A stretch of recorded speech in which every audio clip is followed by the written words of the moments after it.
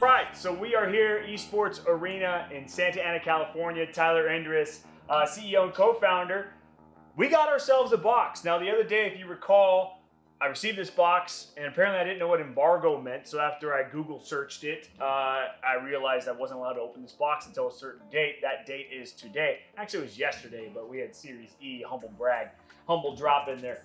But we're gonna open this box. Get this guy out. Okay.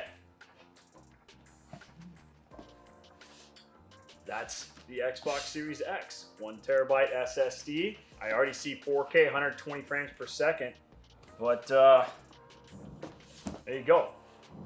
That's the Xbox Series X box. All right, now we've taken a look at the box. Let's actually see what's inside. Do I need my razor for this? No. See, I like this now. Everyone's doing this thing now where you just pull it off. That's way better. I just actually did my phone the other day with my phone like this. When you phone it came with this stuff. It's like, and it's cool because it doesn't rip off the cardboard itself, like the image. So there's that one. There's another one right here. That's pretty cool. That's a good size. That's pretty neat. The box is pretty cool. It looks like it can get banged around a bit. Nice foam. That's cool. Let's take this guy out. All right, it's pretty heavy. It's actually kind of heavy. This guy is right here. Set that one down. Looks like that's the up way to do it. That's pretty neat. And then let's see what's inside this. Obviously the controller, we'll get to that in a second. HDMI, ultra high speed HDMI. Not sure if you could see that, but I'm assuming that's because it's 4K. That's nice because a lot of times HDMI is, just give you the cheaper stuff. Looks like, oh. So it doesn't have a power brick. That's awesome because the one that I have at my house is the Xbox One, the original Xbox One. That's the one I just kind of used. But here at Esports Arena, we don't use that one, but it's always had the power brick. And I've always had to find a spot for the power brick. So this is nice, that the fact that they've moved away from the power brick. I don't know if that's original or not for the first one. And then just some product and regulatory guide. So I think that is, let's get to the controller. No.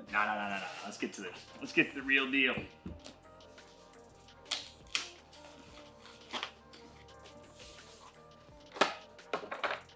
I like the size of this thing. Oh, it's upside down. I'm assuming so. Oh, I did it right because I can just do this cool unveiling. It is green on the top. See, but you can't even see that in the camera. It's like, you know, see that? So it's painted green on like the inside of the vents. That's honestly pretty sick. I don't know if you can see it right there too, but that is, okay, so that's cool. I wonder if it does light up when you actually turn the thing on, which I believe embargo, based on our last conversation, you're not allowed to do that. So here it is, Series X, Xbox, all in its Glory. It's actually not as heavy as I originally anticipated it was. I love the simplicity of it. That's the best part, in my opinion, is just how simple it is. If you had this sitting in your house, you had a nice house, entertainment center, or had no entertainment center, having this sit on a mantle, having this sit pretty much anywhere in the entertainment center, I think would just look subtle. I love the simplicity of this design, and I like that green on the top too. So it looks like you could it's got rubber feet on the bottom and on the side, so you actually could have it sit like that on the entertainment center as well. That's compared to these other boxes that are around me right now, this is I'd say by far the best looking Xbox there is that's been created. So that's pretty neat. It does have a disc slot, the wireless button right there for your controller. I'm assuming the controller comes standard wireless, which is nice, and that's a big old fan. Holy smokes, I wonder if that thing's pretty loud. I guess Xbox has been saying that their cooling technology in this Xbox is by far the best it's ever been, and I can tell because it's got a ceiling fan inside this thing. That's pretty neat. The back looks like it's all your pretty standard stuff. Let's see, we've got the storage expansion. Okay, that's pretty cool. Looks like it just takes a pretty slim SSD if you want to add more storage to it. HDMI out, power, Ethernet, so you can hardline this thing in there too, which is honestly, I think, better. Using Wi-Fi can challenge it, but today's Wi-Fi is not too bad, but not every household has great Wi-Fi. And it looks like 2 USBs on the back, which is nice, and then a lock. Probably to reset button. That's awesome. So we'll set that one off to the side. You can see that ceiling fan right there on the top too. I like that. I'm calling it a ceiling fan. Don't know if anyone else has done that in their unboxing, but I have.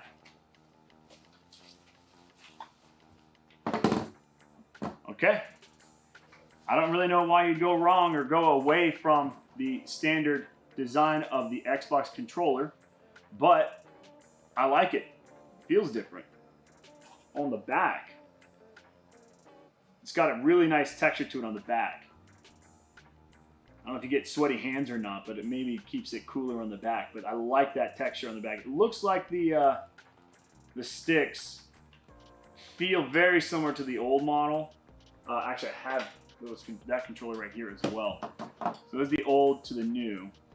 It's almost identical in a way. They've made some subtle changes to it. I like the fact that they've added this D-pad right here. They've added it to make it a bit more, if you like mishit it, like here on the sides, it actually looks, it's a little bit better than obviously this one because this is just the standard cross. They've made this one a circle. That's nice. The share button, this Xbox button right in the middle, it's different, so it's actually more seamless, just a part of it. They've kept it simple, and I think that's the way to go. Oh man, and well, that's different too. Less of a click noise, which, that's all right. It does feel better, I will be honest. Oh my God, they did it. They finally did it. This is the old controller. Micro USB. I have broken so many micro USBs with this controller. That's not to say that Xbox did that intentionally. That was what the technology was at the time. And USB-C is just so much better. It's faster. If they had a wireless charging one, which I don't believe this one does because they have kept it going with the battery pack. I would much rather just have to charge my controller all the time than actually feel like I need to go get batteries.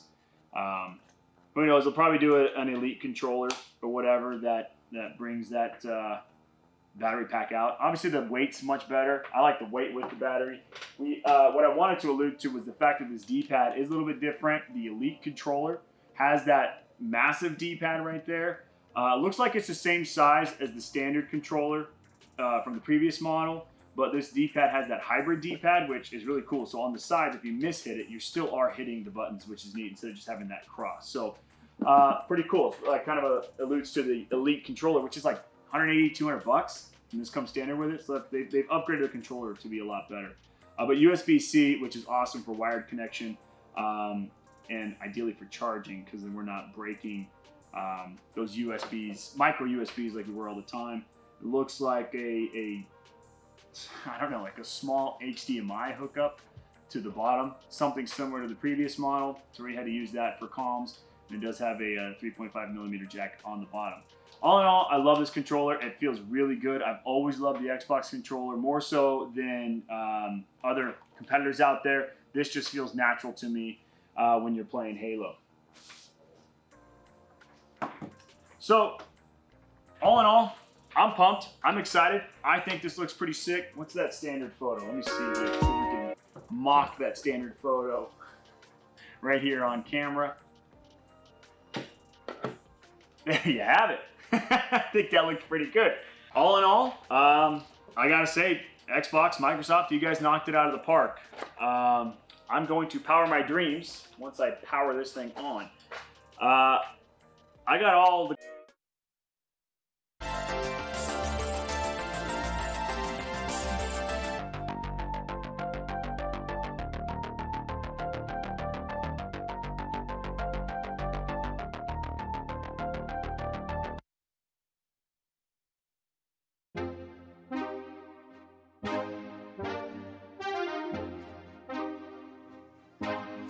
Hello and welcome to yet another Esports Arena Halo 5 4v4. We got the best players in Halo 5 facing off for their share of $1,000. Of course, if you don't already know me, I'm Shyway, and I can't do this alone. I am thankful to be joined by the man, the myth, the Tony in the chat here. Tony, how you doing, my man? Yo, what's up, guys? This is Why Not Be Reckless, aka Why Not Be Casted, aka I'm kind of a freaking big deal. If you don't know, now you know. And this right here is your Esports Arena 4v4 weekly $1,000 event. And man, am I excited to be here, Alex. Can always trust you to bring the hype, Tony. You bring. I set the level. I set the bar here. You set it up there. And now we're ready for the tournament, of course. We got two teams to face off today to kick it off, Tony. Of course, every single team in these tournaments seems to be getting better and better. We got constant talent coming to the plate here. But today, you were just telling me the team names. What do we got? I think one of them was Lux, but not quite Lux Gaming. What was it? It's Lux Vertex and Accel. Yes, Lux okay. Vertex. By the way, guys, if you don't already know, we got our format for this tournament as well. This is a double elimination tournament. So, of course, if you lose, you go back down to the loser's bracket. You got a chance to fight through losers to make it back through the tournament. Of course, in the grand prize, $1,000 every single Sunday. They're giving away a $1,000 prize pool to compete for. So it keeps things exciting, keeps the tensions high, and gets players coming back playing at peak level. So you said Lux, Vertex, and Accel facing off in this upcoming series. I'm taking a look at the rosters, and I'm seeing some pretty interesting names on here, Tony. We got Envor, Denoxide, Demon D, Nebula up against Chester, Nugget, Niantic, Zaron, and Roach. The blue team's going to be a little harder to say, but I'm recognizing some of these names, Tony. What do you think? Yeah, some obviously some big names, former champions, and I don't know too much Chester. I don't know too much about him, but obviously I do know Lux Gaming, and Lux Gaming is obviously huge in the community. So glad to see them now representing an LATM squad. That's always exciting. You know, the LATM region is really stepping up in esports, specifically Halo, and I'm excited to see what they're doing between just LATM and then Lux picking up this squad. Dude, watch out. Definitely. A lot of talent on this roster, a lot of history on this roster with Halo Esports, and it looks like they're about to jump into that game, Tony. We're going to be kicking it off with Rig Strongholds for our first series of the day, our first match of the day. Can't complain, Tony. We got the rail, we've got the shoddy, we got the camo to fight for. A lot of goodies on the map. We'll see who takes control and really sets the momentum for our tournament today. Yeah, we're gonna find out right here, and you know, I definitely want to start off with somebody from this Lux Gaming roster. I would say maybe Rosh, for example, because I think Rosh is an excellent player, and every time I match him, I can't kill him ever. I cannot kill him. I call him Roach personally. I don't know. Is it Rosh? Is it Roach? Either way. I don't have the stream POV, Tony. I'm going straight off the Xbox. I don't know about you, but I'm going to switch over to Roach and see what the man's up to. He's making his way over to Nest to kick things off here. And it looks like he should have a pretty clean capture, though he's given up the camo, the rail at the same time. So we'll see who actually ends up grabbing those weapons. I can see Nugget has the shoddy, Envor with the rail. We'll see how that all plays out. Yeah, actually just hopped on board with Envoy. Nebula was able to sneak away with the camouflage. However, he actually died shortly after it. So hopping off spawn, taking out Nugget. We have a 3-0 lead in favor of this blue team roster. And we're gonna see what they do. I love some railgun play. So Envoy, make me happy. My apologies, Tony. Where are you casting off of? Just to understand. I'm Get it off the game. Yeah, I'm in the game. So far, the feed isn't live just yet, but okay, gotcha. Yeah. Making sure. All right, I'm sticking on board with Roach right now. He's up on E2. He's gonna get some shots into Denoxide. Back him down for now. Can't just get the kill right yet, but he will get taken down. He's got players on multiple sides, so you can see the first 15 points are gonna go over to blue. But that nest is looking to be captured, so that can very quickly turn things around for red team here. Yeah, you know, we're on board with Demon D, the return of him, and that's awesome. Flying towards white quarter, taking out that player right there. Fantastic work by him. Ends up getting taken out though, so we're gonna switch on board here with Niantic Zaron instead. Yeah, Niantic rail in hand. He just whiffed the final shot in it though. Gonna have to back down. Looking pretty good for Niantic and LDG Esports, though, with 25 points to the board to kick off the game. Not a lot of contention coming out of red here. Accel gonna have to put their Nikes on to really kind of fight back. Yeah, absolutely, and you know what? LDG actually making their way over towards this nest side of things and working their way on it. I'm excited to see this. They actually have the red team momentarily 2 down, flying at Demon D, taking them out. Now putting the pressure on BR base. They're really starting to step things up and up the tempo. You love to see it. The rail going to be picked up by red here. Can he get a kill with it, though? I did see it go down on my POV, but a killing spree coming out of Niantic right here. Opportunity to get the camo, but oh, he might be burning that one, and he will. So that's out of the picture. Still, you can see the power. For some reason, Niantic has a sword on the desk screen. Do you see that on the overlay? Oh, it's gone now. Maybe a sword on it. Halo 5 Spectator, it's excellent, but obviously it has its glitches at time. But oh my gosh, Nebula shooting like he's like some kind of walking glitch. That's absolutely insane, hitting every shot. Envoy taking out that play with the railgun. Nebula challenges play over towards Catwalk. They're playing lights out right now. He wins that battle. They're putting points on the board. Things are looking good if you're a fan of Accel. And this is the worry of your blue team in this situation, because all 4 of these players on Accel, very, very talented, a ton of experience playing Halo Esports at a very high level. So the moment they start going off, the moment they pick up momentum, they're just not going to let up. I mean, Shoddy now in the hand to Envoy as he makes his way over to BR base. He knows he's alone here, so he could opt to play it slow. He'll pick up those kills. Maybe drop in here and try to grab this pick up on his teammate who just went down. So good damage coming up from him. Should have an opportunity to get the cap. Of course, he's got the Shoddy in the back pocket if he needs it. But so far, so good for Envoy. Absolutely scatter shot in the back pocket right now, so that's obviously impressive for Envoys, and bring that to Engine 2. Obviously a power play. Now nade this guy towards Nest, taking out some beautiful nades, trying to get into Nest to stay alive, but 3 down goes LDG. Rosh gonna try to take this base while 3 down. Is he gonna get it? Here, they were momentarily 3 down, and somehow Rosh ends up coming away with basement. Insane. Just had that perfect timing. You can see his teammates already over in BR base as well, so they should hopefully be able to switch that capture. It is receiving some pressure, but Roach gonna take out Demon D. But somehow they got that reset on BR base at the same time. So honestly, you know, Accel doing their job and taking the lead as a result. You can see they're also taking basement, so we will get a temporary trip cap here. And we got the OS, or the camo coming up. We got the rail coming up as well. So a rough situation for our LDG Esports to kind of bounce back under pressure here. Yeah, absolutely. 46-37 lead in favor of this red team squad. Envoy whiffing that railgun shot, but he hits pistol, so it don't matter. They're gonna control this Engine 2 right now. Try to stay alive towards tower. Ends up getting dropped. So 50-37 lead still in favor of Accel, but I will say blue team starting to put slays and about maybe a point on the board here if they could take basement. You know, we're calling them Accel, but it's actually just Accel, right? I believe that just reads Accel Esports in them as Accel, and just as their names. I mean, you got Demon D on screen here, just spinning around in circles, looking for something to shoot at. It looks like finally we get a carbine spawn here. He will toss some nades over to basement. You can see the points very quickly spinning out of control here as we pass the 60-point mark and counting.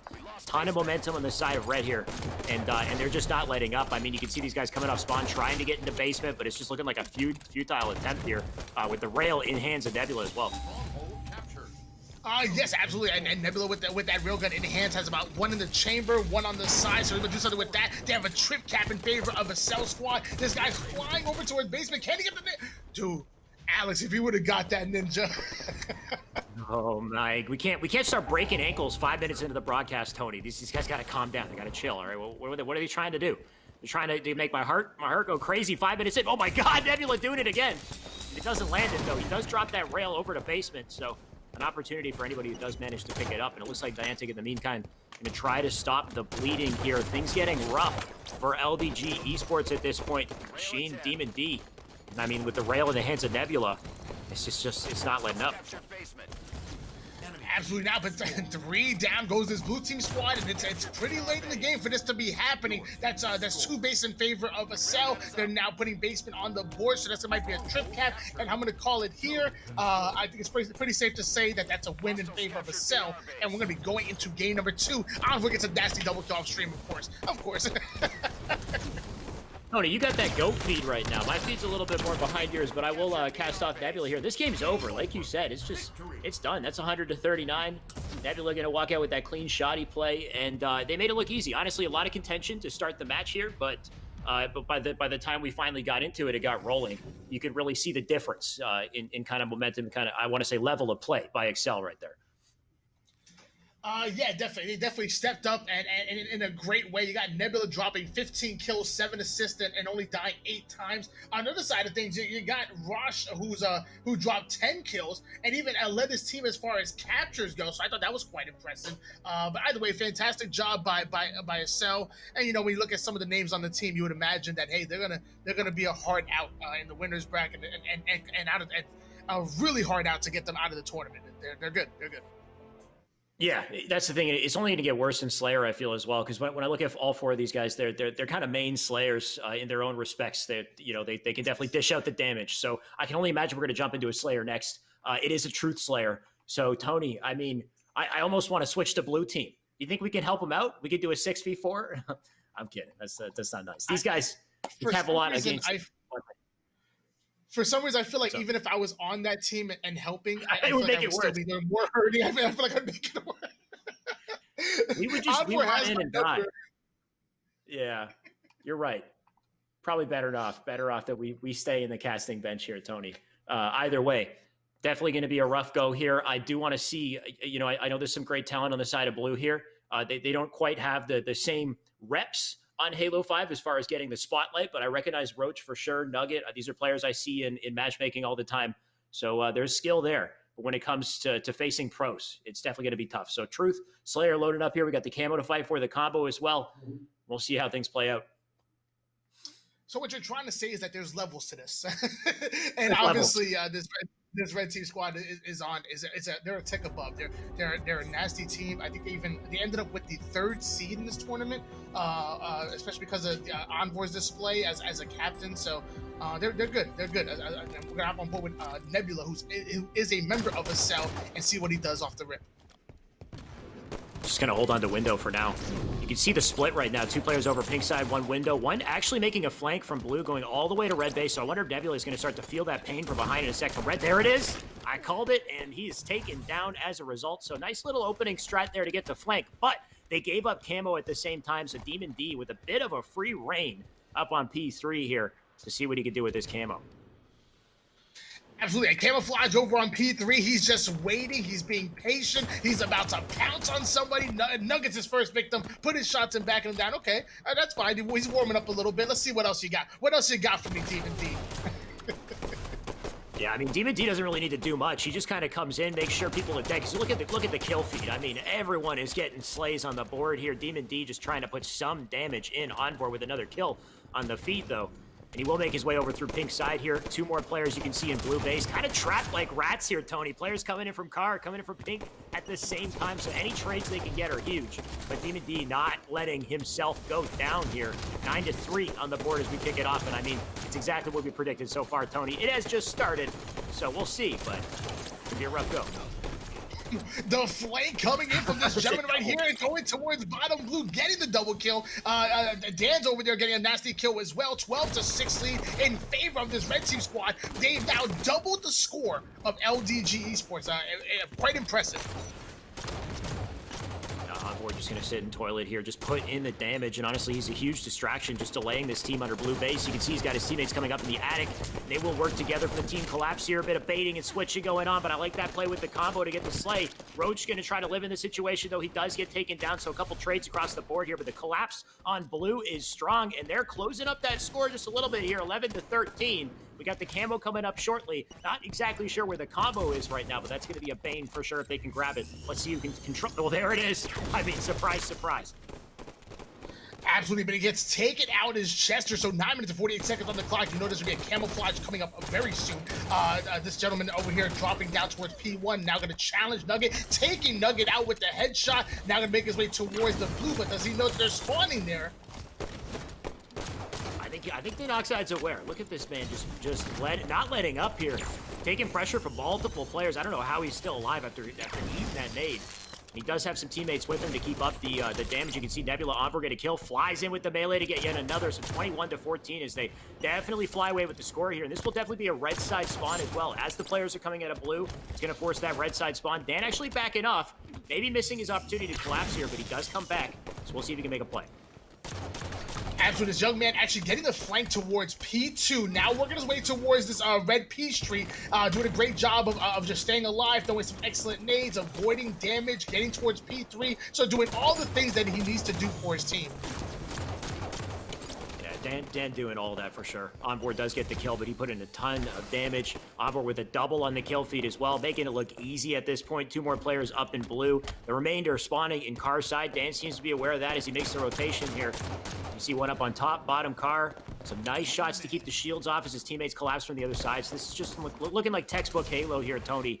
No real contention coming out of blue as they really pull away with the score here in our game 2.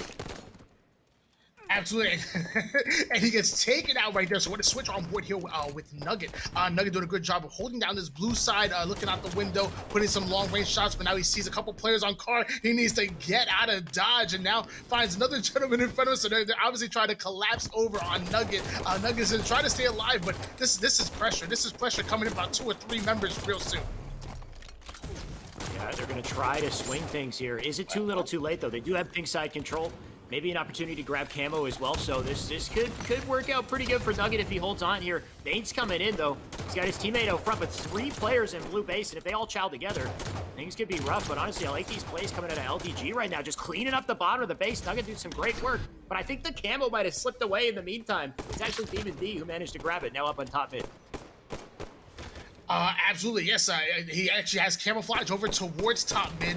Look, just playing real patient. Finally going to fire a shot right there, and it was only the kill shot. So doing a good job of just staying alive and not making his presence be known unless it's going for the kill. So that's winning strategy right there, Alex. That is winning strategy.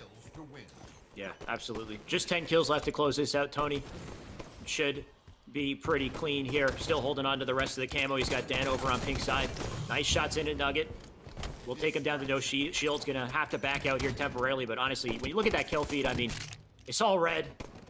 They're getting the slays they need to. 42-26, 8 more to close it out.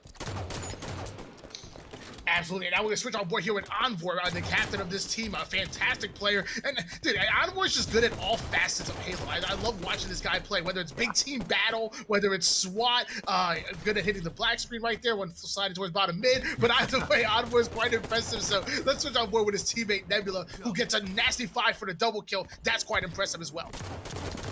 Envoy definitely on the come up. Nebula, he's been around for a while, so expecting big things from him. And I mean, already he's showcasing that. Envoy back on screen, hitting the ninjas or the backs here, getting some nice shots into P1 as well. We'll take the shields off that player, but the last 3 players here on blue, maybe the last 3 lives in the game, staying up on pink side of the map. The Noxide seems to be aware of that flank, though. He will drop down bottom base. Should be able to clean up this player from behind. That's Niantic. That will, if he gets it, that will bring him to 49, but you can see that player's being difficult to kill. Envoy grabs it. Final kill here up on P2 as Dan pushes forward. We'll clean up the 1 shot. That will close our game 50-33. They avoided the stake, Tony, but they didn't avoid the loss in this series that was pretty dominant. Yeah, absolutely. That was a great final push towards P2. Great job. It's a 2-0 win in favor of Acel. And wow, big plays come out of Envor. 16 kills, 12 assists, only dying 9 times. Nebula as well, 12 kills, 13 assists. Impressive plays come out of Envor and Nebula. No wonder why they 2-0 this team. Yeah, definitely great stats all around. Expecting to see some more wins coming out of this team, just considering the caliber they are. But we'll see how much farther they can make it in this winner's bracket. Tony, you know as well as I do, all these teams are so damn talented in this tourney. Oh yeah, for 100%. I mean, just to sign up for the tournament, you're probably coming in and you're probably a high diamond Onyx player, even champion players. Obviously, everybody that came in to sign up as a tournament is probably doing pretty decent. And I know 2 teams that are doing decent right now. 2 of are my favorite LATM squads. Just LATM, Fire and Ice. I'm ready. Gotta love it. Special thanks to Esports Arena for immediately jumping into the next broadcast. We are right into Fire and Ice, Just Latam facing off. And Tony, this is a close game. It's about to be over here. But if they do cap the basement, which they do, they stop the bleeding just for a second. But 98-91. One more cap will seal it out. Yes, absolutely, and we're on board here with Atso Uchiha right now, who's trying to drop down on one player. Literally, there's actually 3 down there. Bullet doing a great job of taking basement, out climbing towards long haul, and that's going to be the win in favor of Fire and Ice. Wow, over just LATM. My gosh.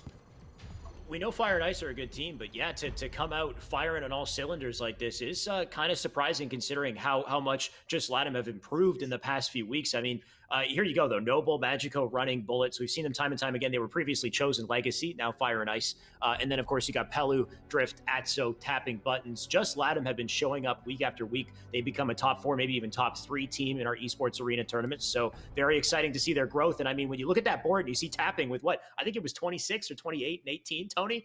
Just some wild scoreline coming out of 28 and 18. So tapping, though they didn't win the game, the man's always slaying. He's a top slayer. Yeah, it's absolutely insane. Now, I wasn't casting last week, but this Just LATM squad, is it true that they beat out Inconceivable in the losers bracket and knocked them out? Like, Inconceivable got knocked out top 6, and they faced against Just LATM. Is it true that LATM actually beat them last week? I'm embarrassed to let you know that I am not 100% sure if they did. I think they had, I think they did. I think the chat would probably know. And I'm sorry, chat, for not getting it right here, but I'm pretty sure they beat Inconceivable. They had some career highs for sure in their performance in Esports Arena. I think they got the highest placing they had gotten ever, if not, since one of the first weeks in the tournament, considering the competition that they had to go up against. So I think maybe they took Inconceivable, Tony, but I'm not 100% sure. Either way, this series isn't over yet. And they still got to beat Fire and Ice before they have even a hope of beating any team that's like Inconceivable today. Yeah, I mean, I was looking over the bracket before the tournament. I was doing my notes and everything, and I was like, wait, did LATM and Inconceivable match up, and then and LATM advanced? I'm like, was there a forfeit or something? Like how did this happen? But it looks like they might have. I was here last week, so I apologize. But either way, fantastic job by Just LATM securing 4th place and handing Inconceivable a top 6 finish, which again is good for most teams. But when I think Inconceivable, I think 1st or 2nd or bust, in my opinion. So it was very surprising. Completely agree. And let's see if they can repeat that today. I'm not really sure the level of talent we're going to see today. Of course, we had a large Pro Series tournament just yesterday, so I know a lot of those top teams. I don't know if they're fatigued, if they're coming back, if we're going to see the likes of some of these players. I know Frosty's here today. I believe it's Frosty, Neptune, Boo Boo, and Trippy. Very interesting team as far as our kind of all-star roster today. So that one's exciting. But I'm not sure which of the teams that competed yesterday kind of are going to be back today. So it could be a bit of an interesting kind of level of play for Halo 5 Esports Arena today, especially when you got Just Latam, who's been on the come up. If there's less competition in their way, they could potentially take this. So let's see them try to take out Fire and Ice here. Of course, Truth Slayer, just like last series, to kick it off, try to fight for the camera.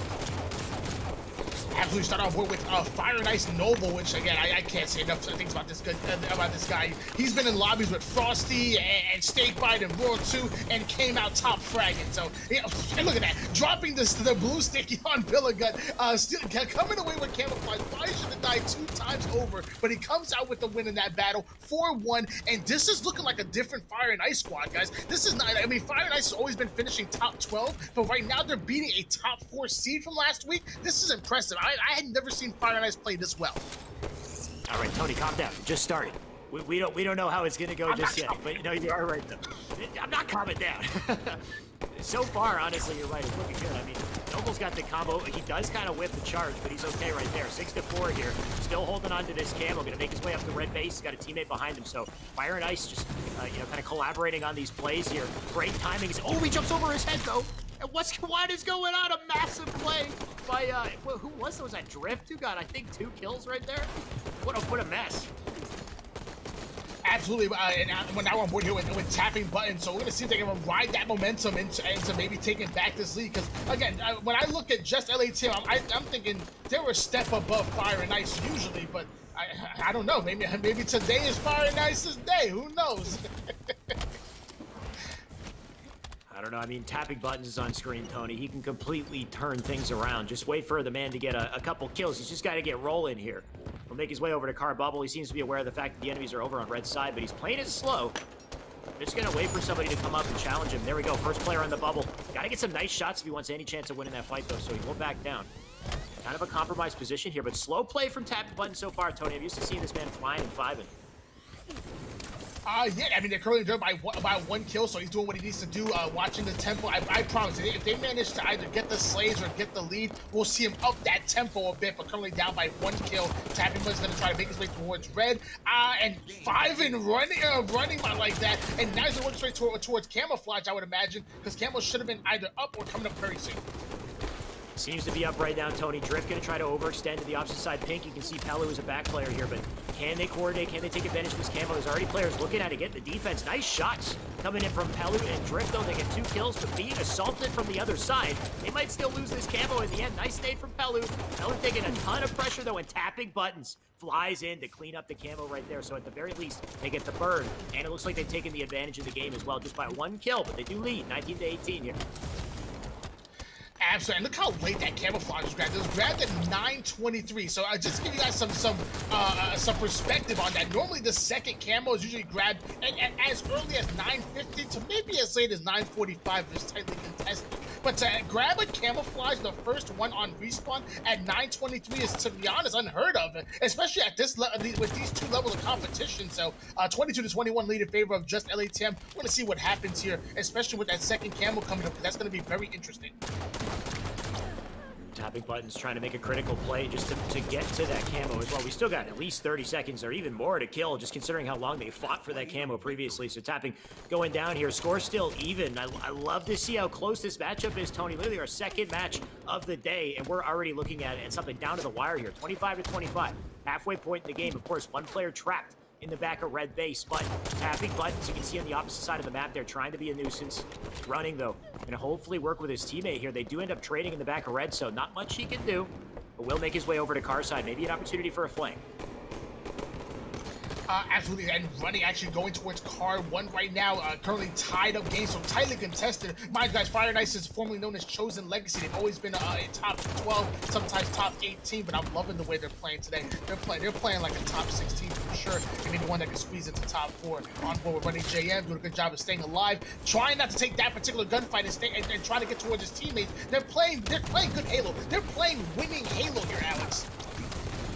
They absolutely are, but it's still so damn close. Nice try from Drift right there, having the 180 try to get the kill there. Magico in the meantime with a 5. 32-31 on the board here. So damn close. They burned the camo yet again. So big burn, this time in the hands of Fire and Ice. I think they burned it at least.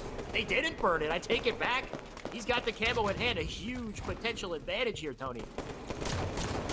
Absolutely out camouflage in the hands of Magico, gonna make his way towards top mid. And I said this with the first count being grabbed so late. They said the second was gonna be so important. 36 and 33 lead in favor of this blue team squad. They're now, oh my gosh, beautiful nades. They're raining down 5-kill lead in favor of Fire and Ice. They are playing absolutely incredible, Alex. I'm loving this. I am loving it.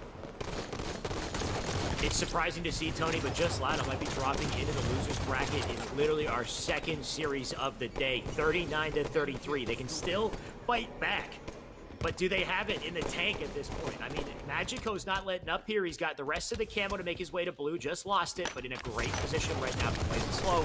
He'll have to push up on Drift. Those shots into him to take him down to no shield. His teammate collapses from car side. So this is a nice little collapse on blue base, and I don't think they can even return a single slay in the process here.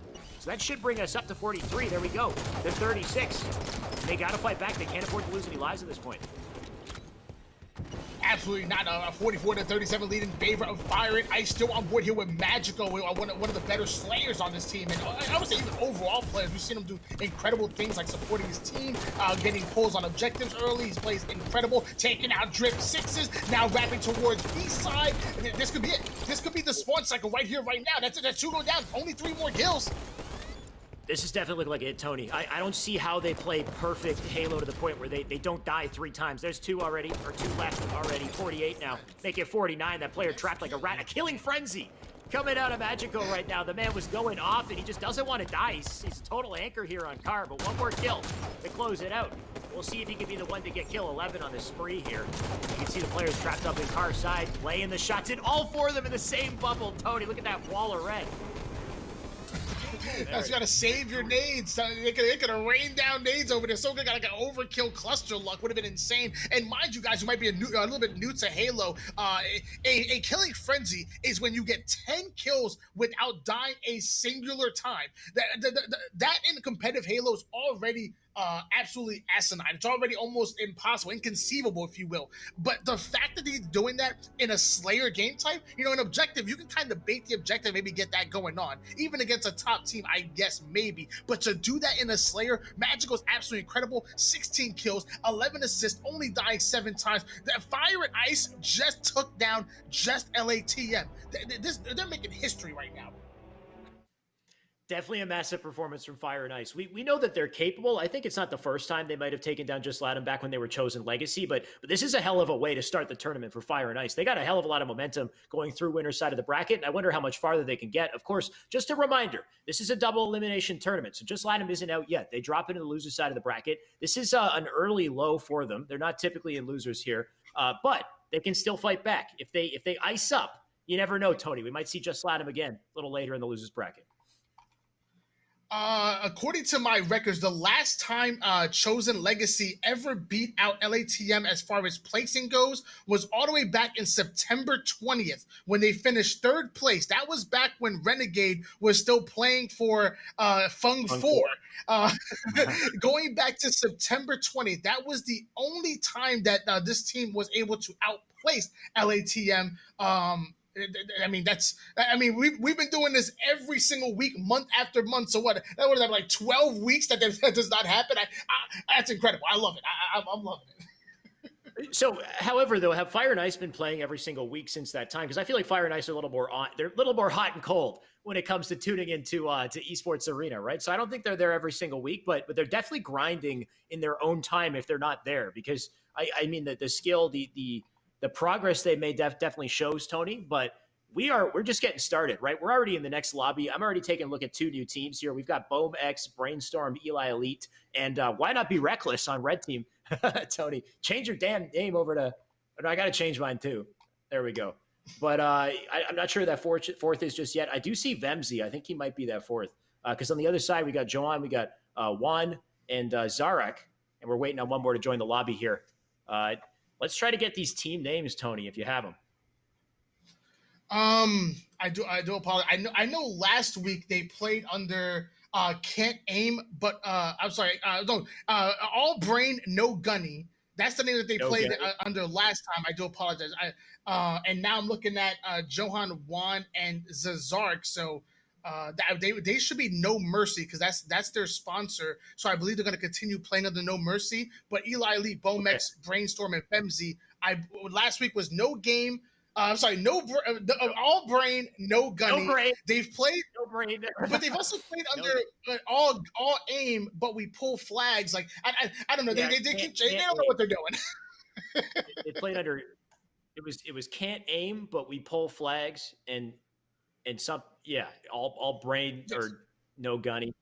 They're doing it just to confuse us as casters and confuse the viewers as well. All you guys need to know is these guys they're undercutting themselves. They're being modest.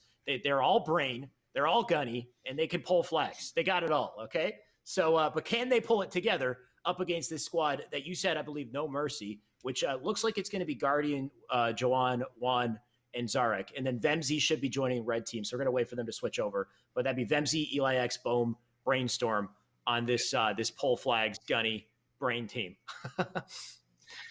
Yes, last week it was actually, which I'm a huge fan. I'm a fanboy. I'm gonna show you guys my fanboy, right? Cloudy Cloud, brother. If you guys aren't familiar with the name Cloudy Cloud, he was a top 5 player in Halo 3. And towards the end of Halo 3, this dude was running it. It was like him, Roy, and I mean, Snipe Down was amazing, but I'll put Snipe Down up there. Him, Roy, Snipe Down, and I would say legit for a while we're running. But dude, towards the end of Halo 3, it was all Cloudy Cloud, bro. It was not even close. So they were playing. He was playing with Eli Elite, and then just last week, it looks like Vemzy subbing in, which obviously a fantastic Halo 5 player, and hopefully going into the future, his skill set might go into Infinite. But I'm excited about this squad. I am.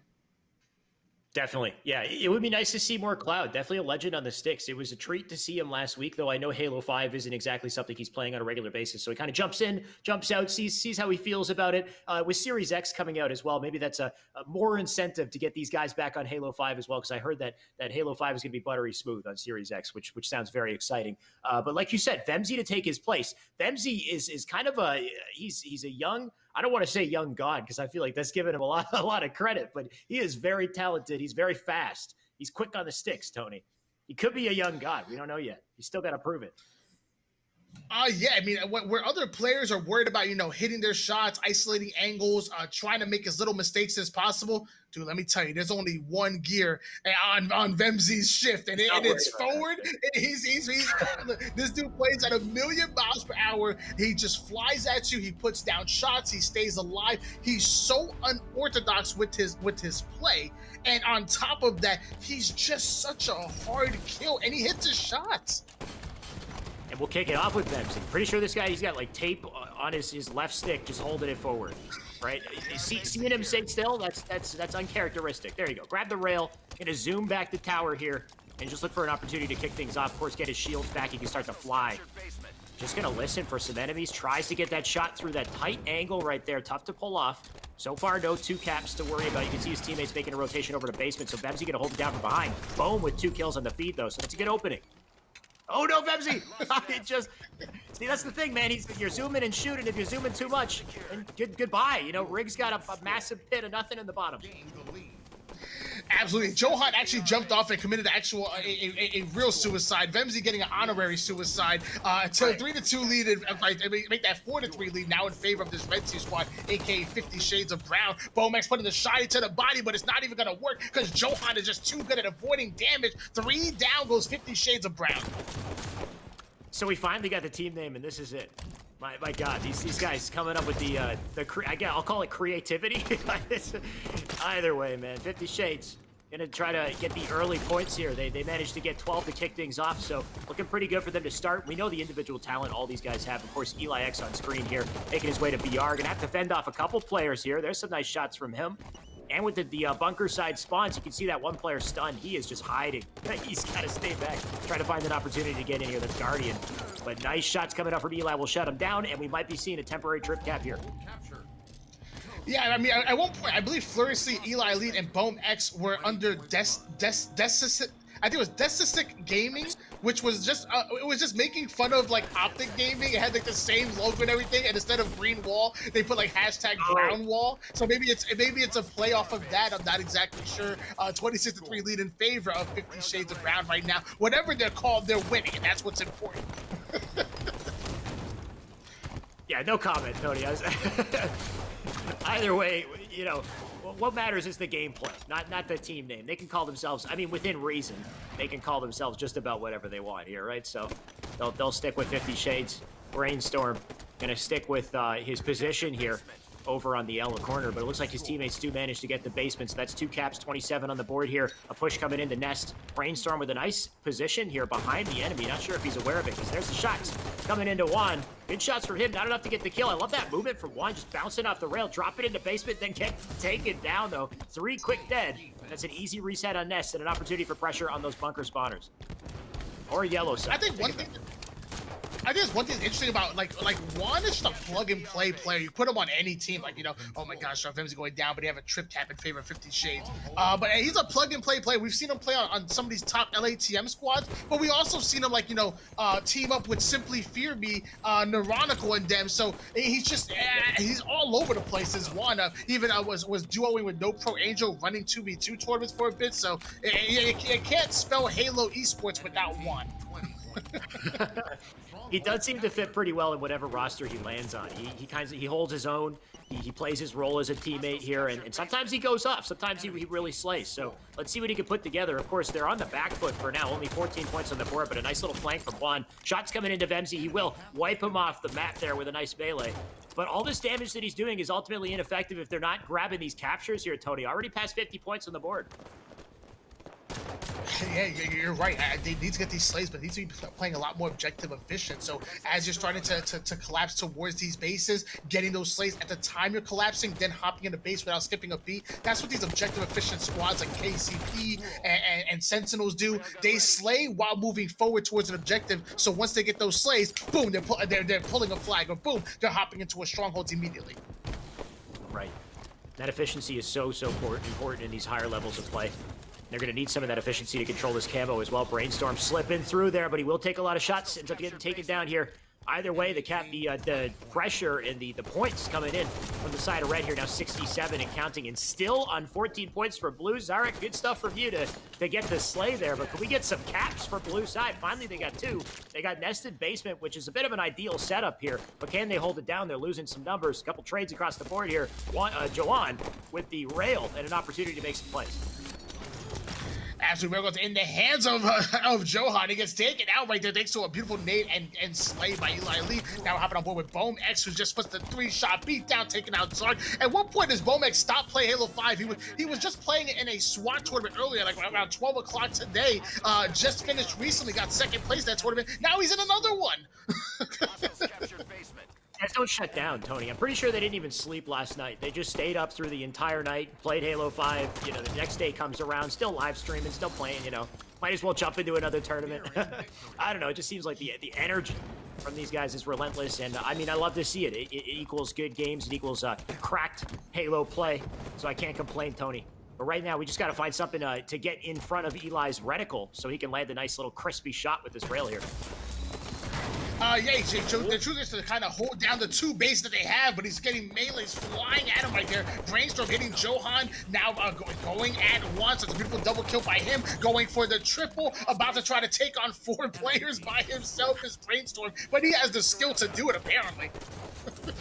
Yeah, man, trying to be the Terminator right now. Staying up here, Nate's coming in, trying to avoid them. He is narrowly staying alive.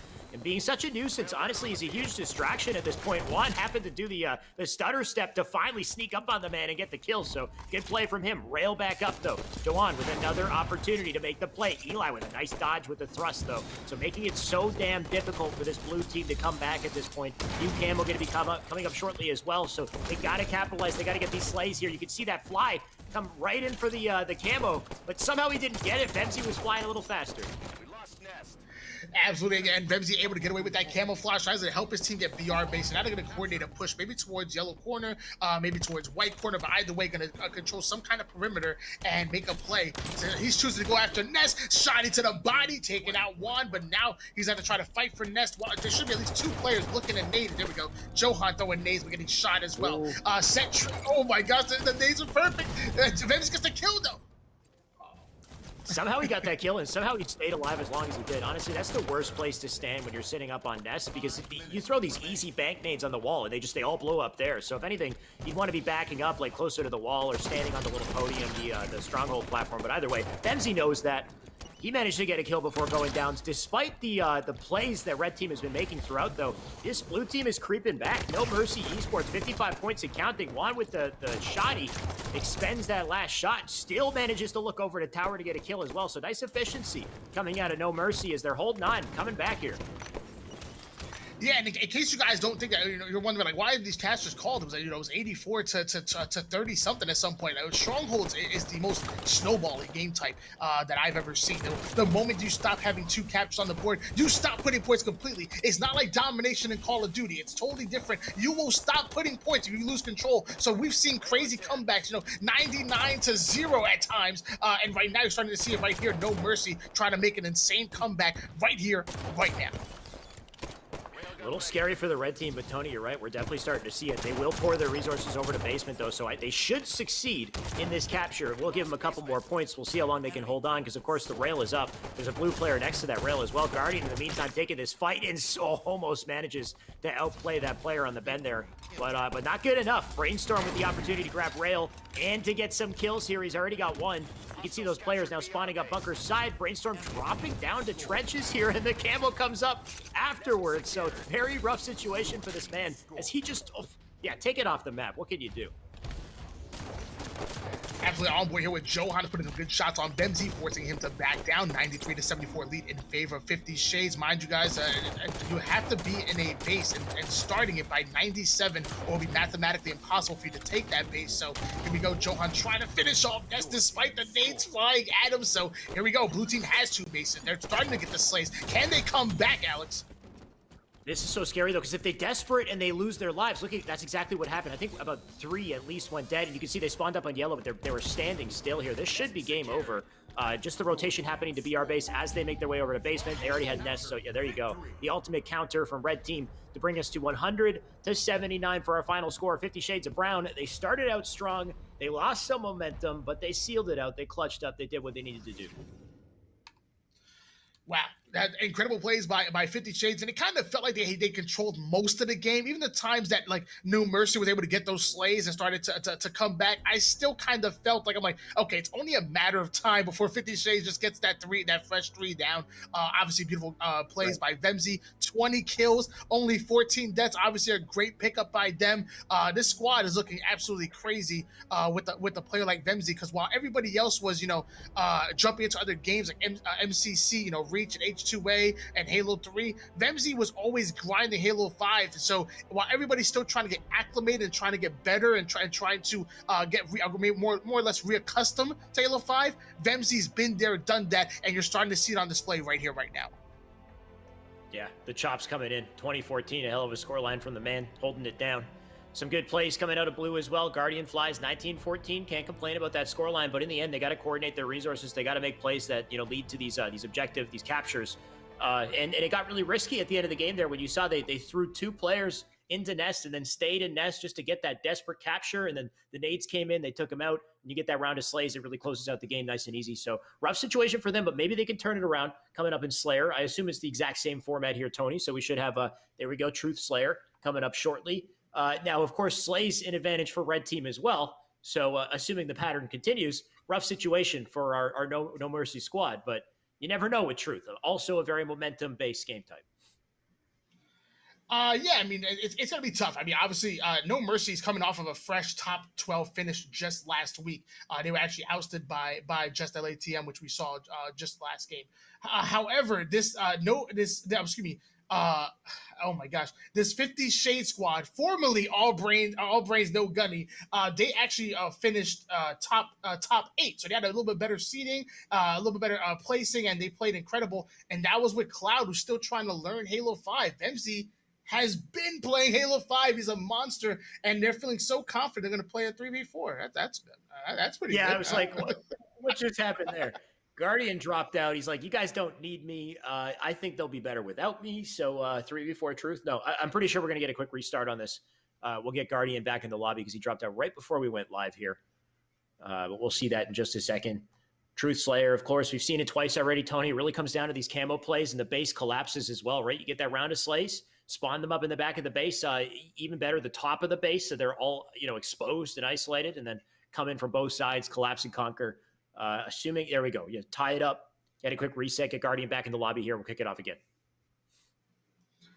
Yeah, I mean, I will say I'm a fan of No Mercy. I want to see them do well, specifically Juan, because I happen to know him a little bit more than these other three players. Besides seeing them in tournaments, I don't really know them personally, but Juan I feel like I'm a little bit more invested in, and I want No Mercy to do big things. But it's very hard for me because Eli Elite, Brainstorm, and Bomex is been there, done that. Bomex is teamed with the likes of Nemesis, Lifestyle, all these top players.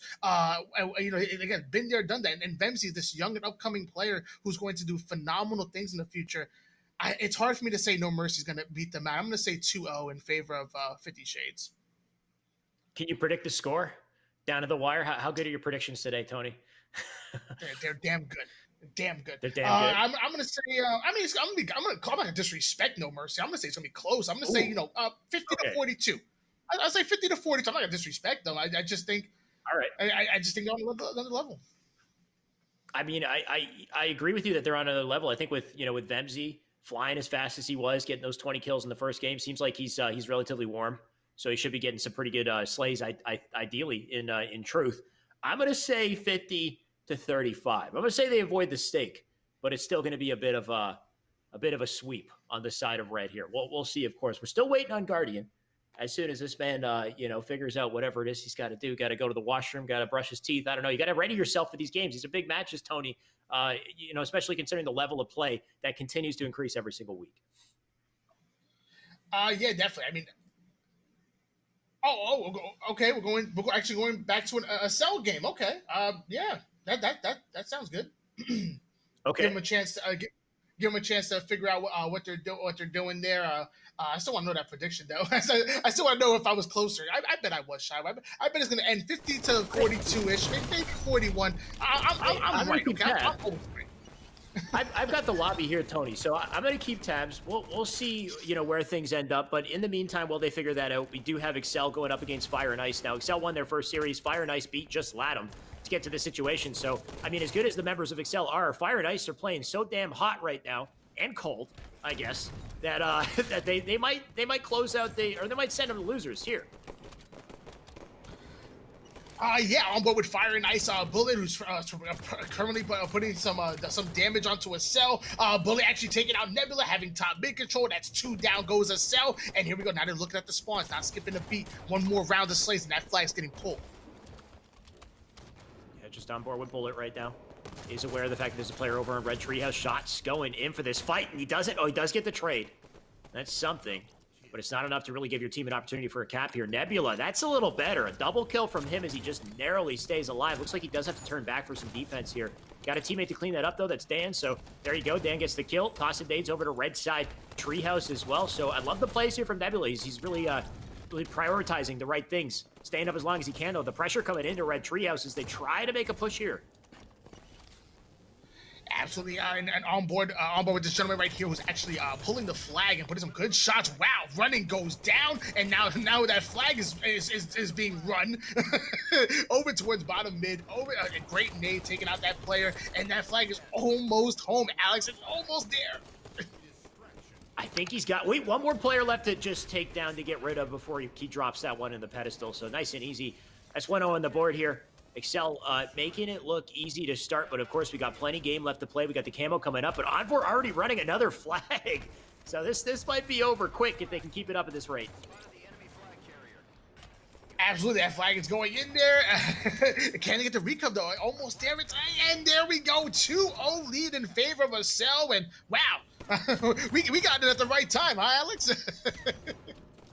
Seems like it. I can't complain. It looks like it might be a bit of a sweep here on the side of Excel. So as long as they keep up that pressure, you could see 3 members of Blue making their way over to Red to try to return the favor. But Envor not going to let them have any opportunity here. Right behind one, gets the kill. Nebula with a rail kill. Does end up being a trade. One more player in Red, and Envor unaware of it. He will try to run that flag. It looks like he's got more to deal with here. It looks like that's a camo player too. So big opportunity if that player stays alive to maybe set up, get themselves another flagpole. So tries to get away, but Bullet out of the picture. Envoy shutting them down, trying to put that pressure up in the red treehouse, but they're still coming back. I mean, Fire and Ice, I like this energy from him. Absolutely, and I like the energy as well. Noble grabbing that LR, you know, I like that as well. Magical going down thanks to Envoy, though. So now Noble's gonna have to try to either to clear out his base almost by himself, or maybe they need to OE and get to the other side and stop what potentially could be another flagpole. Yeah, Bullet going to keep that defense up for sure, or keep the pressure up. What am I saying? Either way, Demon D will try to grab that flag, and he should be able to close it out here, I think. Unless they get the defense, you can see multiple in the courtyard. Big fight right there that they lost. Dan with 2 kills, Envoy with another, so that'll close it out, Tony. That's a 3-0 for game 1 between Excel and Fire and Ice. Looking pretty easy for Excel as they kind of tear their way through this winner's side of the bracket. I still have my lobby on my right-hand side here, Tony. These guys aren't ready yet, so I guess we're continuing with the series. Oh, just as you say that, Wait. bam! I take it back. You know, I know we're doing a bit of jumping around, but Tony, I still want to see the end of this this series that we were just previously on here with. Of course I'm blanking on damn No Mercy, right? It was No Mercy up against 50 Shades of Brown, and they were jumping into game 2 on Truth Slayer. So if we can get back into that, I think that's a hot match to tune into. Oh yeah, absolutely. But you know what? I mean, you're looking good today, man. I want to look at you. How you doing, Alex? It's a beautiful Sunday. It's the beginning of November. The 2020 is almost over. God, thank God for that. What's even more exciting, Tony, is Series X coming out in 2 days. You didn't pre-order it though, did you? We're both suckers. We're not getting Series X day one. I wish. I gotta make YouTube videos like Uberdick or something and get a free one sent to me because the man's he's been playing for a week now and enjoying that buttery smooth Halo 5 Series X. So, I mean, I can't wait for that to happen on Tuesday. Either way, we are back in this series. We are back on Truth and on board with Eli Elite as he makes his way to this camo. Absolutely, Eli Elite, a local of Georgia, the Atlanta area, doing a good job of putting some shots down, but gets taken out thanks to Johan. So 2-2 tie right now, pretty close. Bomex able to take out Johan right there. So let's switch on board with somebody else. It's a little bit of lag. I mean, you ask and you shall receive, Tony. You switch on board with Juan, he gets taken out too. Now we're back with Zarek. Zarek with nice shots right off of his spawn to take out Brainstorm. Can't complain about that. He's got 2 teammates spawning up on blue, so should hopefully be aware of the fact that there you go. There are enemies right beside you. Nice shots into pink, but not good enough. He does expose himself, gets taken down. So 7-5 to kick things off here. Nice and close. Brainstorm on screen, though. Absolutely on board here with Brainstorm. Brainstorm actually putting some good long-range shots, taking out one. Not going to challenge that player towards bottom card. Not going to happen because Johan denying him. So pretty close game so far. 8-6 lead in favor of 50 Shades. It's still early, so anything can happen right now. And we're quite some time away from a camouflage. So we'll see what these teams can do. Let's see what Bone can do here. I was going to say, how is he living as long as he did? He was 1 bullet from death. Now an even game here. Still got a bit of time before camo comes up. We got Johan in the bottom of the map. Juan gets a kill on Devemzi there. So these are big slays to just take that score and maybe pull away just a little bit for No Mercy. Remember, this is a series-defining game right here. If 50 Shades take it, they take the series. If No Mercy takes it, they stay alive. We get a game 3. Absolutely, grenades flying at Johan, able to get the kill somehow, so trades out kills with Memzi. Now we have Juan actually going to fly at Bomex, so Juan's job is to really either get the slays or distract, while Zark comes and gets the double kill. He does just that, and there should be a camouflage corner very soon, so they have to slay very quickly and make sure to get their hands on this camo. Yep, Juan right now doing a great job just getting the defense, flies into front red, gets a crucial kill, still being a nuisance. Just by standing in that spot, he takes the attention of red team, takes their attention off of camo, and hopefully giving No Mercy a chance to get this camo right now. They are in position for it. There you go. You can see Zarek trying to get the kill on Vemsi, but he doesn't. Just Guardian Flies goes down, so I think he might have burned that camo. Either way, advantage to blue, though. Actually, I think it might still be up. I'm going to search around on that POV real quick. It is. Johan has the camo. After we actually have just hopped on board with Johan as he makes his way towards top mid. It's a pretty standard play, but we get camouflage, get towards top mid, and then kind of plan out your route from there. 22-16 lead in favor of his blue team squad, has Plasma Pistol in hand, has players flying in front of him like it's nothing. Juan able to get that kill, almost gets the double, but Vomex able to secure that, and 2 more players with Johan going after that player. Vemzy stuck by himself, he gets the double kill, and the 25th kills on the board. We were saying that 50 Shades were going to win this decisive, and it was really a close game, but I don't know. No Mercy. They already passed the 50% portion of the game here. I think they heard us, Tony. They heard our predictions. They were insulted by our predictions, and they wanted to prove us wrong. And so far, they're doing just that. I think we might get an opposite effect. If they keep up this kind of relentless pressure, who knows what we could see. We might see our prediction, but reverse. Either way, 28-21 is not out of the running yet. We could definitely see a comeback from 50 Shades. It's all going to come down to whether or not they can control this pink side of the map. Hold it down long enough to get some crucial slays here in a collapse. Yeah, some animals are most dangerous when they're backed up against the corner, backs against the wall. That's when they show their real claws. And right now, No Mercy showing the claws, digging it into this team right here. Zark jumping in, getting up the lift, getting that double kill, earning a killing spree. Now, look at him feeling himself. Now going to challenge Eli Lee while half shields. This man is absolutely on one. Yeah, Zark really making it work right now. Just gonna fly into car 1. Eli Elite once again. Okay, though. Vemzy moving too quick, gets behind them, takes the back smack and a double kill to his name there. That's 31 now to 27. As they start to come back here in the late game, you got the camo coming up as well. Brainstorm moving the slowest I've ever seen him move. As he makes his way behind these players, unsuspecting prey in front of him. I like this from Brainstorm. Collapses for the double, staying alive. Got his teammate coming in for the damage to keep that pressure up. Now the camo should be in play, I believe. And if it is, it's in the hands of Bone. Absolutely, 32-31 lead in favor of No Mercy right now. Brainstorm catching nades from all angles here. So 7 minutes and 19 seconds on the clock. Let's see if Brainstorm can stay alive. Eli Lee able to get the kill. So he's doing a good job of staying alive, but not for long. That's 3 down. Goes 50 Shades, 35-32. Yeah, Vemzy. Nice shots from Vemzy. Moment we switch to his POV, he's got a killing spree. He's hitting 5s. Gonna rotate over to front blue. Eli Elite with a 5 of his own. Either way, Vemzy making this rotation back into blue. You can see this 2-2 play right now. He's got one teammate with him. His other 2 teammates are spread out, working together on the other side of the map here, but hopefully they can coordinate something, because right now, tight game, Tony. 1 kill separating these teams as 50 Shades tries to claw their way back in this. Absolutely. What do you call him? Eli Eats? That might be accurate. He's bullets. They don't die.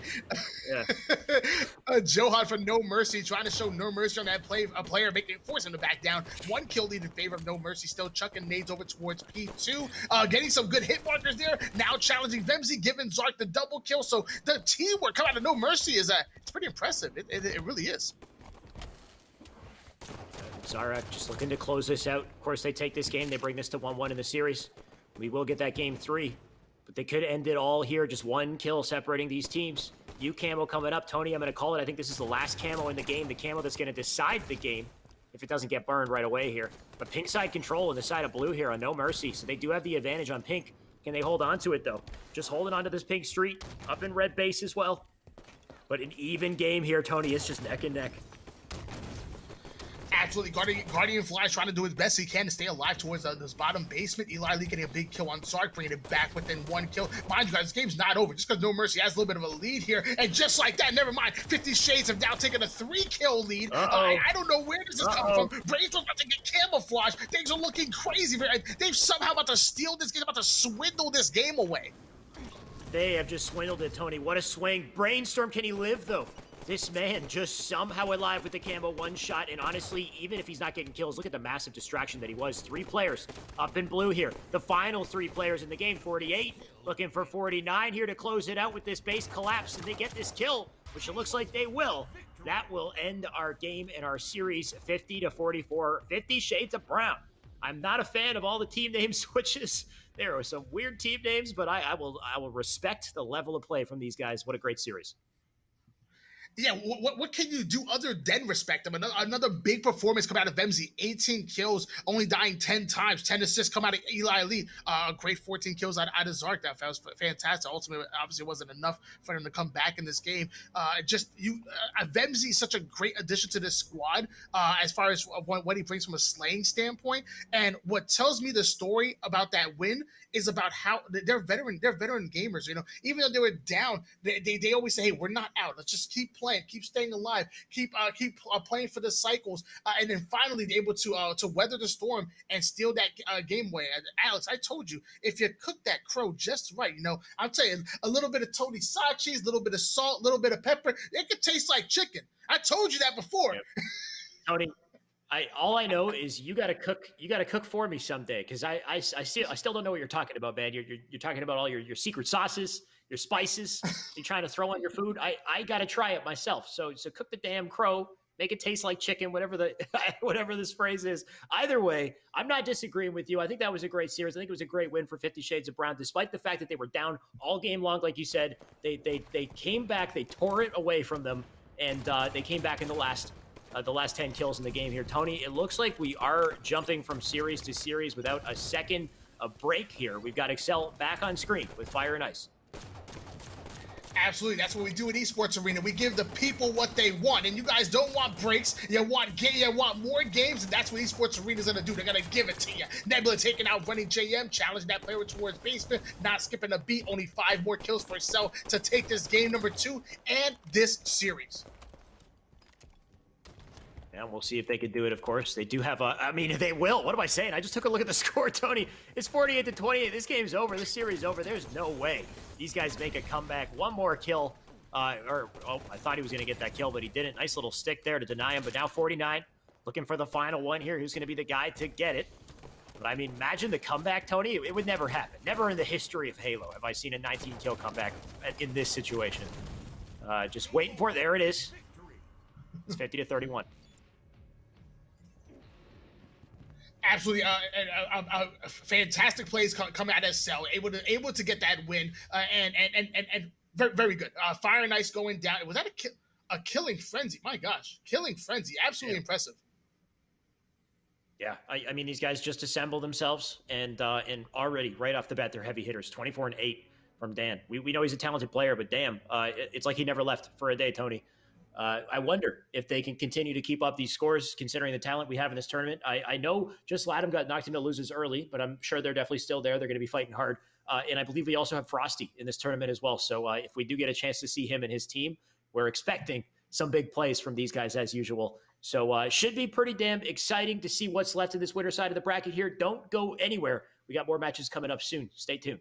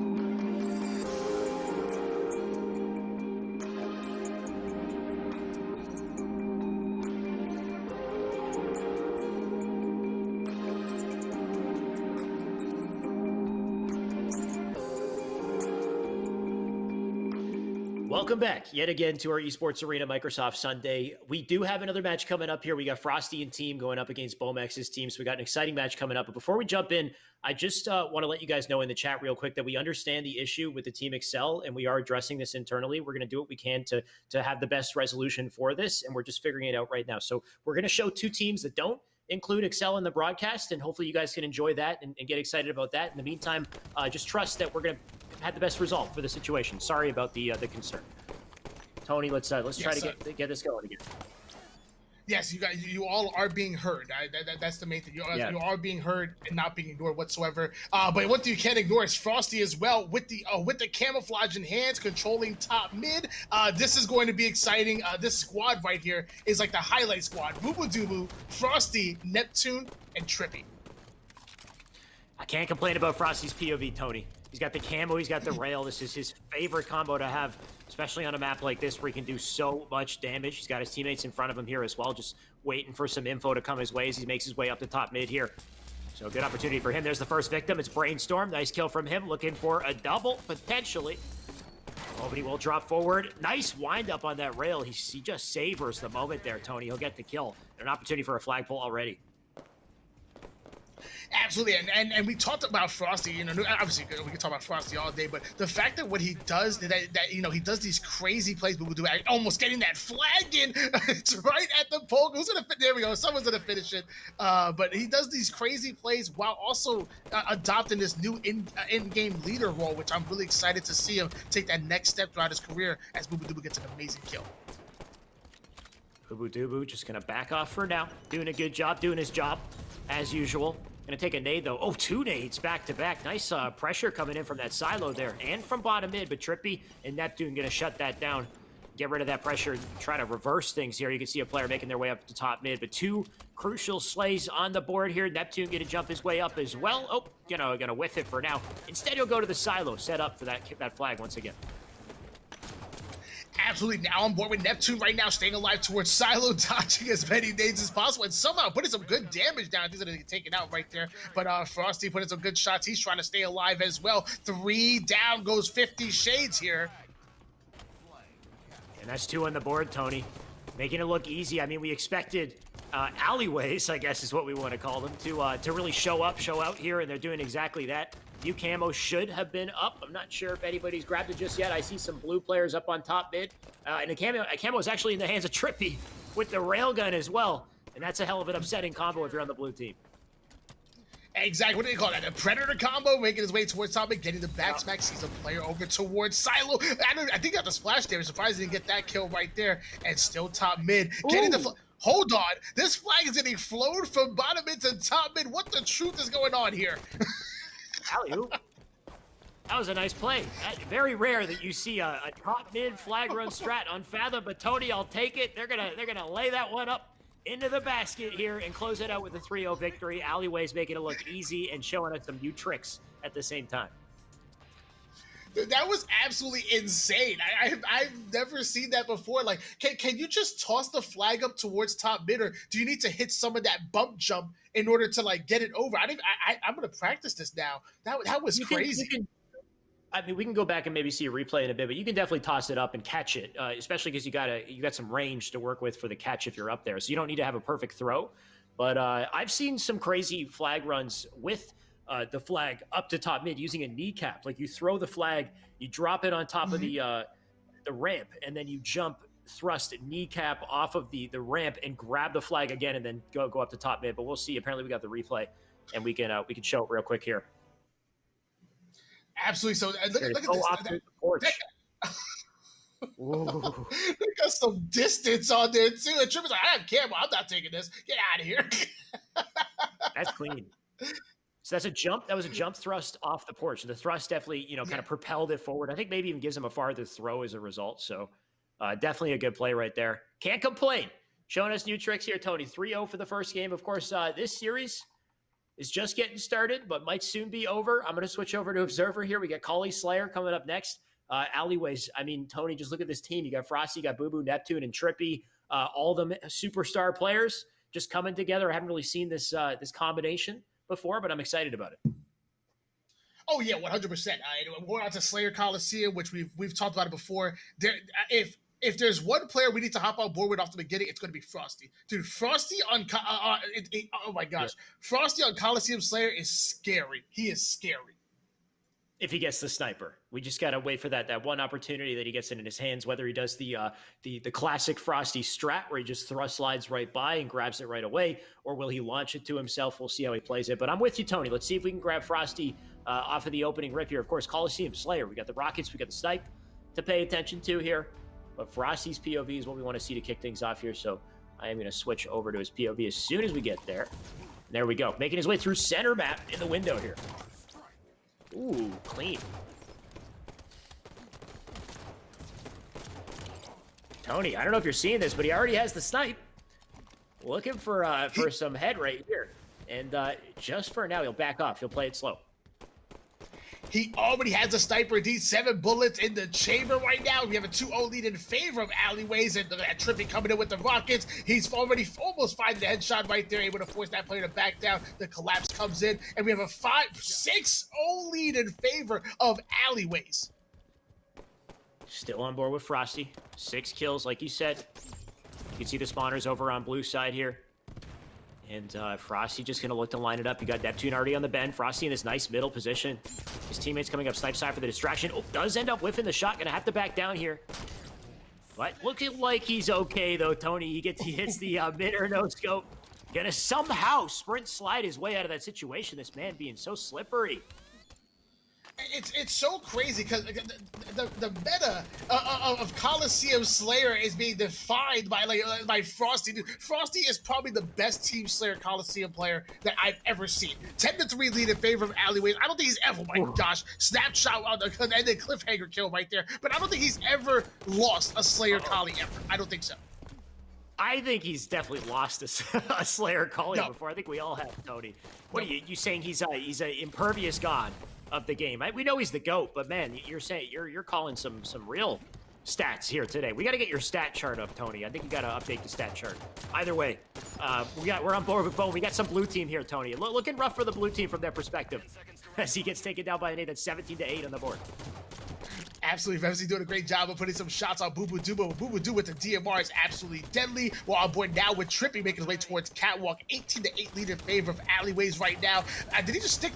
Look like he stuck him right there. But either way, finishing off with the headshot. They are 20-9. This is insane. This is crazy. Is this even, is there competition on the other side? I didn't get a chance to see much of them because they keep dying, Tony. Everybody's on spawn on blue here. Still putting that pressure on. You can see Frosty over on the base. He's got his teammate collapsing on rocks, and you got to love the shots all the way across the map with this DMR. This thing just slaps regardless of where you are. You could be on this cave. You could be shooting the elbow from cave. It's still going to work with that damn scope. Absolutely, Boo Boo Doo now sneaking in there with the rockets. They're gonna let you shoot the roof of cave right there and commit suicide. So, I mean, they're not perfect. I mean, but they're definitely getting the job done. They've doubled the enemy's team score right now. Frosty's currently 9 kills, 6 assists, and only died 4 times somehow. Eli Lee and Brainstorm got a couple of kills right there. So there we go. 3 down goes Alleyways. Maybe something could happen. It's still early. Yeah, Boo Boo giving away a couple freebies as well. And Vemsy, we can't sleep on this man. You almost don't realize he's in this lobby when you see the caliber of the players on the other side. But once he's back on screen, I was expecting big things. But Frosty has this snipe now, Tony. And it looks like that snipe's going to be empty by the time he's done with it. Absolutely, and he finds a head on Brainstorm right there. That was absolutely incredible. Now going to wrap away towards this flag side of things. And there's a play on opposite flags. They're going to put some cross shots, but he's able to somehow stay alive. So let's see. What else you got for me, Frosty? What else you got? Oh, he's just getting started, Tony. Just getting started. There's the no-scope. He'll clean that one up. Looking for blood here. Just barely whiffs it. 2 shots left to work with. Boo Boo Doo Boo with the Mario stomp onto that player. Get him out of the picture. But still, back up to DMR. Looking over to Rocks here. Clean body shot. Can he close it with a nade, though? All the way across the map. Looks like Trippy actually got the kill either way. Got spawners on the elbow here. Unfortunate for them. Frosty gonna fly across the entire map. Hit the no-scope. And he should clean this kill up. Being a hard kill, though. Actually, he doesn't get it. Tony, look at Boom. Just strafing his way out of that.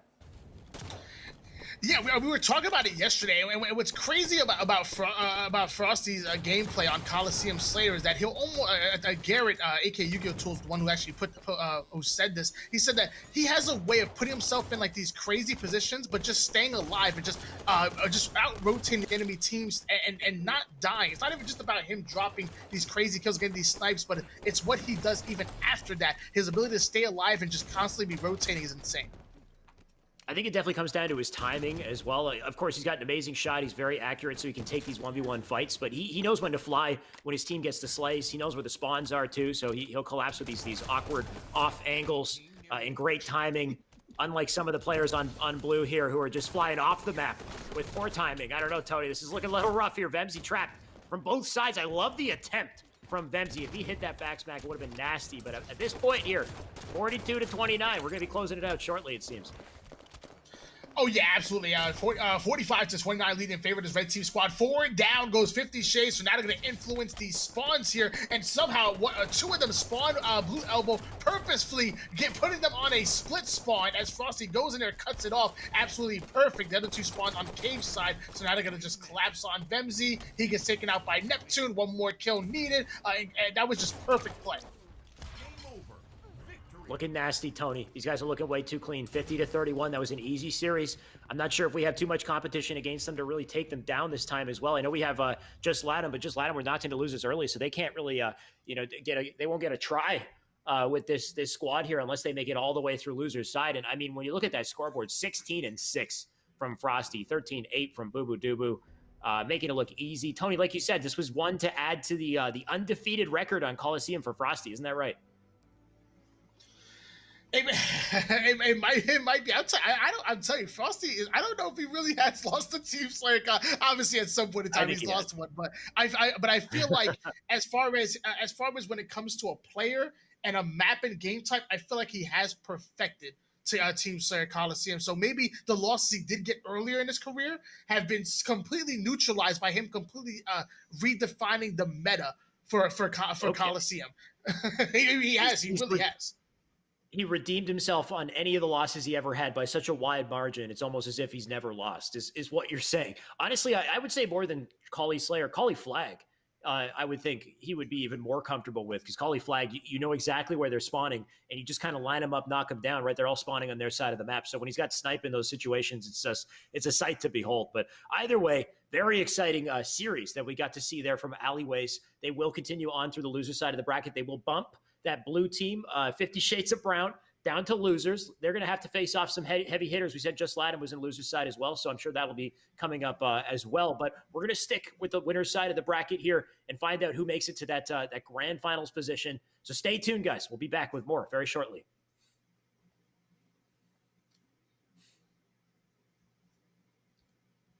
Stay tuned. We'll be back. Just waiting for it.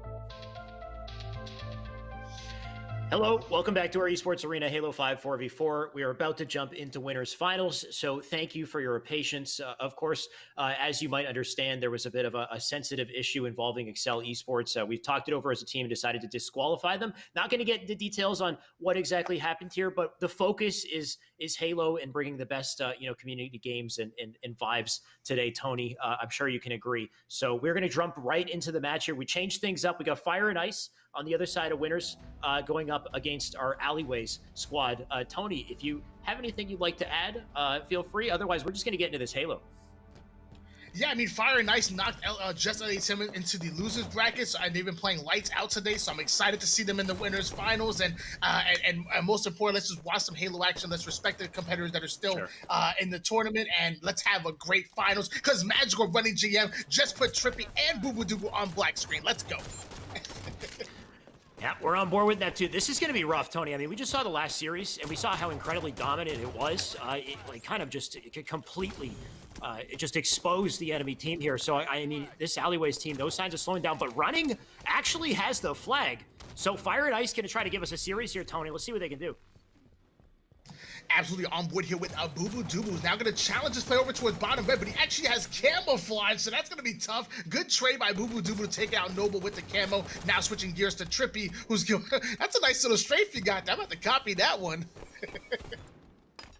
Yeah, I want to add the strafe, the thrust timing, the accuracy. I mean, I'll take any attribute from these guys and add it to my gameplay.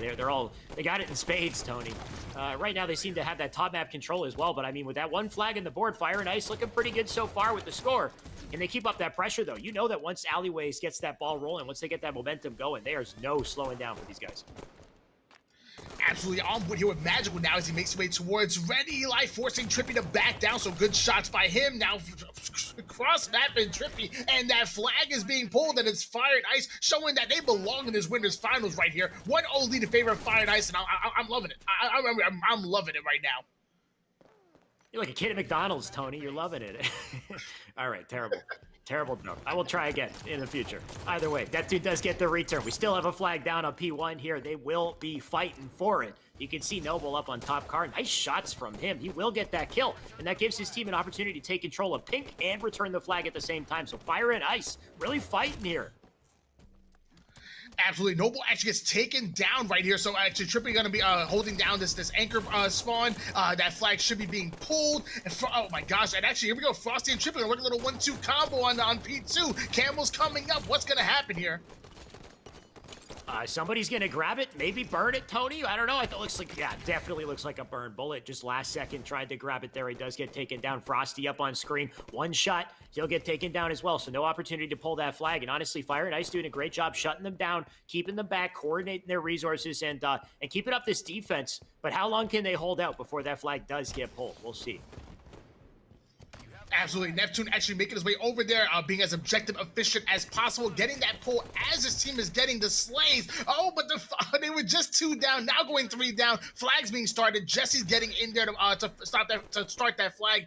And that's what Alleyways does. That's what these professional teams do. They are efficient. So they start the flag, get the slays, and so that by the time they get the slays, they can do continuations of the flags, even if the flag runner dies. So just impressive plays coming out of Alleyways. You say that, but despite the you touting the efficiency of Alleyways, they can't seem to get that flag in. It does get returned on Pink Street. We're now on board with Trippy as he makes his way across top mid. I don't know if you noticed that player, Tony, on the top of the map there above the base. These guys being a little bit goofy with their plays right now, but I mean, there you go. It's still sitting up there. That's Jesse Boo Boo. He flies in from above. And I don't think you got a kill with it, but man, is he looking fancy. There we go. Now in the base for the collapse. Looking for a pull here, but Noble shutting them down and getting under base at the same time. Good plays from him. Absolutely, that flag gets pulled over, and great kill by Boo Boo Dooble, getting the trade-off before he dies. 3 down once again for Fire and Ice. That player ends up stealing the flag over here, so we're going to switch on board here with Neptune. So Frosty with the flag, Neptune flying over to support his teammate here and be a distraction. I like that play, but Frosty does go down. Frosty down, flag still down, still an opportunity to pick it up, but you know Fire and Ice is going to be looking to return it. July at the same time, he's got a double dilemma here. He's got the flag out pink side, got to take a battle at the same time. Trippy running as fast as he can to get back there. Magico in the meantime getting to get taken down on Car's side. So if that flag does get read, you can see Frosty in position to pick up another flag immediately. So he will turn around for that. Actually, I take it completely back. They touched the flag, Tony. Trippy got it. He's got it in the base. That's 1-1 on the board, and Frosty is in position to get the next flag.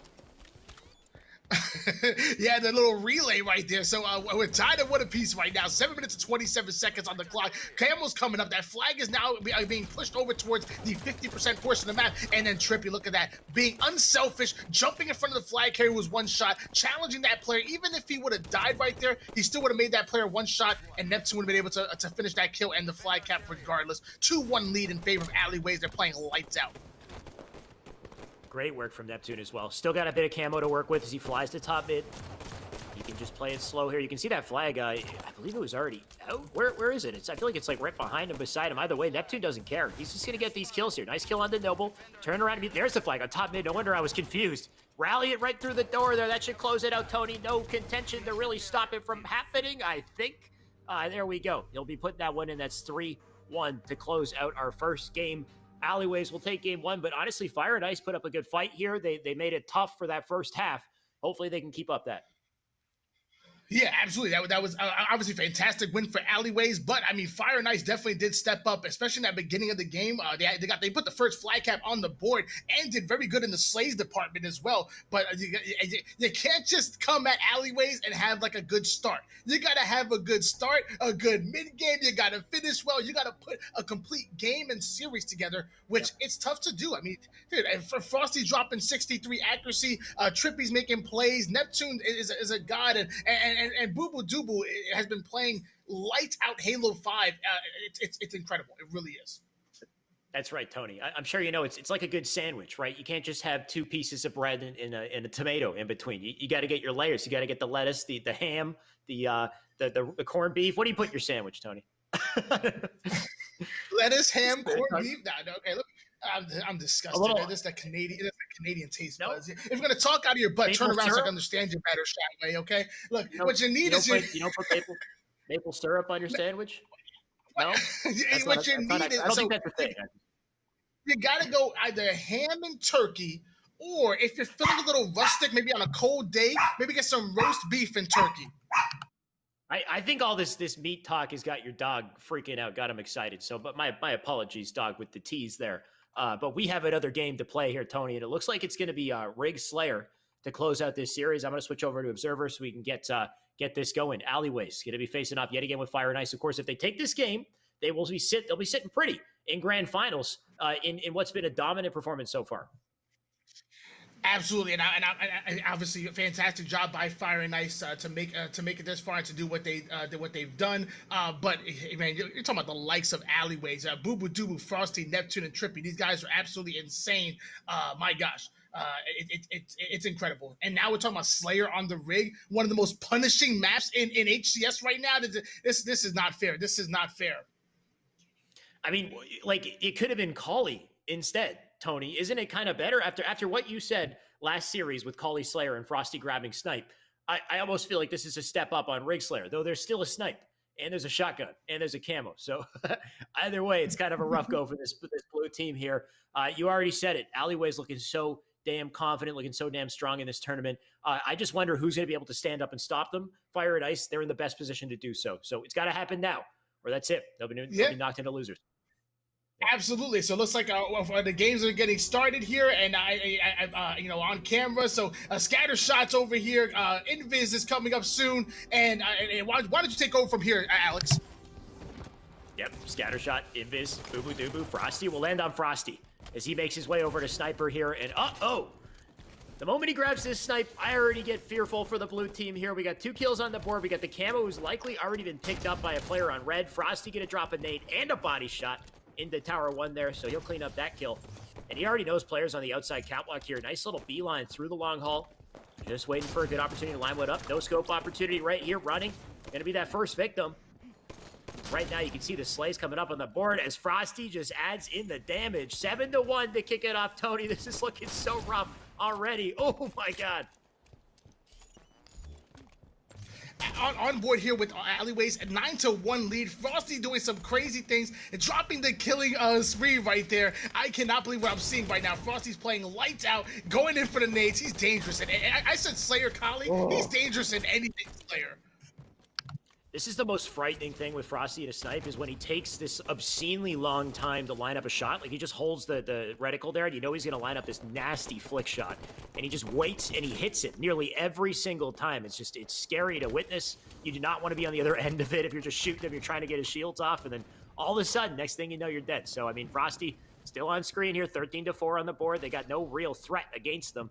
But Frosty playing sneaky. Look at this little wall shimmy, looking like Spider-Man here, Tony. Absolutely. I did not even know this spot existed. Boo Doo get a nice 5 off the street. Look at this.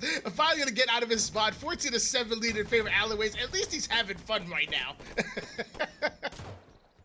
Yeah, I mean, he's having so much fun. He's missing his opportunities here. His teammates are all so damn cracked that they get the kills even before he can get there. But nice little play from Magico up in Nest to get the kill on Frosty, bring the scoreline a little closer here. Now 11 on the board here. A killing spree from Magico. All right, I like this. See it. Can he keep it up here? Collapse on the engine. Should be able to get this kill as well. You can see his teammates flying in for the collapse, so that should bring him to 12.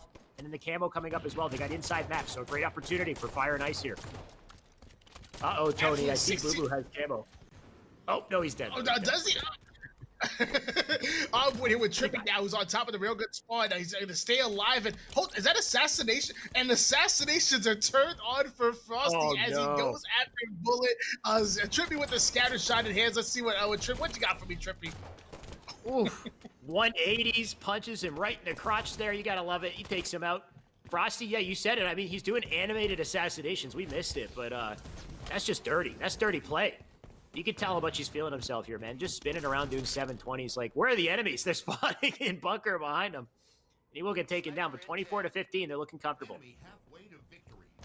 Absolutely on board here with Bullet, who's making his way towards white quarter. Gonna try to do anything he can because he's currently down by double-digit kills. Ends up getting the trade with Frost. Okay, that's a big kill. That's a little heat check kill right here. Running jam, forcing Trippy to back down. Noble taking out Boo Boo Doo Boo. So showing some life is Fire and Ice right here.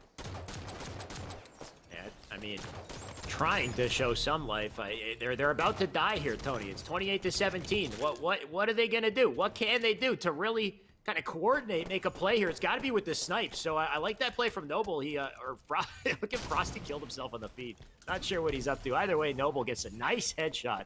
10 kill deficit for this team, but if they keep lining up shots, maybe get around the slays, they can really force something out of Alleyways here. So we'll see, but just gonna control top tower for now. Magico with 2 nice kills on the feed. Bit of a comeback, hopefully in their favor. Love the sticky. Great play by Noble right there with the reversal. Is it enough though, Tony? Absolutely, and here we go. Frosty going to take out running right there. So 32-25 lead, going for a crazy front side ninja, taking damage for his team. Absolutely insane. And here we go. Bullet going to challenge this player right here. Boo Boo Doo Boo's a wizard with that DMR. Wow, this is crazy. Now on board here with Boo Boo Doo Boo. DMR in hands. Let's see what he has. I mean, I see him dead on the feed, Tony. I don't know what you're looking at. You're looking at a different Boo Boo life. Oh, no! Not like this! Frosty, why? He does the full animated assassination. Isn't that like the basic animated assassination? He should have had the sticky one. You know where you throw them? Just so dirty. Absolutely, incredible plays coming out of this alleyway squad. Frosty with the scatter shot in his hands in the back pocket. I think it's actually full too. He hasn't fired a single shot on that scatter shot, so that's gonna be dangerous. Oh no.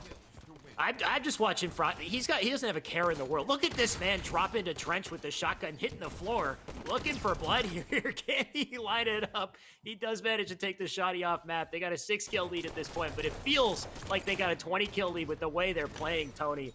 Not a care in the world, like I said, but I mean, they're creeping up. It's only a 4-kill game, so Fire and Ice, if they keep this up, who knows? Maybe they can squeak it out last second. Yeah, who knows? They're actually only down by 2 kills right now. And Bullet, man, getting a huge play on Trippy, taking him out. Now only 1 kill. Bullet gonna challenge Frosty right here. Must be feeling himself. 1-kill game, Tony. I'm kind of believing. I think Alleyways are about to choke this. I don't know. I don't think they can hang anymore, Tony. Maybe they hear me. They'll turn it on in a second. I don't know. Either way, Fire and Ice, they're going to play it slow. They got to really play their lives here. They're playing the win. You can tell by this style right here. Running.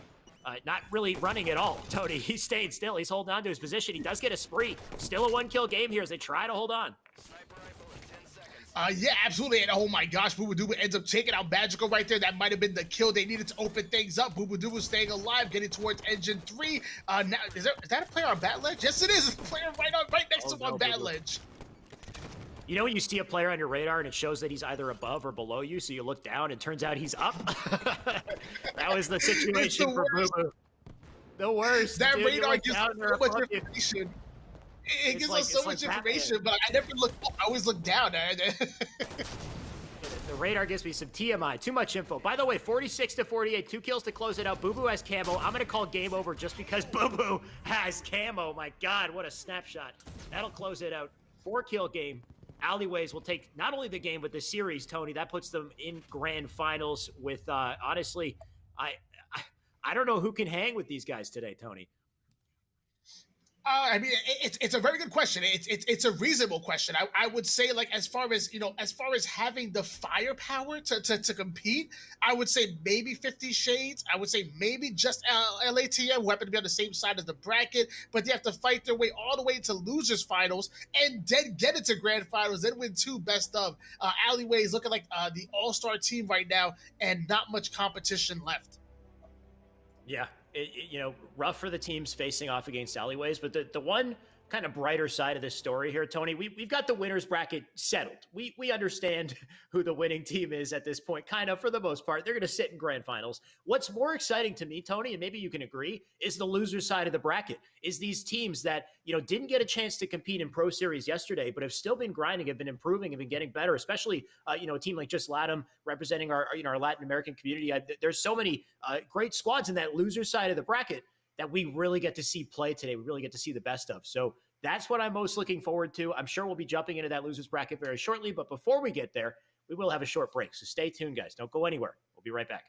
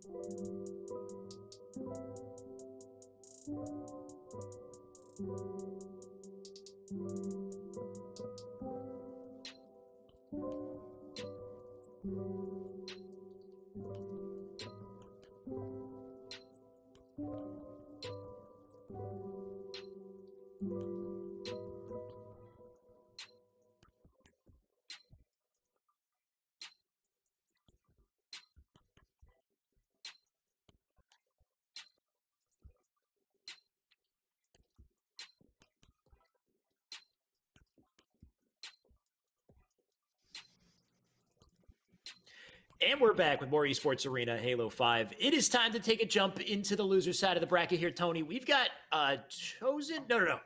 We've got, damn it, Tony, I'm blanking on the names. We've got Cutting Edge Esports and Cutting Edge. Thank you so much. My apologies. So Cutting Edge we haven't seen. These guys are on the loser side here, of course, but we've got Dread Takedown, Sepstars, Wasp, and Magna Cerebrum. Going up against LDG, which we saw right at the beginning of the day here, Tony. Pretty good squad as well. So should be a tense series. This was Niantic, Chester, Nugget, and Roach, the bane of our casting with these names here. What do you think, Tony? Would you give the edge just based off of what you see here? I'm sure you see a lot of recognizable names. Yeah, I mean, it's funny because we actually, I mean, Cutting Edge Esports consistently will make like top 16, top 12. I know Takedown's always tweeting about it. He always lets us know about it immediately. Yeah, and I have a DM from him.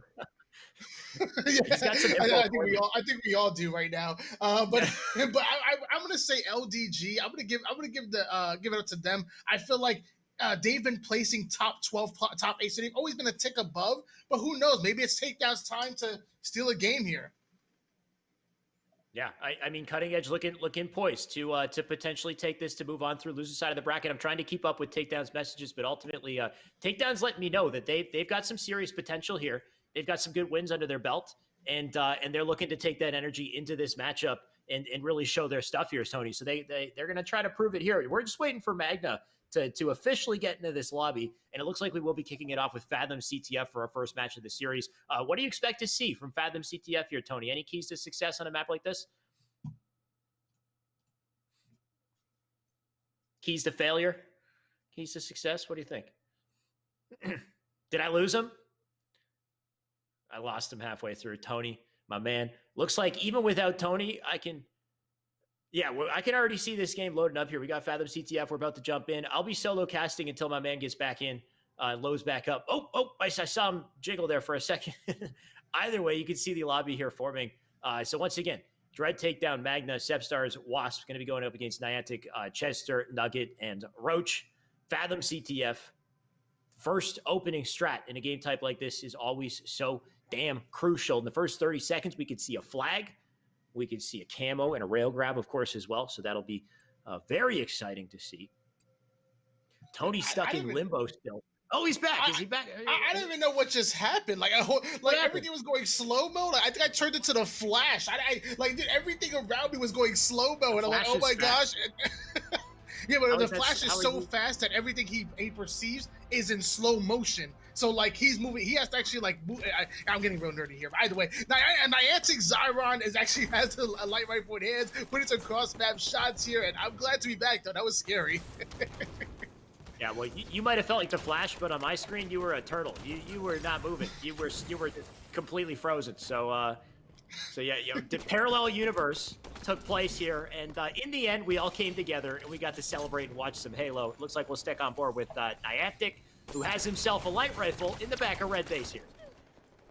Absolutely, he gets taken out. So going to switch on board here with Wasp with the LR in hands. He's actually in the opposing engine, so ready to be as efficient as possible. Gets the pull, but they're lacking the slays because as soon as he pulled that flag, they went 2 down instead of putting the opposing team 2 down right there. We can see a flag out in the side of red, but they're not going to worry about it for now. Nugget with this play all the way over to Silo. Nice shots from him. He got a good opening, too. You can see 2 kills in the feed. They lost 1. That player's going to make his way all the way over to red side to try to overextend, get a counter. But I like that play through bottom mid to get the flag out. The Reese somehow coming in, though. Somebody there to disrupt it. And it looks like they will stop that flag in his tracks. Maybe lose a couple numbers at the same time. You can see they were throwing multiple players on blue into bottom mid. And that's coming back to bite the Wasp. Takedown, now killed. Chester still putting the damage in up in blue courtyard here, but not aware of those silo spawns. Tony, you gotta watch the silo spawn. They are so damn pesky. Absolutely got to do a better job of manipulating those spawns, and it's heavily based on silos. So you gotta make sure that you're in the right spots. And Sepstar is getting taken out right there. So that flag's kind of on this low sub and elbow. We have a challenge coming out of Nugget. Nugget able to take out Wasp. So 10 minutes and 20 seconds on the clock, but a whole lot of back and forth action. You know I love that. So here's the thing that's so exciting about losers bracket, right? Tony is the best team alleyways. Those guys, they'll sit in grand finals. They can wait as long as they like, for all I care. This is the exciting moment right here because these loser side teams, these are teams that are trying to make a name for themselves, that are trying to really showcase that they have what it takes to kind of make it to that upper echelon. And this is their best opportunity to do so, coming hot off of the heels of yesterday's Pro Series. These guys are going to look to take advantage of that opportunity right here. So we got Rail on the map here. We got Magna, who just died with it. I believe he'll put that one down. And the pressure's on from red team here as they try to control Camo. You can see Roach has got it. Uh-oh, Tony, he's got the combo. Absolutely, and that's what you want to have. Going to make his way towards top mid, as per usual. Going to charge up that railgun, but his teammate getting the double kill, so that flag is starting to move forward. 2v2 right now, but it's real nice when you put the railgun to takedown right there over top mid and just holding top mid control with Camo. Great plays come out of Rosh. Another one. What else you got for me?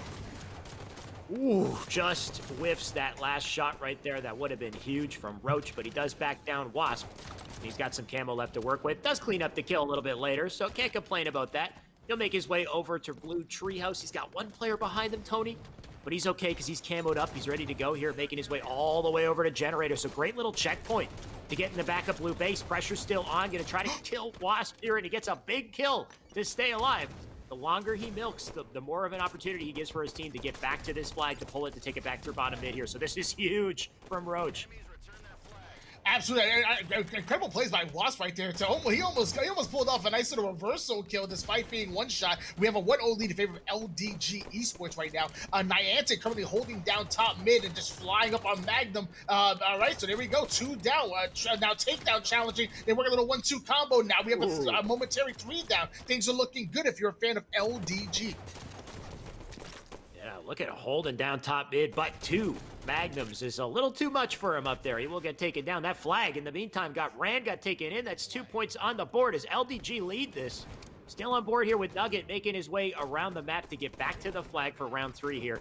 And he's in a great position up on Silo. He just wins this fight with Sepstars, which he's getting a little shaky with the reticle there. He doesn't win the fight, taken down. Niantic, in the meantime, does have the rail. And if he can live up, this is huge, but he's in trouble too. So good defense coming out from Cutting Edge here. But can they convert this? Right now, it just seems like they're on the back foot, Tony.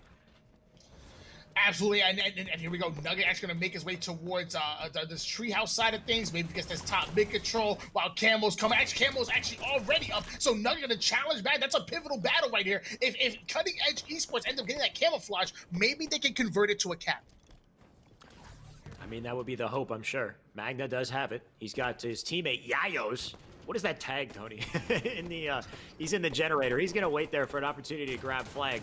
Either way, you can see one up on top mid. Nice shots from him, only enough to take off the shields. No teammate in position to help, though. You can see he's lost 2 on the board, and now the flag's coming out. So it's a bit of a late run in this situation, but Niantic running a counter flag of his own as well. So this could be pretty rough for our blue team here. If they do get that stealth capture, that's huge, but they won't do it for the stealth return. That flag's still there. Wasp going to try to fly in for the huge aid from him, but he doesn't get there fast enough. They recollect the flag. They punch it in. They close the game. That's a 3-0 for game 1 from LDG. Tony, bit of a heartbreaker at the end there. What happened? He just barely got it. And you know what's crazy? Because that Cutting Edge Esports player actually had the camouflage in hands and was going for that camo recov. He ends up dying. So all I think it was either Magna or Wasp. All they had to do was just fly in and get that and just touch the flag, and it would have got returned. And they were ready for it, but they just landed right on the nade, ended up dying immediately, and just a tick behind. That's what we keep telling you guys. Do yourself a favor. Yeah. Type in that exclamation point giveaway, because you could win a backpack full of monsters. So when you know you're just a tick behind, make sure you give yourself the edge to get forward. That's monster double XP, baby. You already know. In fact, double XP is so nice, we're gonna do it twice, baby. Come on. Ooh. Of course, they're empty cans because he chugs. He takes 2 and he chugs them pre-broadcast. Puts them down. Oh, are they empty? They sound dead. Mine's heavy. One of them is my fault. One of them is. Either way, Tony, make sure you type ! giveaway in the chat so you can keep the monster away from Tony, because the more of you that press that giveaway, the better chances the backpack doesn't go to him, it goes to you guys. Last thing Tony needs is more monster. The man's pretty damn energized, as you can tell already. We're going to take that hype, though. We're going to bring it back into our game 2 in this game, Tony. Looks like we're already loading this up. Not sure what the map game type is, but we'll find out in just a second. I got it on my right-hand side here. So just waiting for that dial. This is the one thing I'm excited about with Series X, by the way, is those load times, Tony. We are going to get so much just like gameplay on our screens. We'll be instantly jumping in and out of games here. So I can't wait to see that. I can even hear my producers saying they're buttery smooth. They're so fast. It is Slayer on Plaza, Tony, for our next game. You good there? Yes, I don't know. Oh my gosh, I'm having some connectivity issues randomly. I apologize. I know there's a storm outside, but usually it doesn't affect me. But I guess, sorry about that. Quoted here, Tony is unaffected by storms. He can stand out in thunderous weather. He's impenetrable. That is another one of your superpowers next to being the Flash. Of course. Next to being the Flash, my gosh, let me hop into this stream here. So I'm on board here with Rosh with the sniper rifle in hands, about 7 bullets left, focusing on that barrel hole. That would have been nasty if someone came in there. 3-2 lead in favor of LDG. Can they close this game out right here, right now, or will Cutting Edge Esports tie up this series? Well, I just want to see Roach hit a shot here. He's been waiting on that big door, that player being a nuisance, but he does have a teammate to clean it up, so that works. Still got that snipe in the back pocket. He's got 5 shots left to work with, so he can definitely peel back some slays here. We'll see. Does whiff that shot once again. Up on top mid, loses his teammate and have to back down here temporarily. I think he might have just shoved that barrel off. Always a nice play if he can do it, but look at his teammates just cleaning up kills. He might not even need to pull out that snipe.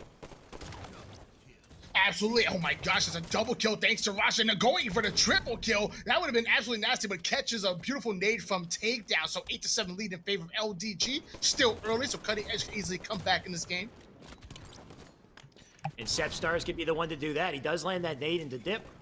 That's a good start right there. 8-9, like you said, nice and close. Sepstar is going to continue to play the Cinema Stairs area of the map. He's got a teammate below on that market, and he's in a perfect position to collapse on anybody who goes over to that taxi there.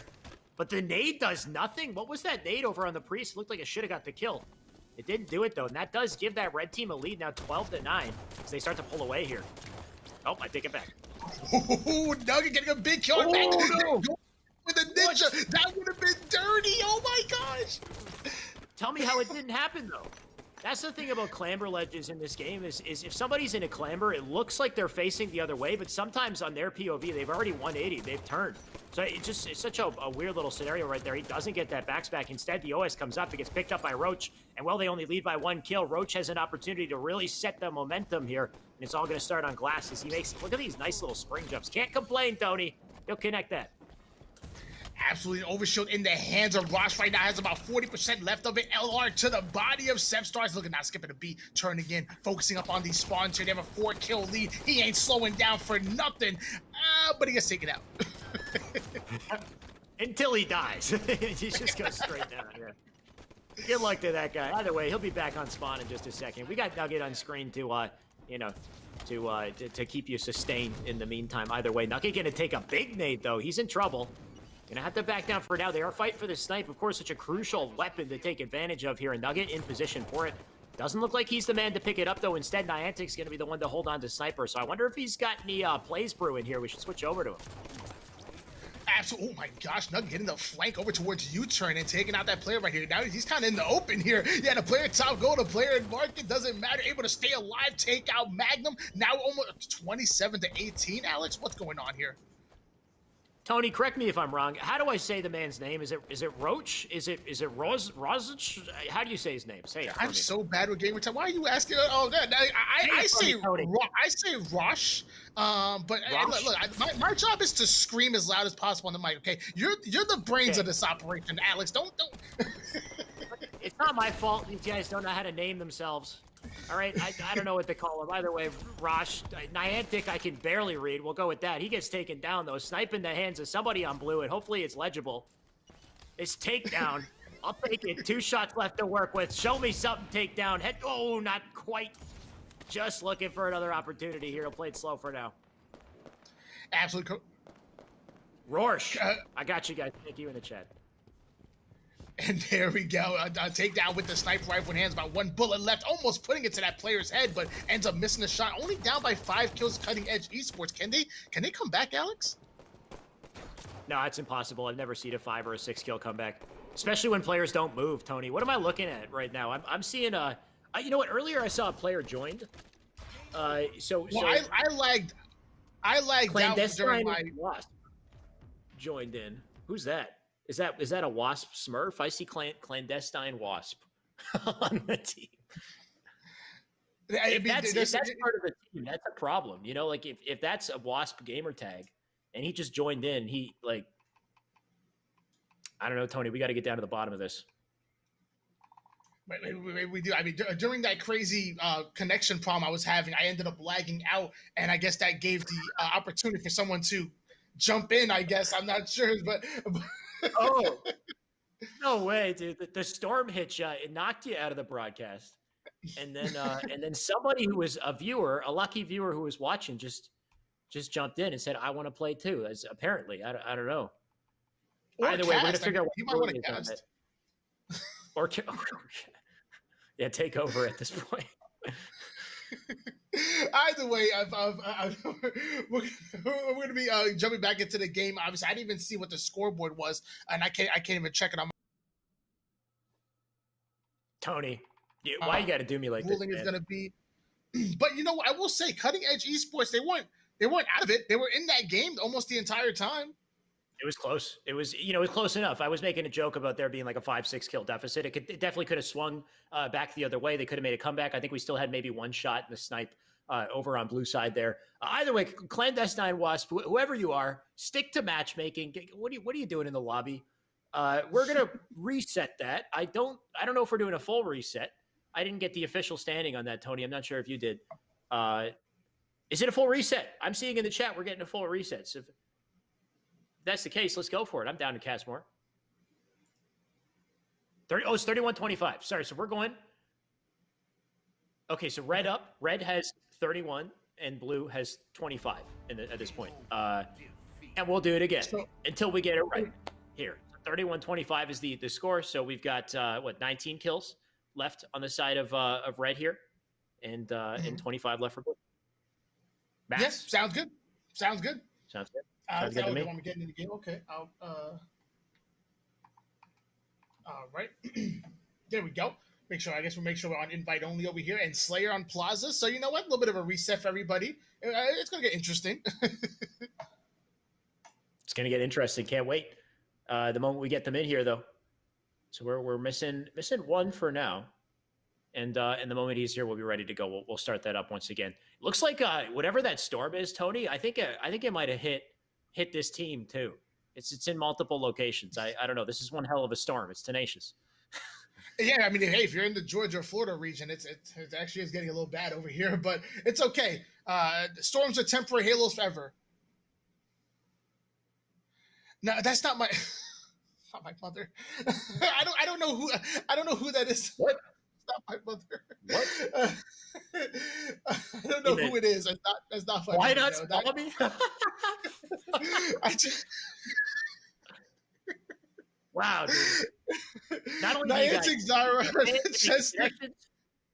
You've got your mom in the chat. Honestly, I respect it when the family cheers on a fellow caster. I got it. My mom loves my stuff too, but I keep her far away from chat.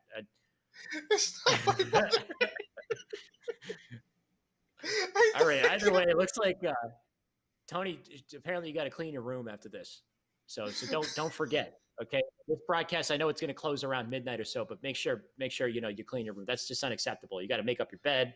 You got to do your chores. We got to get back in this game, Tony. 31-25, 19 kills left for red, 25 left for blue, and we're officially getting into it this time. Plaza Slayer. Apparently, my mother. She stuck into the house. She found out that my room was dirty, and then decided to hop in the chat and tell me to clean my room. On board here with Chester.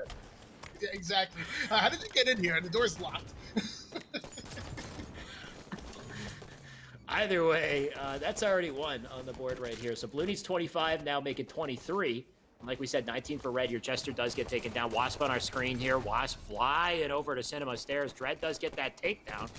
And I can't complain about that. That's 3-1 on the board here. They start out strong, but the snipe, I believe, has gotten into the hands of Niantic. He had it previously. Got an opportunity yet again.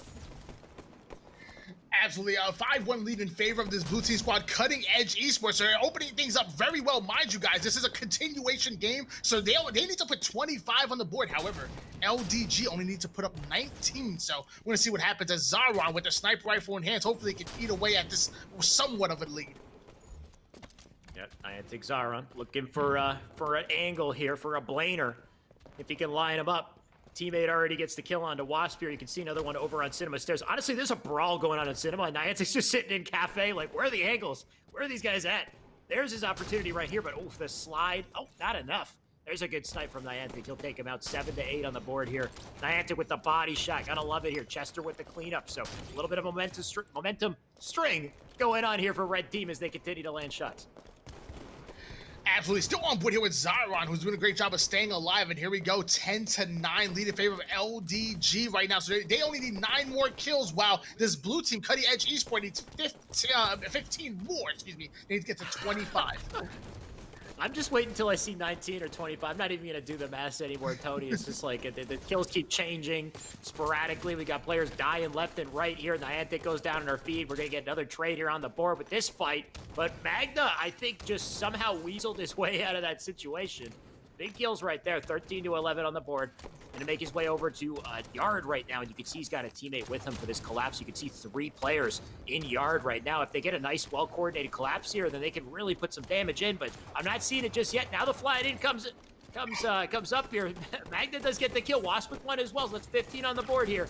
They got 10 left to close it out. They gave up the OS, but damn, were they ready for the counter.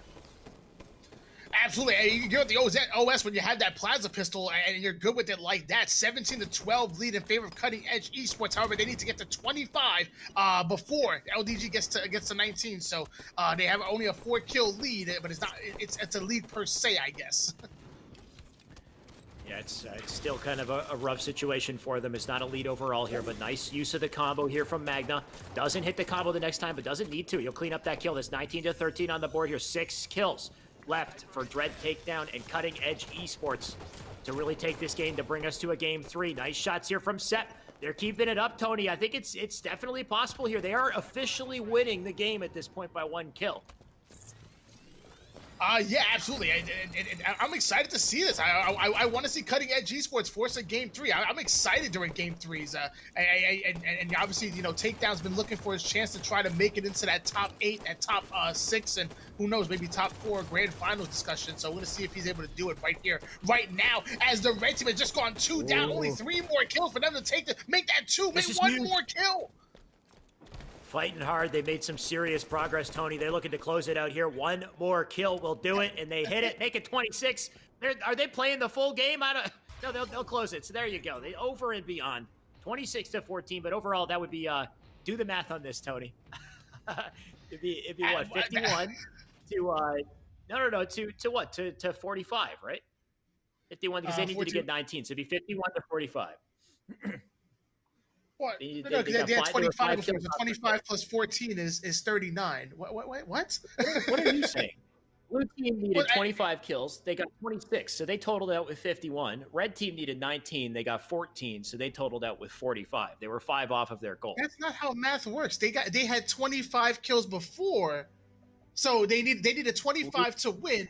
So they had 25, and then they put up 14 this time. So 14 plus 25 is 39. What are you talking about? Blue team had 25. They needed 25 kills to win. They got 26 kills. So in total, they got 51. Math is tough. Yeah. Blue's the one with 25. Tony, I'm going to blame your mom.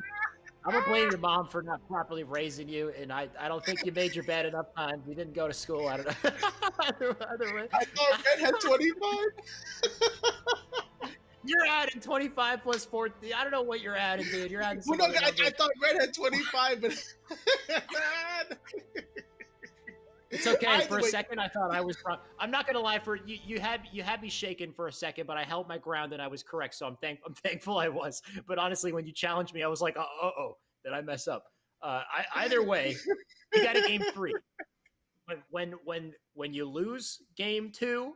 And it's 1-1 in the series, you get game 3. Just so you know, Tony, just going to let you know. And that's going to be strongholds on Eden as soon as we're ready to go here. Absolutely. We're jumping on Eden. And either way, you know what? No matter what the score was, so it looked like Cutting Edge Esports kind of needed that break. They needed to refresh. And now they came into that game, that V2 of game 2 and played lights out. So I want to see if they can carry that momentum into game 3, or will this LDG squad come out and close this thing out like they probably should have done in the previous one? Yeah, they definitely should have, because at this point, like you said, our blue team here, I just want to say Dread Takedown in the end of the day, because he's the main guy in the squad. Let me know. But Cutting Edge Esports, I think they got the momentum. I think they've really got the opportunity here. This is their chance to close it out. It's got to happen here. Got to happen now. It's going to be Strongholds Eden. We're loaded up, Tony. We've got the Camo. We got the OS. We got the Rockets. Ton of goodies on this map. We got nades spawning everywhere as well. So we'll see who can elect to grab those items and control this map efficiently here. And yeah, and that's what's going to be the name of the game, is who's going to be efficient enough. So LDG has shown that they can get those slays while fighting for an objective. Obviously, Cutting Edge Esports are showing that they can put kills on the board, but can they do it while moving towards an objective, being as efficient as possible? So I'm going to give it to LDG. I'm going to say they win this, and I'll say maybe 100 to 78. I think it's going to be somewhat close. All right. Well, I'm going to challenge you. I'm going to say that Cutting Edge, they got the momentum from game 2. They're going to carry it into this game. They'll win it 100 to 91. Just going to throw it out there. Let's see. It'll be a tight battle. Either way, the OS, the Camo in session here, and it looks like the OS is in the hands of Magna on the side of blue here. So at least we got that. We do have the Camo, I believe, in play as well, I think. Either way, Caps being captured here. We got Redness under contention. There's the Camo. Niantic Zaron. He's got it, and he's got the Rockets as well, so great potential for him. Absolutely. You know, if you're feeling confident about that, let me tell you, I got 2 monster cans on LDG, okay? I got 2 monster cans on them as Zyron with the camouflage, putting some good shots at that player towards mid catwalk, almost nading himself, but gets a rocket, so that's a good consolation prize right there. You sure you still got monsters left, Tony? I don't know. I thought you were drinking them all. You might have run out. You better go check the stock. I'm kidding. Well, that's why I'm going to win some off for you right here. 7-0 lead in favor of LDG. win them back. Even if you don't got the funds, we'll deal with it when you lose. I guess I'll have to get a loan shark on you or something. I don't know. We'll have to figure it out when we get there. Either way, a 12-0 here, as it does look like LDG leads. So I better shut up here and see if our blue team can make a comeback. Oh no, not at this rate. They can't. They can't just bundle up on Top Cat and get killed by rockets. On board here I'm on board here with Rosh right now, who's currently doing a great job making his way towards his tower side of things. I'm starting to lag a little bit here. Actually, hear me. Robo Tony coming in with the casting once again. Either way, you can see a 23-point lead here. No real contention coming out of blue. They have yet to get 2 caps, yet to get some points on the board. I mean, you talked about objective efficiency before this, and it looks like you're right. I mean, the more objective, efficient team is looking like Red, is looking like LDG at the moment. Absolutely, they really are. Now on board here with Magnus Cerebro as he makes his way over towards this red side of things, finds a player with his pants down, gonna take that player out. Now going after, and they burn a custom, and he's not done. He has a double kill. He's full shields. Go for the triple. He almost takes it out. Almost takes Nugget out for the triple, but he's finally gonna clean him up. Oh wait, or is he? Oh gosh. Oh, this guy is being this is looking like my gameplay when I get him to one shot and they narrowly escape, and I get him to one shot and they narrowly escape, and I do it again and then I just die. It's like, what the heck, man? Please, like, stop milking. Either way, speaking of milk, I mean, they've milked 40 points on the board without losing anything here. Waspin team, like, he went to Blue Ben. Blue Ben is captured. What are you doing? He's going to turn, try to go to Red Nest, but now he's getting shot from low catwalk. So it's just looking real rough on all sides here from Cutting Edge. And Niantic, as you can see, has the camo yet again. Tony, I think both our predictions are wrong, but damn, I'm going to change it and say maybe it's going to be 100-0. You're gonna change prediction and the team. I put LDG, you pick Cutting Edge Esports, and now he's just saying, I'm just jumping ship. Stand with your conviction, Alex. I've lost my belief. They got 1 point, Tony. They managed to get 1 point. You can see all 4 of them over in tower here. One solo player dives into Red Nest there without any kind of shell whatsoever. No idea how that player survived. But we do see that. We see Roach now on. Nope, it's Rosh. Got to get that name right. There, nice double from him. That's exactly what you want to see if you want to keep your team on the board here. But finally, we got a couple points trickling on the side of blue.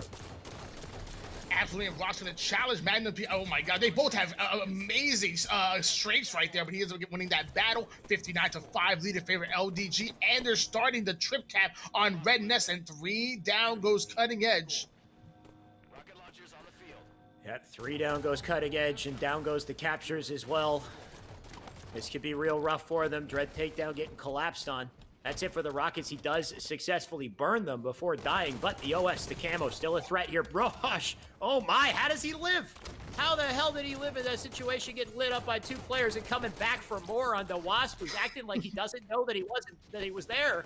Either way, Magna looks like he does have his hands on the camo, or the OS, the camo. Is up on the side of Red here, and Magna, he's going to be forced into the onslaught right now. Nice kill from him, but gets ripped out of the field of play by Chester with the camo. Another back smack for the double. Gotta love it. Absolutely beautiful double kill by this camouflage player, aka Chester. Now gonna make his way over towards Red Nest. They're taking catwalk though, so despite them getting slayed out, Cutting Edge Esports doing a good job. He's trying to get to the objective, but somehow Chester gets the double kill with that 1 sticky grenade and gets the reset. Absolutely insane. Yeah, they are holding on to total control. It doesn't look like they're going to let up anytime soon here. You can see these players spawning up on blue side, going to try to frantically make their way over to tower and do something to stop the pressure, but ultimately, at this point, I don't see the coordination. I don't see the teamwork necessary for our blue team here to make any sort of real substantial comeback here. The catwalk now reset yet again. This is really it for them. If they do not make one successful push to stop this, it's going to be game over. Yeah, we're going to see what they do because Seb starts making his way over towards this Blue Ben side of things. He does get the reset on that, but they still need to get into something before that 97 mark. And it looks like it's Dread. All right, there we go. Takedown, making it into the Red Nest. But can they finish it? No, they can't. Yeah, that is a win in favor of LDG, 100-7, a decisive win, Alex. Yeah, I tried to put my belief in Cutting Esports. Said, maybe 191. It's going to be a close game. Wow. Yeah, not predicting anything anymore, Tony. I think I've given up on the predictions. Yeah, it's Well, yeah. First you said first you rooted for Cutting Edge Esports, then you said 100-0 for LDG. So you were just wrong all over the place. Fantastic job by At least my LDG. math was wrong. 16 kills, only 8 deaths for Rosh. Somehow only has 1 assist. Come on now, Rosh, step your game up. You're playing so selfish, not getting those assists. Solo player. God, unacceptable. Unacceptable. Getting 16 kills and 8 deaths. What the heck? Why is he playing so well? Either way, good stuff for Rush, Nugget, Niantic, and Chester. As much as I hate to read your names, I respect your level of play and respect the fact that they will make their way through the losers bracket. They'll continue on. I'm sure they got some great competitors to go up against, and I'm sure we'll be seeing them very shortly here. Anything you make of this series, Tony? Any final words on this one before we close it out? That's it for our Dread Takedown team for Cutting Edge, at least. Yeah, I mean, obviously, great job to both teams. Cutting Edge Esports always seems to try to squeeze into the top 16. I believe that was actually top 8 they finished off in. And I believe now we're in the top 6. So we have just LATM going against LDG, and we also have Skadoodle going against No Mercy to make their way throughout the loser bracket. It's going to be exciting. It's going to be exciting. That's exciting. Yeah, I haven't seen Skadoodle yet either, so curious to see the members on that team as well. So stay tuned. We got more losers bracket coming up. Some of the best teams to face off here. Don't go anywhere.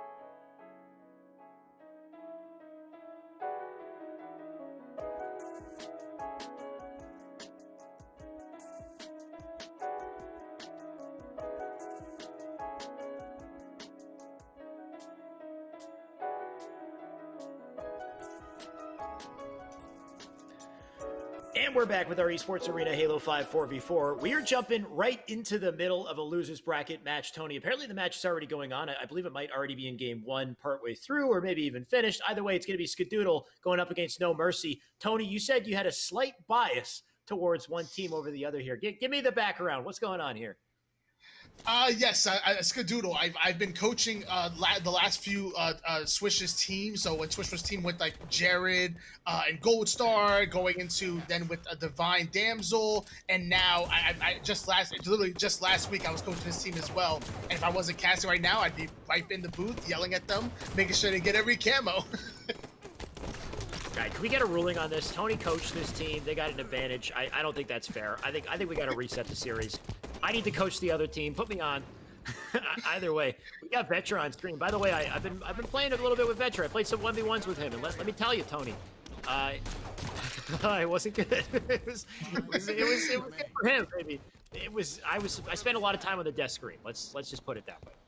Yeah, I 1v1 Veteran Octagon, and it was embarrassing. But yeah, I mean, good luck coaching the team, because you know they primarily speak Spanish, right? I'm not sure if you've been working on your Spanish. I don't know, but the favorite Vency squad, Skadoodle. That flag is being moved over by Zarko, and he ends up passing the 50-yard line, so almost able to stay alive, but he goes down. Can Skadoodle get the return down here?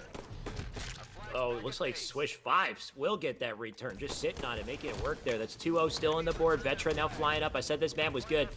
Man's a young up-and-comer here, only 17 years old, and damn, is he incredibly talented. So let's see him put it together. Nice shots into the attic. He's got Kyle to clean that up, and nice and easy. But Kyle just ignores it. Kyle's like, nah, I'm gonna go outside Pink Street instead. Vetra, though, getting taken down. That actually gives them an opportunity to pull the flag. So a bit of an unfortunate series of events there for that team. They didn't quite coordinate on that kill. And because they missed the opportunity, they gave up a free flag cap, Tony. Absolutely, and Johan was able to put that one in. Now he's going to change his direction over towards P side. There should be a camouflage probably coming up about 25 to 30 seconds-ish. Guardian Fly is doing a great job of controlling car side, but he's going to eventually have to get over to that P side, because again, obviously, Power should be coming up very soon. Guardian making his way to pink, like you said. Zarek with 2 big kills on the feed here. Zarek still showing up. He's got one more player in the bottom of blue being a pest. They get rid of him, which they will. They got an opportunity to move up once again. You can see Stun, his teammate, just sitting on that camo. Camo should be up, or already has been up. Either way, I don't think that stick connected. So that player's going to live up a little longer. Camo is up. It's late. Guardian flying, just like his name. 3 kills on the board here. Last player up on top mid, that's Galaxy. And he is forced to stay behind that shield. So that should be a free camo for blue as they force a car side spawn. I like this from No Mercy. This is how they make a comeback. Let's see that camo. There we go. Zarek with the camo on screen here up on top mid. Absolutely, that was incredible plays by Zark in order to clear out his base. Almost, oh my gosh, teammate right there, but almost clear out that base almost single-handedly. Then making plays towards P-side, securing that camouflage. So Zark clutching up when it matters. But once he got the camo, he ends up getting taken out. So 2-1 lead, still in favor of Skadoodle, and Swish has now made it into the basement of his opponent's base. It wasn't a very boo-boo-esque camo play, I gotta say. Typically, when you're watching Capture the Flag and you pick up camo, I'd say top mid isn't generally the play. If you can get under their base, that's like one of the biggest nuisances. If you can just be in the base with camo being a nuisance.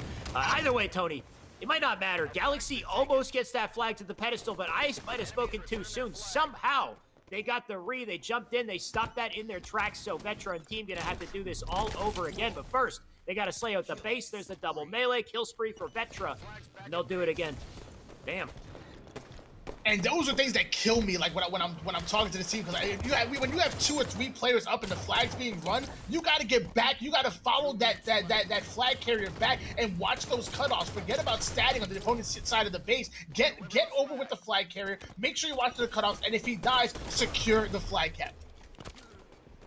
And stay alive in these crucial situations. You can see Vetra, he re-sprinted a little bit early, but he does have timing to make this work, so he will try to run the flag. Does whiff it, though. Gonna have to back up. Picks it up yet again. Might get killed here. He does have a teammate in the bottom of the base to pick that up and make it work, but that player flies in, gets the touch. Can they get the defense in time? They cannot. And that will close our game 3-1. Skadoodle will take it. Tony, you're coaching. I think it's your coaching, Tony. I think that was the difference maker. I think if you didn't coach them, it might not be a 3-1. If they might have lost. I take full responsibility for that win right there. No, obviously not. Obviously, these guys are absolutely incredible. Swish, Vetra, they literally put in work. Neuronicals, usually teams would simply fear me. Now has maybe found a new home with this squad.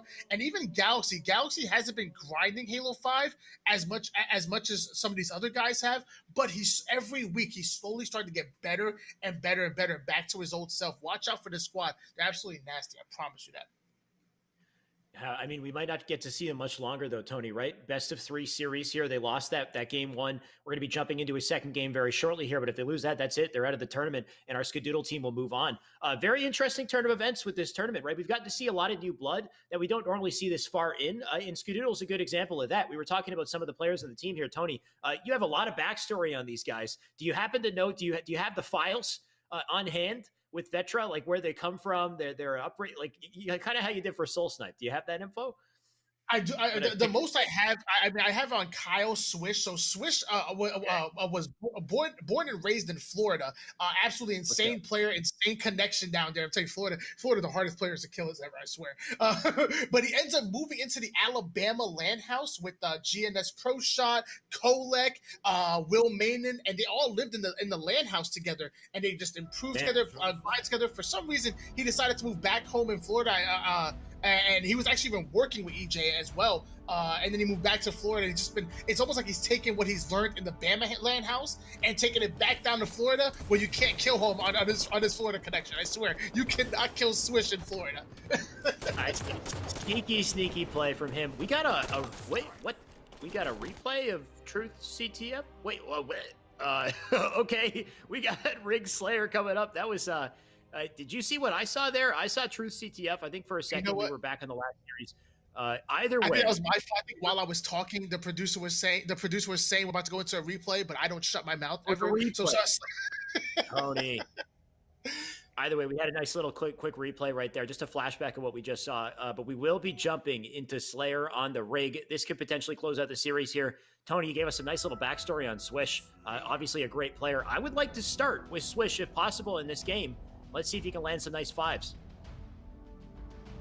Hey, well, we're going to find out. They don't call Swish fives for nothing. So let's start on board with him. Yeah, let's give him a start. It wasn't Galaxy switching over to Swish here. Has the DMR, his favorite weapon. Actually, his favorite weapon in Halo 5. He'll always like to pick that one up. Galaxy actually going to get with this camouflage. So there we go. That's good if you're a fan of Skadoodle. I thought for a second Swish had done his... Yeah, exactly. So he did his job, right? He came in, he got some distraction, he got some damage, he gave Galaxy an opportunity to grab the camo and rip that snipe away from Joan's hands. You saw him thrust slide over thinking there was nobody there to stop him, but damn, was he ready with just in wait. So Galaxy right now, he could rotate this snipe, he could maybe take it to bunker, he could sit on bat ledge and hit laners. I mean, honestly, let him call the shots. He seems to know what he's doing, Tony. Oh my God, almost does get away there. Yeah, that was actually a beautiful body shot by Galaxy with the sniper rifle. Vetra trying to stay alive right here. And Vetra's just one of those like crazy play. In fours, he almost plays fours like his twos, where like Swish is the player that's gonna save back, try to make as little mistakes as possible, play near perfect Halo. Vetra's like, here, hold my beer. I'm gonna thrust slide and five this guy real quick. Hold my orange juice because he's too young, Tony. He can't even drink the beer. You gotta put down the OJ. Hit a couple shots here. Guardian, in the meantime, he's got the shotgun, so you know, this is pretty supreme. We'll see what. Oh, and he's got a sniper. He's got all the goodies. Who gave it to this man? He can't hit any shots with them, so he'll drop them. And those might go over to the red team unless Juan's got something to say about it. He's really fighting hard to ensure that doesn't happen. But Swish gonna miss that shot. Juan with the nice kill. That's 13-7 on the board as they fight back to bring this series to a game 3. Yeah, you know, Juan and Ironic were actually former teammates. They were, I talked earlier about the Simply Fear Me roster. It did at one point feature Ironical and Juan at the same time. So I would love to see who's going to win this. There's a little bit of bragging rights there, obviously. Right. Yeah, definitely. These guys, if they do not go head-to-head in tournaments, they go head-to-head in 8s. In matchmaking all the time. They're used to playing with each other. They know what's up, so there's no surprises here. It's just who is playing better today, who is iced up, who is ready to hit these shots, make these plays. We got the camo coming up as well, so can they stay up in tower? Can they hold on to that control and ensure they grab it? I want to say, nope. I take it back. I thought that red might be in position, but I just saw that blue player sneak in, grab that camo. So once again, no mercy with a good advantage here. Absolutely on board here with Swish. Five currently holding down this tower side of things. Obviously a power position. If you're sitting tower, you can catch such crazy angles. You're obviously elevated above the map here. And if you work it right, you can still force a bunker spawn. You can still punish your enemy team. So definitely watch out for tower and white corner control because those are very important positions on the map. Yeah, tower. White corner is so sneaky as well. If you're not aware of white corner and somebody's just sitting there crouching, maybe got a shotgun, you know, it's just such a pest to deal with. So you definitely want to check those corners. In the meantime, like you said, top tower as well. Don't want to fall off top tower, though. This might be rough for Swish, but he does have his teammate. So good plays right there. 2 on the feed. Gonna fly forward, get all that damage in. Ironical cleans it up, so that actually gives them the lead here. 19-18 as they force a bunker side spawn in Vetra. Look at that reticle placement. He's ready to hit some shots here. He's got 8 shots to work with, Tony. 8 shots away. That was a beautiful nade. He got the hit mark information. He's looking for that player there. I'm surprised he went out his pistol, knowing he was one shot. He's going fancy. No, he's what? That's I don't know, man. It's not what he's looking for. That's for sure. Just not quite connecting, but he does stay alive. I mean, as long as you're living, you're holding on to the sniper. It's not all bad, but little rough there for a second. Let's see if he can set things. Absolutely, sniper rifle still in hand, still has 4 bullets and catches that nasty angle on Johan. Now gonna work his way towards long haul, finds a player, that's a double kill. Has a player white corner, he kind of feels it a little bit, not gonna go for the triple. I like that, Vetra, making the smart plays there. Wait for his teammates to push in and then make a play. Yeah, just gotta smell a little blood here. The moment he gets something going, he starts to connect them, but he's only got 1 shot left to work with, so hopefully he makes it count here. There it is, into the body. Nice cleanup. That's a killing spree, and he's using that cover pretty damn effectively, enough to get the damage in. His teammate will clean it up. That's now 27 to 22 on the board here. Camo now coming up, and I really feel like Red has an opportunity to pick this up, and we'll see. Neurotical got to square off. Nice double for him, but he can't afford to jump the Camo just yet. Got Swish there in the meantime, too. Also not jump the Camo just yet. There we go. We got it. Neurotical going to try to stay up here. Shoddy in the back pocket. Huge play from Neurotical as he gets a frenzy and stays up with the Camo.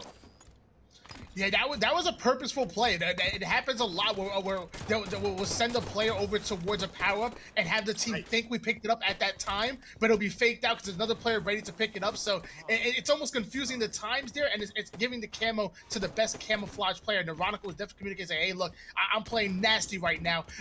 Let me get this camouflage here. So 34 to 27 lead in favor of Skadoodle. Definitely an interesting situation, right? On top of that, getting that timing, if Swish pushes past that Camo and then gets the defense, he's in a great perimeter position to ensure that nobody else gets to that Camo, that it doesn't get burned in a kind of a horrible situation. So definitely a big play. I mean, in the end, it was successful. And at this point, when you look at that scoreboard, damn, was it ever successful. A 9-kill lead here, 37 to 28 as they look to close it out, just hitting that 40-point mark very shortly here. But Neurotical going to have to back down, getting his way out of that situation. Hopefully he can recollect things. Absolute little nifty jump right there to get up to tower 2. Not even using any spring jumps or anything, just using the environment that's given to you. Almost takes Guardian right there. That would have been crazy, but Guardian flies at him, gets that kill. Vetra goes down as well, so on board with Galaxy. He's putting some good cross-map shots, but numbers going in favor of No Mercy. Hey, there's still time. They can come back. Definitely still possible for No Mercy. They got to clutch up now, or else this is literally it for them in their tournament life here. So it's got to happen. They can't even afford to get trades at this point. They got to get a full round of slays. They got to make it work as Galaxy has snipe. Galaxy looking to hit these shots here. Swish gets a kill on the feed. Galaxy actually almost plays it, changes his mind last second here, and that might be a good decision. You can see there's a player directly above. Does manage to hit the no-scopes. That's huge that he didn't play that snipe off, that he stayed up, and now he's got an opportunity to continue to get damage, to apply pressure here. Tony is looking good for Red right now. Okay. Absolutely. 43 to 35 lead in favor of Skadoodle, but Danny getting taken out right there despite having the sniper rifle. Bodies are hitting the floor all over the place. There's just carnage everywhere. Look at all the carnage. Yeah, you gotta love it. You gotta love the trades here. It's always so damn exciting with Halo 5 and the abilities and stuff too. You get these longer gunfights, you get more dynamic fights too, and you get these camo plays from Vetra. What a nuisance! 48 to 37. One more kill now to close it out, and that should seal the deal on this match, this series. Do it with the Needler. So everybody stand back. Oh, come on. I wanted him to get there. 50 to 37. That will end our game in our series, Tony. So Skadoodle looking pretty damn good. They're going to have to go up against the other side of the bracket, right? Who do we have on losers? I think it was LDG. So they might be making their way pretty close to grand finals if they keep this up. Yeah, absolutely. I mean, they're on two opposite sides of the bracket, so they're making it to losers round 7. However, their opponents, actually, they're going to jump right over to losers round 8, and instead we're going to watch LDG go up against just LATM, and then the winner of that goes up against 50 Shades of Brown for the right to play Skadoodle, who currently guaranteed themselves a top 4 finish. So, and I'm going to give a shot. Oh, here we go. No, it's not a replay. We're jumping right into the game here. This is not a replay. Yeah, we get no time in between games, so we can't even talk about the last game. We just want to give you more action because this is already taking place. We got LDG Esports, Just Latham facing off. This is game 1 in the series. You can see there's already 1 point on the board, so LDG leads in this series. Just Latham, we know how talented these guys are. They're typically a top team in these tournaments, so to see them kind of on the back foot right now is kind of a rough look for them. Hopefully they can continue to gain some momentum here because Tapping, this is exactly what we need, a triple from Tapping as he's looking for the over. Not going to get it just yet, though. Yeah, obviously fantastic job by Tapping to get that triple kill. However, I have to point out that this is not the same Just LATM squad that we've seen in previous tournaments. The fact that, you know, they lost to the former Chosen Legacy roster, Fire and Ice. Now they're playing against this roster, which again, they're not bad. Don't get me wrong. LDG's great, but the old Just LATM, the LATM squad that I know would have probably 3-0'd them by now. I'm surprised. You would think, right? That especially in a tournament, I feel like in this tournament with the competition that we have, Just Latham has the opportunity to get, you know, first place is going to be tough, but definitely to get to grand finals. Like I'm kind of expecting to see them there, so they still have that opportunity. It's just going to come down to whether or not they can really, you know, gain some momentum here. They can work together well. They can start to really upset some of these teams. Because right now, LDG, with not only the advantage, they're looking to put in a second flag. And Tony, if you look at that timer, this is a long game. We're down to the final 2 minutes here. We got the last camo coming up, and we're close to overtime as well. So they really can't afford to make any mistakes. Absolutely not on Ato's death screen as that player is able to get the return. So 1 minute and 33 seconds for Red Team to somehow make a push. And meanwhile, that flag goes in, so that's 2-0. And now you have less than 1 minute 30 seconds up with 2 caps on the board. Does LATM I don't know if they could do it, Alex. I mean, it's Halo 5, so you can see flag caps in literally like 10 to 15 seconds. But like you said, can they get around a Slays? Can they actually, you know, force a proper flagpole and capture situation? I don't know. I mean, with 1 minute left to work with, they have to play perfect Halo from here on out, and I don't quite think it's in the cards. It's going to come down to Crack there in the bottom of the base to make a nice flank and to really get these Slays and get something going here, but he gets stuck, and that really disrupts their push. You got a counter flag being pulled, Tony. I'm going to have to call it. I don't think they got it. Yeah, I mean, it's going to be really tough. Like I said, it's possible, but as far as is it going to be easy? I don't know. As Zaron wins that battle despite being the only player alive on the scene, then doubles back to challenge that player. Dude, if he would have got that kill, I mean, in his mind, he doesn't even have to cap this flag. All he has to do is delay long enough. 2-1 lead in favor of LDG. Yeah, so 30 seconds left is honestly enough time to get a flag cap, so I'm not really sure what was going on in P2 while that guy was challenging the 1v1 while holding the flag, because instead he should have been running it right now. They got an opportunity for another flag here. There's no contention that I can see immediately. I think they have this. Tony, this is going to go in right before overtime. So a hell of a blunder there from LDG. Whatever they did, I don't know if they got lazy, if they put their controllers down, because this could be a completely different result now. Absolutely, yeah. Pelican has, oh my god, Pelican's feeling himself getting a big kill. Obviously, there's some momentum in favor of LATM. That flag's getting pulled, but Drift is the last person alive, so I don't know how far he's going to get away with that one. I wasn't expecting this. I'm doing the math in my head. I'm like, dude, there's a minute left. I know it's Halo 5. Like, I know you can thrust slide. You can get across the map in like 10 seconds. But what the heck happened with LDG in the last minute of that game? How did they let this happen? A killing spree on the board is Just Latham with all the momentum. Pelu now under the base here. Gonna make his way up with the lift. Ooh, takes a nade, though. Good luck on that challenge. He'll go down. So they will thwart the pressure for now, Tony. But on the back foot, LDG, they gotta fight back. Absolutely on board here with Zaron, who's currently holding down this P side. Their flag is currently being pulled, but just kind of thrown out as a distraction for now. But hold on, 2 down goes LDG. They might be able to relay that, and that's exactly what Tapping Buttons is doing. Getting it across the car side, running into walls here. Gonna finish off that kill. Can this flag go into the base? He got around. Huge nade, but nobody's there to stop Gish. He's gonna plant it in. That's gonna be it. Tony, wow. They got a 3 flag comeback in the last like 3 minutes of the game. LDG, you cannot afford that kind of blunder. Not only does that give Just Latham momentum, it's soul crushing for a team like LDG right there. That is rough. It really is. It's almost like a mini reverse sweep, like in game. Obviously, Pelican adds so Drift were able to put Cap on the board, but more importantly, tapping buttons. 37 kills, 14 assists, only dying 24 times. Drift with 22 assists. The slays were absolutely disgusting. And even Nugget, 30 kills. That's not bad at all. But wow, tapping buttons almost dropping a 40 bomb. This is what I like to see from Just LATAM. We literally talked about it right when we hopped in the broadcast. Is Just LATAM are capable of being a top 2 team in today's event, right? Just considering the rosters that we've seen here, we know how talented Just LATAM are. So I see these guys going all the way to grand finals, but they have to start somewhere. They got to start with a hell of a lot of momentum here. Tony, what was that you were drinking? Was that a big bottle of water, by the way? There it is. It's a giant jug. I see it on the stream. It's only Monster. By the way, nothing else is allowed. My Monster's empty right now, so I had a giant jug of water. I was not ready for that. But yeah, I do. So I have to. So a part of my diet, as part of my diet, I have to drink water, and it's really hard for me. So I have this giant. It tells me like, okay, good morning. You've got it, and it has like these motivational like speeches on there to make sure I drink the entire jug. I'm not gonna lie, it's already 9:25 p.m. Eastern. I'm only halfway done. Just read the motivational quotes. You're almost there, right? It's got. You're halfway good morning. finished. You got it. Remember your goal. That's it. Keep drinking. No excuses. A little bit more, and well done. Damn. All right, I respect it. Can't hate a little bit of motivation. I hear that observer mode's up. I'm not even in this game, so you guys can feel free to start this game whenever you like. We're watching it through the broadcast. Weird flex, but I'm gonna do my flex real quick. This is mine. Check that out, Tony. Are you jealous? Oh, that is awesome. I am jealous. I am. Hey, I'll be applying soon. Hey, I'll be applying. I'm not gonna get it probably, but I am gonna apply.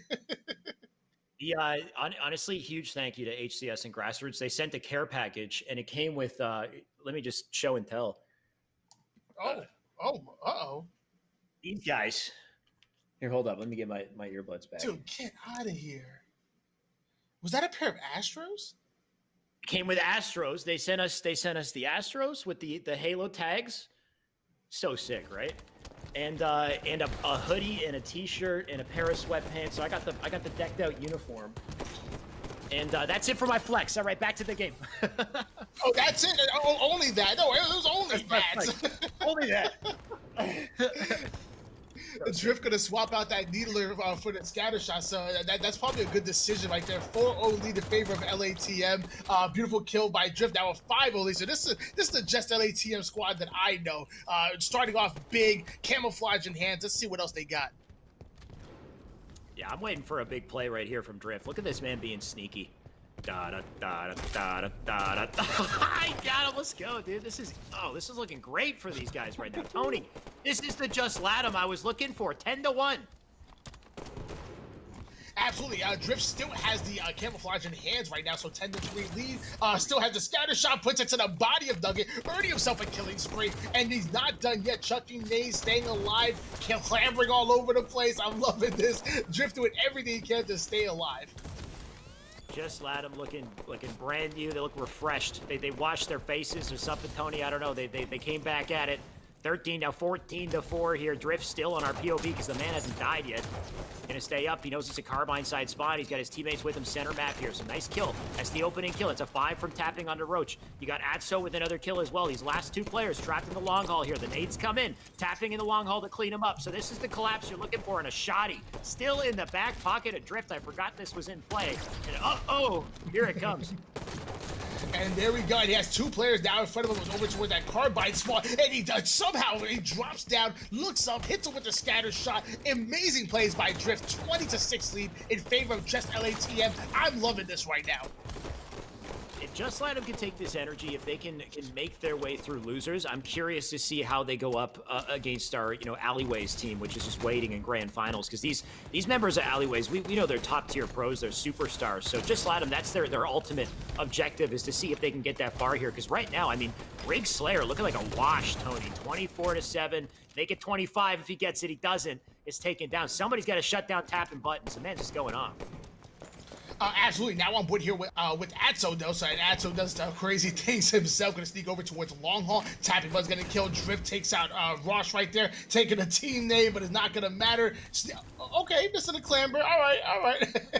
Now going to finally get over towards that tower side of things. You know, he has to do Chiha, so if he uses his powers too much, he gets a little blind there. You know. What do you have to do to get Mangekyo though? Don't you have to like kill your brother or something ridiculous? Like, or take them? You have to take the eyes from someone else, right? What does this guy have to go through to be as laser focused as he is now, Tony? I want to know. Well, that's it. Yeah, he actually had to beat his old team Fire and Ice and you know his LATM brethren, and once he beat them, that's how he unlocked it. 33 to the level lead in favor of just LATM. We're getting super dirty right now. I'm loving it. Yeah. People should already know. If they don't already know, I'm a massive anime fan. So, I mean, the moment you talk about Naruto is just, it's barely even the tip of the iceberg. But anyway, I'm sure half our viewers don't give a crap about this.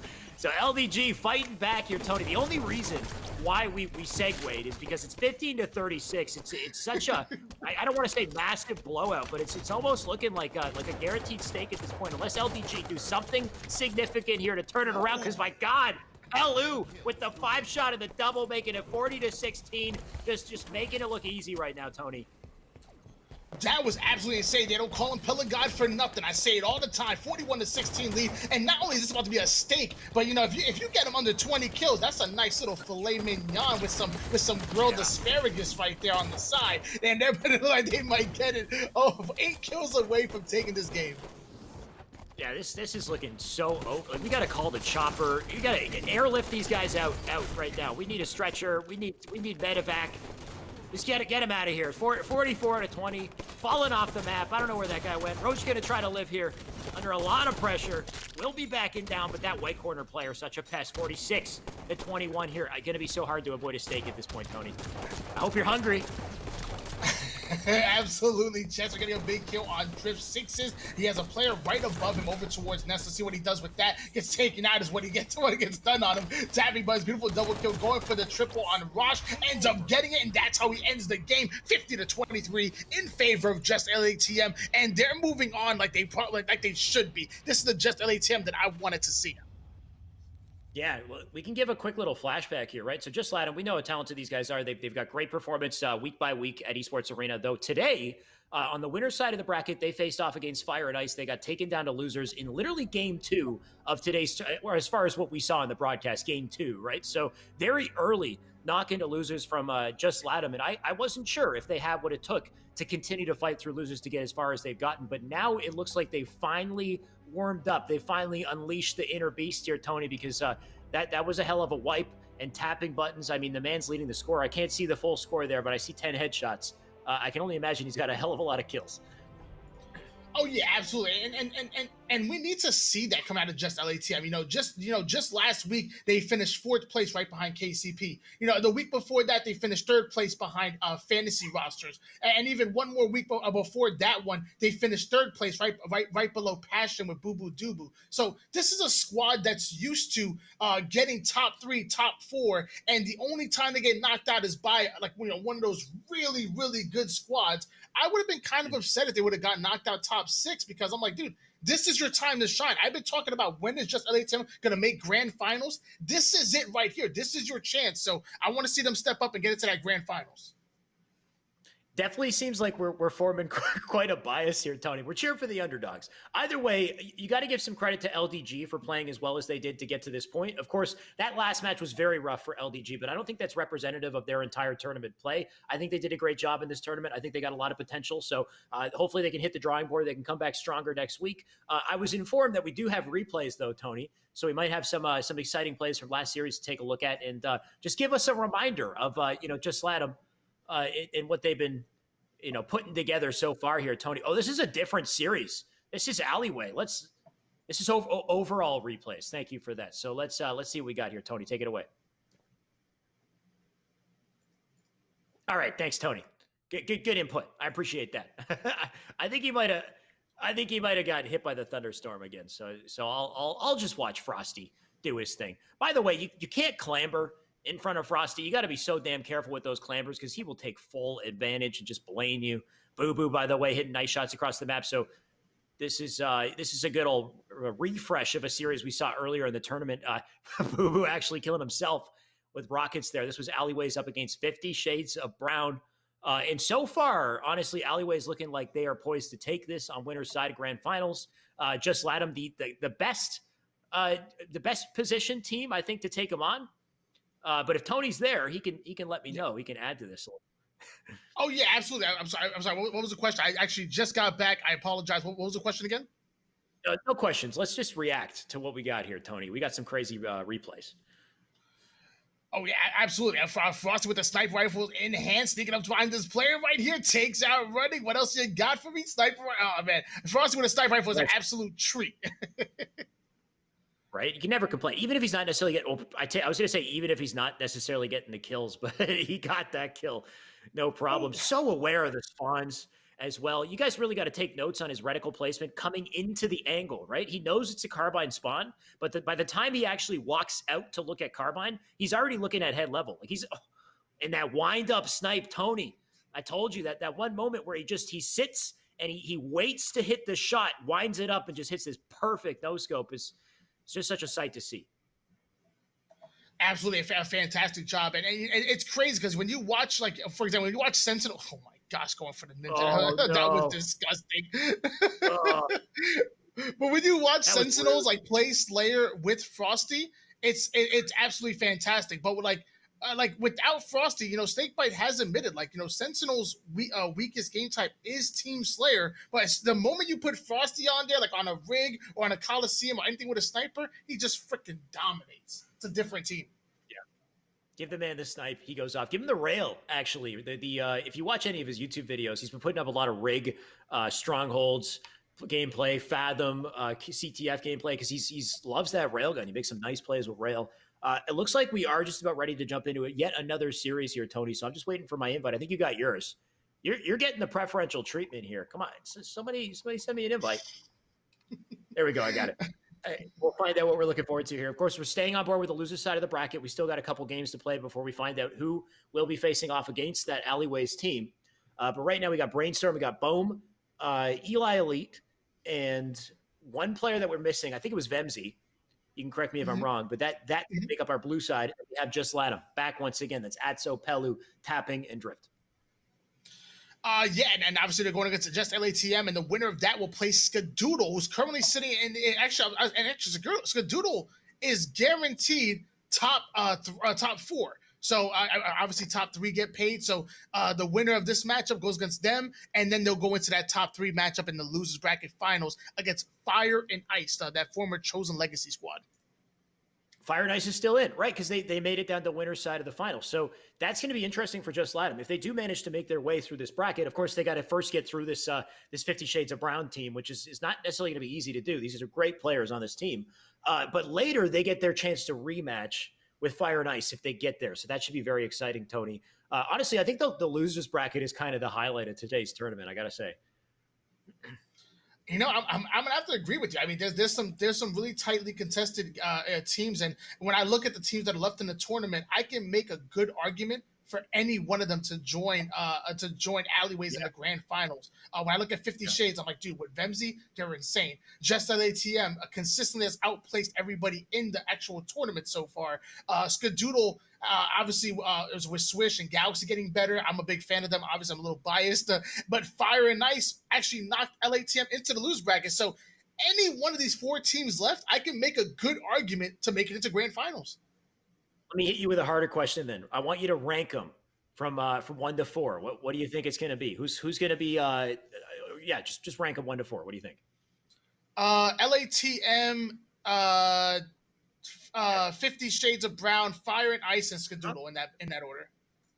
Okay. Oh, you put Skadoodle on 4. I see you. The team that you coached. You just gave them the kind of bench. All right, it's a little savage. Well, but I would do the same. To be honest, I would put them in 4. I would go. What? I hopped into a 2-hour call with numbers and taught them everything that I'm thinking about when I'm coaching the team. But it's not me in there. So if I was in there, number 1 easily. They're making it no matter what. That makes complete sense. Right. So Tony's not coaching. So number 4. So yeah, I would say just Latham, just based off consistency. I feel like they got the most potential to come back to make it to Grants. But I would put Fire and Ice second, just based off of today's tournament performance. Even though I think Fire and Ice is a toss up with this team we're about to see with this 50 Shades team. But I'll do just Latham, Fire and Ice, 50 Shades, and Skadoodle. But we're going to find out, of course. It's not going to play out in that exact fashion. We just have this series coming up here. We've got 50 Shades, just Latham, Strongholds, Eden for our game 1 here, Tony. Should be exciting. Should be exciting indeed. Obviously, you have the power-ups, you have Overshield, you have Camouflage, obviously hard to control, and don't count out the LR. The LR on Strongholds can be deadly if you're trying to hold the setup. So don't count that LR out.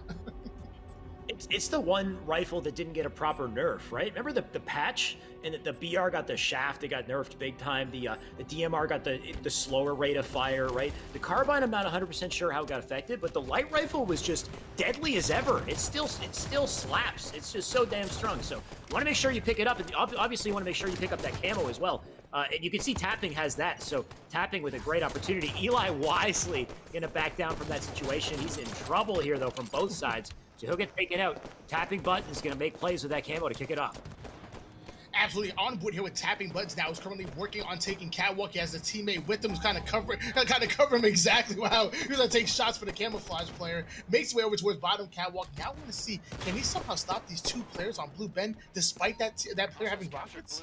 No way. Oh, you see him slip in there last second. He's like, nope, I changed my mind. This is not good odds for me. I'll take Catwalk instead. Look at this. Look at these players lined up, ready to knock him down. Nice and easy. That's 2 kills. That's a reset on Catwalk as Tapping makes his way over to Red Nest. They should be able to get these 2 caps nice and quick and some points on the board. I want everybody who's watching in the chat right now to take notes of that. Tapping Buttons decided to push Blue Ben and literally had the awareness to say, hey, this is a bad play. Let me turn completely around, defend Catwalk, secure Red Nest, utilize that camouflage, and that was absolutely incredible. Great plays by Tapping Buttons on board with Drift 6s, and somehow 50 Shades were able to actually put 2 caps on the board here. It's like when you dip your foot in the lake and it's just too cold, nope, not happening. I don't care how cute these girls are. No skinny dipping today, Tony. The lake's just too cold. Not happening. It's a bad joke once again. I'm gonna keep throwing them. Either way, Adzo gonna control the bend here. He caps this. They can get some points on the board once again. You can see they're down by a bit of a deficit. I see my dad jokes are rubbing off on you a little bit. I'm so happy about this. Like I'm rubbing off on Alex over here. Fantastic job by this 50 Shades. Hey. We're rubbing off with Bempsy of 50 Shades. Don't take that term out of whatever you just said could be horribly taken out of context. So we'll just forget you said it. Either way. Brainstorm with the rocket launcher, taking it to Pelican's body. But by the way, guys, don't get confused by the overlay. The blue team is actually 50 Shades, and just LATM is actually the red team. It's a little flippity flop right now, as Bomax doing a great job putting some cross map shots and trying to defend Catwalk. Gonna flippity flop that back in just a second. In the meantime, though, you can see the score is starting to climb here on the side of blue, on the side of 50 Shades. As they start to climb back in this series. Nice slays right there. That's 2 on the board. You got 1 front red that they can try to take out here, but this tower control is going to be so crucial in holding down Catwalk.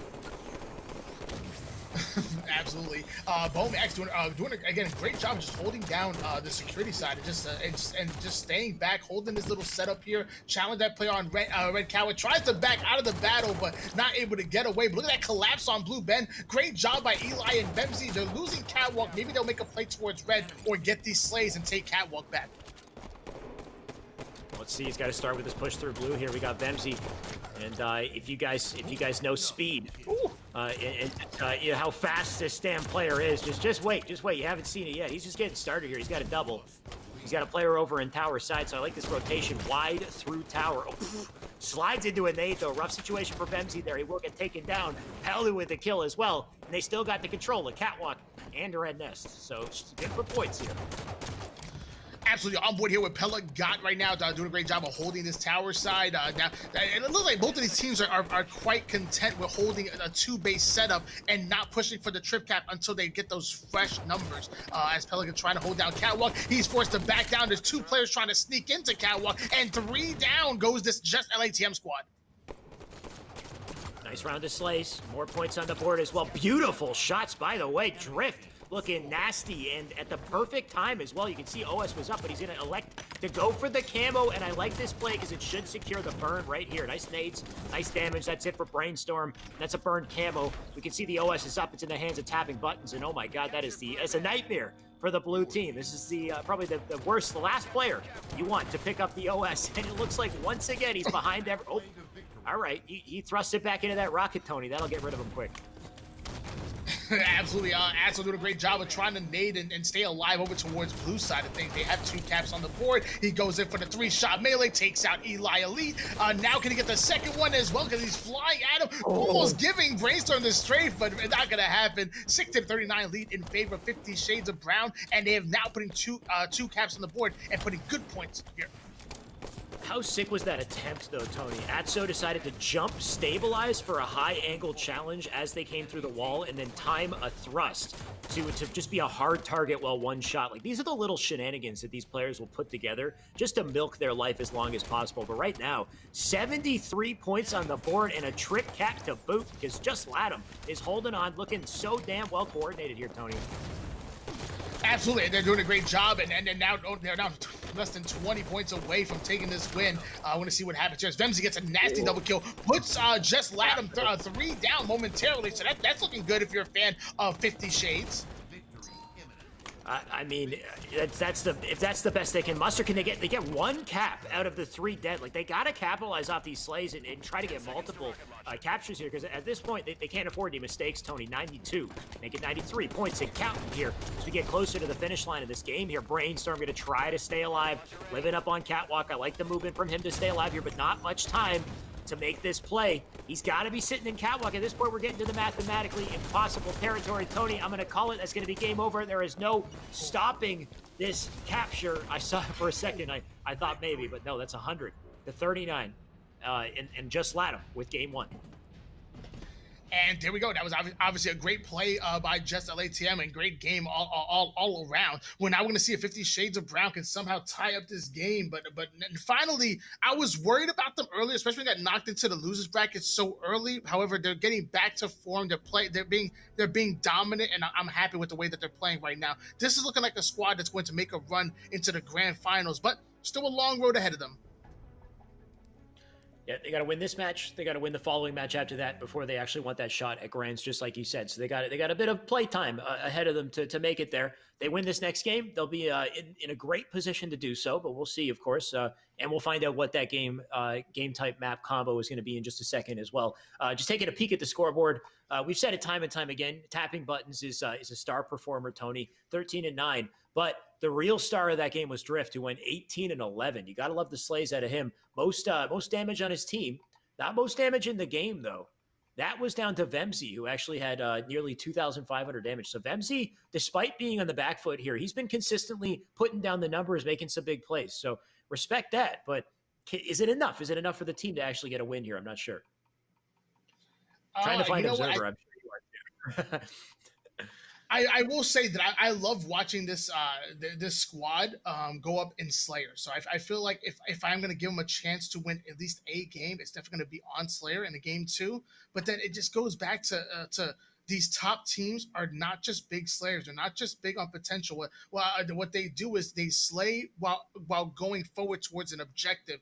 And that's what's tough to put a complete game together, especially against the likes of Just LATM. I put them right up there. They're consistently 3rd and 4th place. So I'm going to put them up there with some of those top teams. Yeah, I agree with you. Just let them, they're well coordinated when it comes to objectives, so I give them a huge edge in objective game types, but they're no slouch in Slayer as well. Like they can definitely make it work, especially if we get a Truth Slayer. Just let them, I find with Truth Slayer, very, very confident, very well poised. They really clutch up in a lot of their games in that map. So if we get that, they might be in trouble. We could see a whole variety of things though, so we'll find out in just a second. But I'm still cycling. Somebody's got to turn on those observers so we can actually get this going here. It's up to Tapping. Got to relay a message over to Tapping. Let them know. Unless he wants us on his team. I mean, by all means, I'm ready to sub in. I don't know about you, Tony. Hey. 1v1 me. You you jump on Just LATM. I'll jump on 50 Shades, and we'll make it who knows? Maybe Infinite might be 5v5 going forward. Call of Duty did it. Don't put that in their heads. Don't give 343 ideas, Tony. Come on. What are you doing, Tony? We already got a grapple hook. I mean, I'm not complaining about the grapple. I like the grapple. I think it's kind of cool. But I know some fans, they you change a number from 4 to 5. Whoa. That's like putting Sprint in Halo, man. That's a dangerous game you're playing. I don't know what you're trying to do. I'm just trying to grapple up. It's like a 360 ground pound for like $100,000 in an online tournament. I'm going to pull it off. I'm telling you. I've been practicing my grapple, man.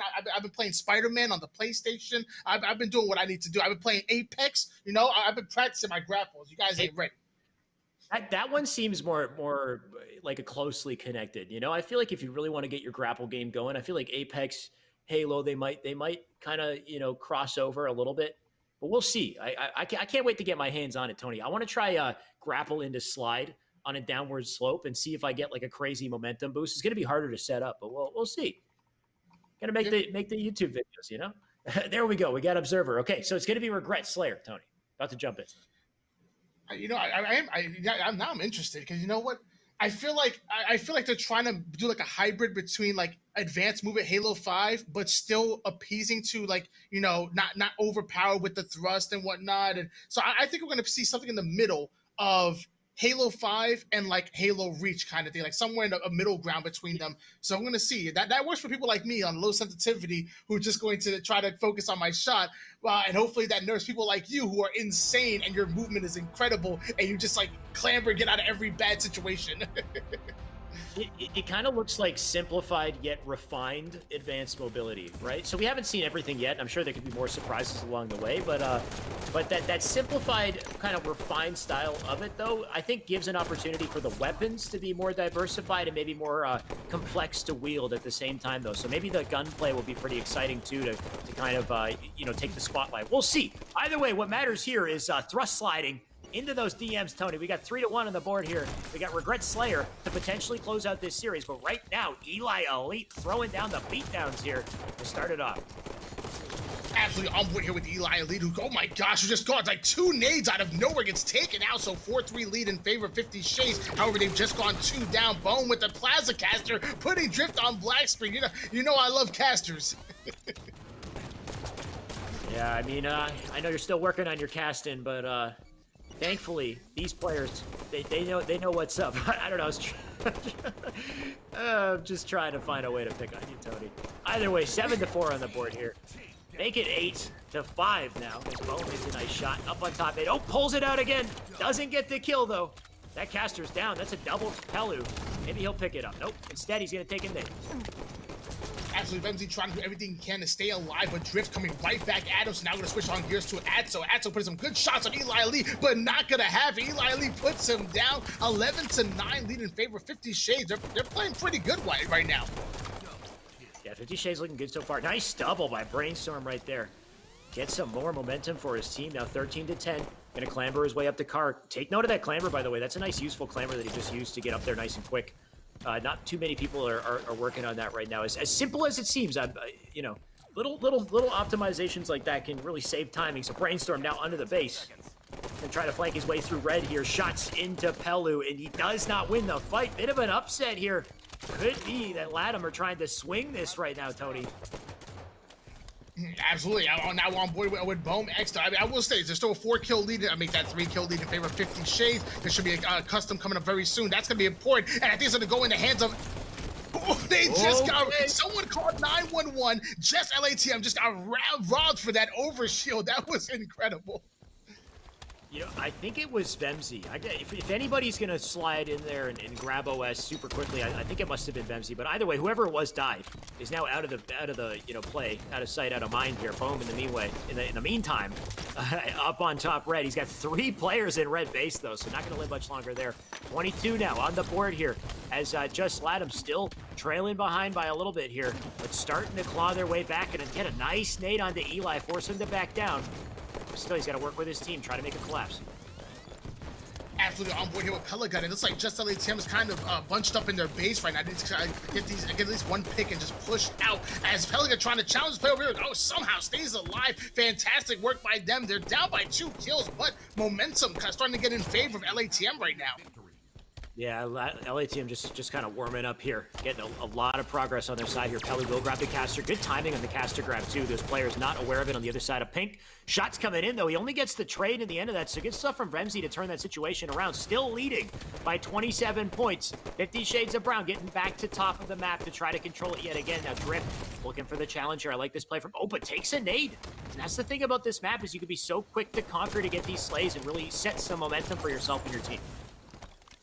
Oh yeah, 100%. I agree with that 100%. 31-27 lead in favor of 50 Shades. Brainstorm catching the flank on that player towards bottom of the base, able to kill him, force that player to back down.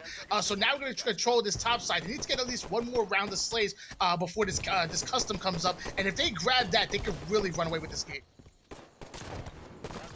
See if Brainstorm can do that. Right now, he's so focused on getting under red base. He does get the kill on Atso.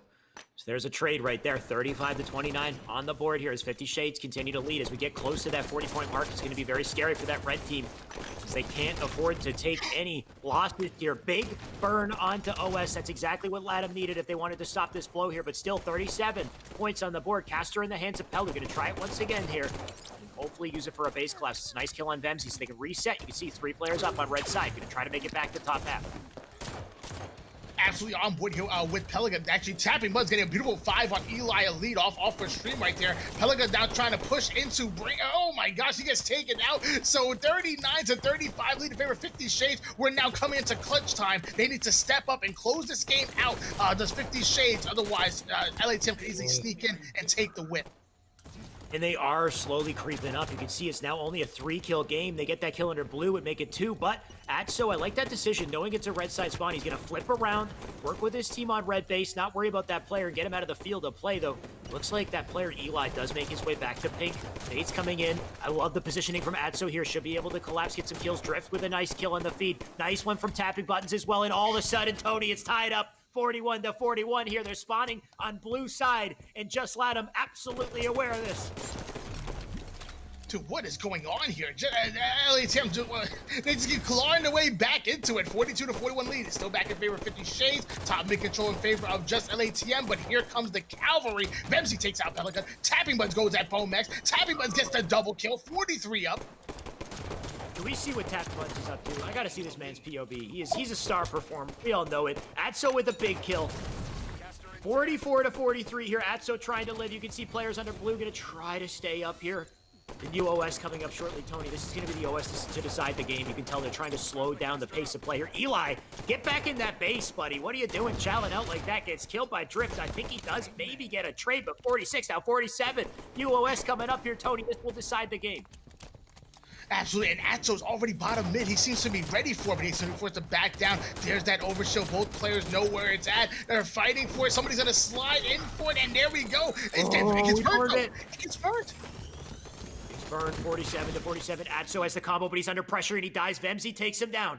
That's a big kill right there from 50 Shades. 2 more left to close it out. Can they coordinate?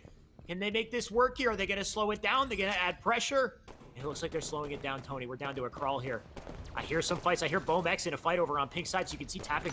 This is all on Tapping shoulders right now with the flank, with the combo. Big play on a Bone. That's 1. Looking for 2 here. Nice shots, but gets crossed in red base, and he gets taken down, and that's a win for 50 Shades. They clutch up 50-48. And we got a game 3, Tony. We have a game 3 indeed. And I said it, 50 Shades were going to steal a game off of this team. It would have to be in the Slayer. A fantastic job by them. 15 kills come out of Brainstorm, 10 assists, 14 kills out of Vemzi, 13 assists. Fantastic job. And my gosh, Drift 6s. 18 kills, only dying 14 times the Drift 6s. So fantastic job by them. Now we're going to find out if 50 Shades can ride that momentum into a game 3 win, or will Just LATM close things out? What a wild turn of events at the end there, Tony. You look at that scoreboard, though, a little lopsided, right? Like Drift, 18 kills is massive, but his teammates, I mean, you know what? I take it back. They made up for it because you can see Atso and Pelu got 14 assists apiece. Like it was 9, 14, 11, 8, 14, 14. So in the area that they didn't get slays, they made up for it in assists. But tapping buttons could have won the game right there. It was so damn close. He had the combo. He snuck in, got the first kill. If he wasn't shooting that player on Pink Street, notice the second player in the attic. It might have been a totally different situation. But regardless, only one team takes that W. That was 50 Shades that clutches up. And Tony, we get an exciting CTF on Fathom to end this series. It could be a quick one. It could be down to the wire here. You got to love CTF Fathom. It's always a surprise with this one. Yeah, and there's nothing wrong with getting 7 kills and dying 14 times. Actually, I saw a bad push do it while he was playing with you earlier on stream. Like that's his wheelhouse right there. I hope you heard that. Tony, I had to get 30 kills and like 10 deaths just to like barely win. It was scary. Man, it was close. He did. You know what? I hear him. I hear a bad push in my ear. He says he clutched the game. He got a ball kill. I think that was his 3rd kill in the game by the end, but he did clutch. So we'll give him a little pat on the back. Right? You know, it's COVID, so from far long distance, pat. You can pat yourself. That's all you need. All right. Either way, this game's in session, Tony. Bohm has the flag, and he's playing sneaky. I'm not sure they're even aware of the... Okay, well, now they are. Bohm right now gonna try to live. I think that might be returned, though. He's in a rough spot. Actually, they gave... okay, there we go. And notice look at how 50 Shades completely gave up on that flag just to go right back into map control, pushed aside. They ran over to, it was almost like they were baiting that flag right there. Actually getting a kill on Eli Elite. Tapping buttons fly, got this play over towards Blue Treehouse. Fantastic job by 50 Shades to not overcommit to a bad flag. Ooh, Vemzy right there coming out of that 1v1. You gotta love it when you see Tapping, who's currently going off, going up against Vemzy, and Vemzy's still hitting all those shots, so nice to see that. Of course, Vemzy up on screen here, up on top mid. Oh, beautiful nade from him in anticipation of that player pushing up into... How did that... For a second, I thought he was going to win that fight. Tony got freaked out. Either way, the pressure's still on. Eli does get the kill. It's a trade. Not enough to get the flag, though.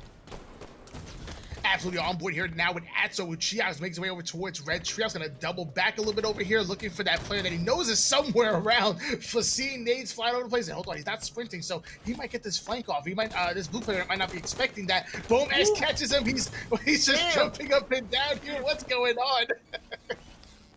Instead of jumping on that ledge, I do the drop back. Hit him with the old DBC. You know, you clamber back up. It's so annoying because it looks like you're going to fall off, and it's just such a cheesy ledge to do it. But that's an interesting strat, just jumping up and down and having them, you know, shoot you in the feet. Either way, didn't really succeed. 10 minutes on the board. You know what that means, Tony. We got rail, we got camo, we got a flag also being pulled. It's already on the blue side of the map here. Pelu looking to get the defense here. Massive play from Pelu as he gets a double, but the flag still goes in. So that's 1 point on the board there for 50 Shades.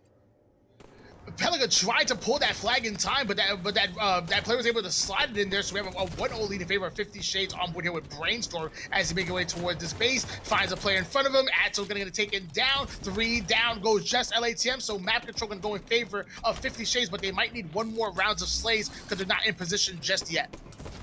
They have all the resources to get those slays, though. You can see Eli actually managed to pick up that camo, and Brainstorm, of course, has this rail. So this is an excellent setup.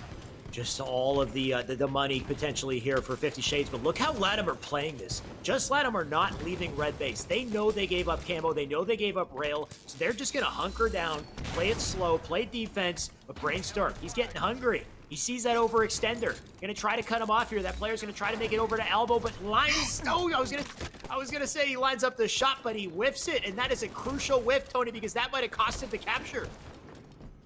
And just might have, because Peligot actually gets it over to the 50, the 40, the 30, and that's a touchdown for Peligot. 1-1 tie, 8 minutes and 40 seconds on the clock. Let's see. They're going down, though, so Slay's going in favor of 50 Shades, and they have top control. Let's see if they can convert that into map control and ultimately a flagpole. Moral of the story, Tony, don't miss. You miss, you lose the flag. That's exactly what happened right there. We got a trade down on bottom mid. We've got 8:22 on the board here, so we got the OS, we got the camo coming up shortly here. No, the OS and the camo and the rail. I'm on a different map apparently, Tony. I was still on Eden Strongholds. Either way, Brainstorm here. Up in the treehouse, gonna try to delay as long as he can so he can get himself ready for that new camo coming up, though I believe it's late. It should be around the 30-second mark. We'll see.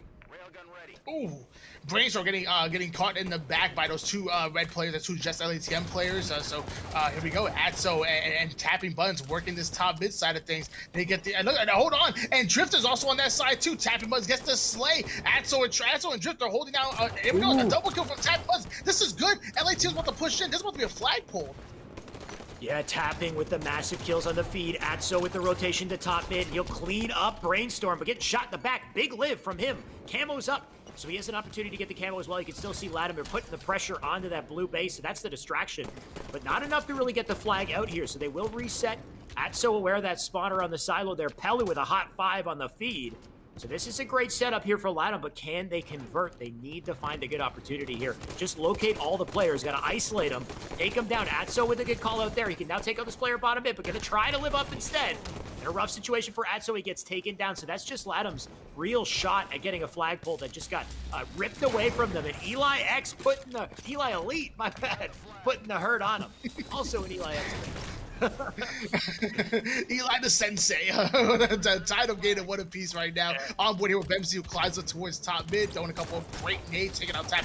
That player comes at him with a railgun. That's Atso taking him out. So now we're going to switch gears towards Boom X to see what he can do. But he's getting shot in the back as well. Yeah, Boom going to have to live here. Play it slow for now. Unfortunately, in blue base, you don't have that ledge you can stand up in this spot. Like in red base, you can stand on the wall there. But Boom doesn't need it, though. Nice shots from him. He does stay up. That's a big defense from him, but 3 players pouring their way into blue base and getting the slays here. A couple trades. Is it enough for a scrappy pull, though, Tony? I can't see it just yet. Doesn't look like it. Somehow, LATM is actually electing to go for another round of slays. Drift gets in there, gets the kill. Bemzy gonna take out tapping buttons now. Drift gonna fly towards Blue Elbow, taking out Eli Elite, getting himself an LR. But LATM maybe playing a little bit too safe right there. They at least could have threw the flag out and get things started a bit. But either way, great job by 50 Shades to defend their base. I can definitely see the pressure coming out from just Latam. They're staying alive. They're getting slays, but they seem to be having trouble converting. Like you said, they can't seem to get that one clean opportunity to pull. But it's starting to happen now. I think you can see the flag went out. Atso in the meantime going to try to get some sort of a cutoff. Oh, but instead he'll do the relay. I like the baton pass here. Is there anybody to stop him? Looking for free reign. Misses the flag with the thrust slide. Gets taken down, and that's a bit of a blunder here. Tony Bemzy coming in with the shots. He gets taken down. That flag is still in play, and it's up to tapping buttons, and he can't do it. They have a return. They got a successful return yet again. You can't miss the flag on a thrust slide, Tony. Yeah, I'm gonna have to agree with you 100% on that one. What was a guaranteed flag cap ended up being a little nothing. And they ended up getting that return, and now Brainstorm has camouflage. So, wow, LATM needs to hunker down and make sure they're not making these silly mistakes here. Brainstorm with the camouflage, getting the kill on tapping buttons. Let's see what he can do. Somebody's got to hit up that ice machine and give these guys a bucket or something. They need ice, Tony, is what I'm trying to say. Because they don't seem to have it right now. But either way, despite the uncoordinated pulls here, it's not like 50 Shades has anything. Oh, I take it back. Eli's looking to prove me wrong. He does get the 5-shot. Pressure now coming in from 50 Shades. Bemzy with the nice shots, but forced to back down here. So, I mean, on both sides here, we're seeing, both teams headbutting each other. But nobody coming away with a pull. It's one of those games of Fathom, Tony, that just really go down to the wire. Oh yeah, we've seen it plenty of times. We've seen games go to 12 minutes, go into overtime. We've seen Bemzy drop double kills like that as well. Those 2 players trying to drop it right in front of him, flying in for Atso. He kept zooming in and getting knocked out of zoom, so that was kind of weird. He must have that LT to zoom probably. All these Zoomer kids with their LT zoom, they didn't play classic Halo. They got on Halo 5 as their first game, so they think LT zoom is the way. But come on, tapping button. He doesn't have LT zoom. I hope. I'm just just talking out my butt here. I don't know. Either way, he does get taken down. That's a rail down to the porch here. Maybe in the hands of Pelu, but Pelu's still got to fend off the pressure. And Boom, with timing on that pull, he sneaks away. He takes the flag down to bottom mid. He might be able to get past the 50-yard line, and he does it. Tony somehow. Boom makes a huge flag run here, and we got just over 3 minutes left in this game. It looks like they will be able, I want to say they'll be able to sink it in, but it's not there yet. There we go. We got it. 2-1 on the board here for 50 Shades. Absolutely getting taken out. 2-1 lead in favor of 50 Shades. Hopping on board here with Boom X now. Going to make his way over towards this red tree outside of things. Sneaking up behind a player towards top mid. Forcing that player to back down. Getting the kill on Pelagut. 3 minutes and 8 seconds on the clock. But Boom X going to play a little bit slower. Going to make sure he gets at least 1 or 2 more slays before he tries to overcommit. But ends up trading out with tapping buttons. Tony, this chat thinks I'm not aware of the theater zoom glitch. Come on, guys. You think we don't know that? I'm making a joke about LP aimers. Let me have my moment, all right? Here, either way, Pelu's up on top mid. He's going to try to hold it down. Not for much longer, though, because he gets taken out. Tapping buttons with the kill on the Bone. We got Brainstorm with a kill on the Pelu. And in the meantime, Drift staying up on Silo here. So, Tony, I think that camo is still in session. I think Atsu might have it in blue base there. And if that's the case, he might have an... Oh, I called it. There we go. Atsu with the camo. He does throw it out front base. Big opportunity for Just Latin to clutch up here. They got to make it work. I think they might have a great chance here, Tony. Absolutely. Atsu actually still has a little bit of that camouflage. Never mind, no camouflage on him right now. But doing a great job of staying on their porch side of things. Now he's going to push up, maybe get these cutoff kills. Eli Lee, Bomex work a little 1-2 combo, taking out some players here. That flag might just get pulled, but they still need to return. What's going to happen? Oh, I don't know, Tony. Players are dropping left and right here. They're going to try to get the read, but Tapping with a huge defensive kill. Going to fly in to get the touch, and he does it. Flag still in play, but player still diving in to get the return. He gets killed. Big melee trade. We need another player to dive on to get that re. And is somebody there? I can't tell. They touched it somehow. Tony, that flag's still in play. They get this in. We could be seeing it overtime. This is huge. Tapping needs to stay up. You can see 3 blue players there to get that line of defense, and he can't get it past the window. Pelu can't clear the window. He will get... Oh, that's a huge kill from Tapping.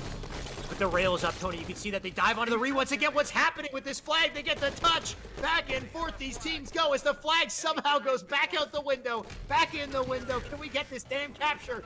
We can do it. I got no voice left. But we can do it, Tony. My God, 2-2 on the board.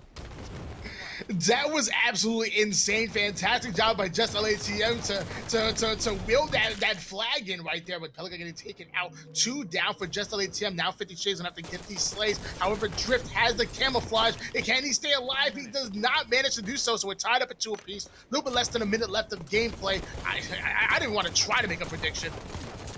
This is some like top tier Fathom flag gameplay right here, man. I can't complain. You gotta love when a Fathom flag goes down to the wire like this. You got a fumble in the window. This is back and forth. Although it might be over now, Tony. You can see Tapping getting it past that last link. It's over on the porch here. So whoever grabs it, they can carry it down that last little bit. Looks like they won't though. Nice re coming in from blue here. 50 Shades looking to return the pressure once again. Drift just living up in the window. Grab that light rifle.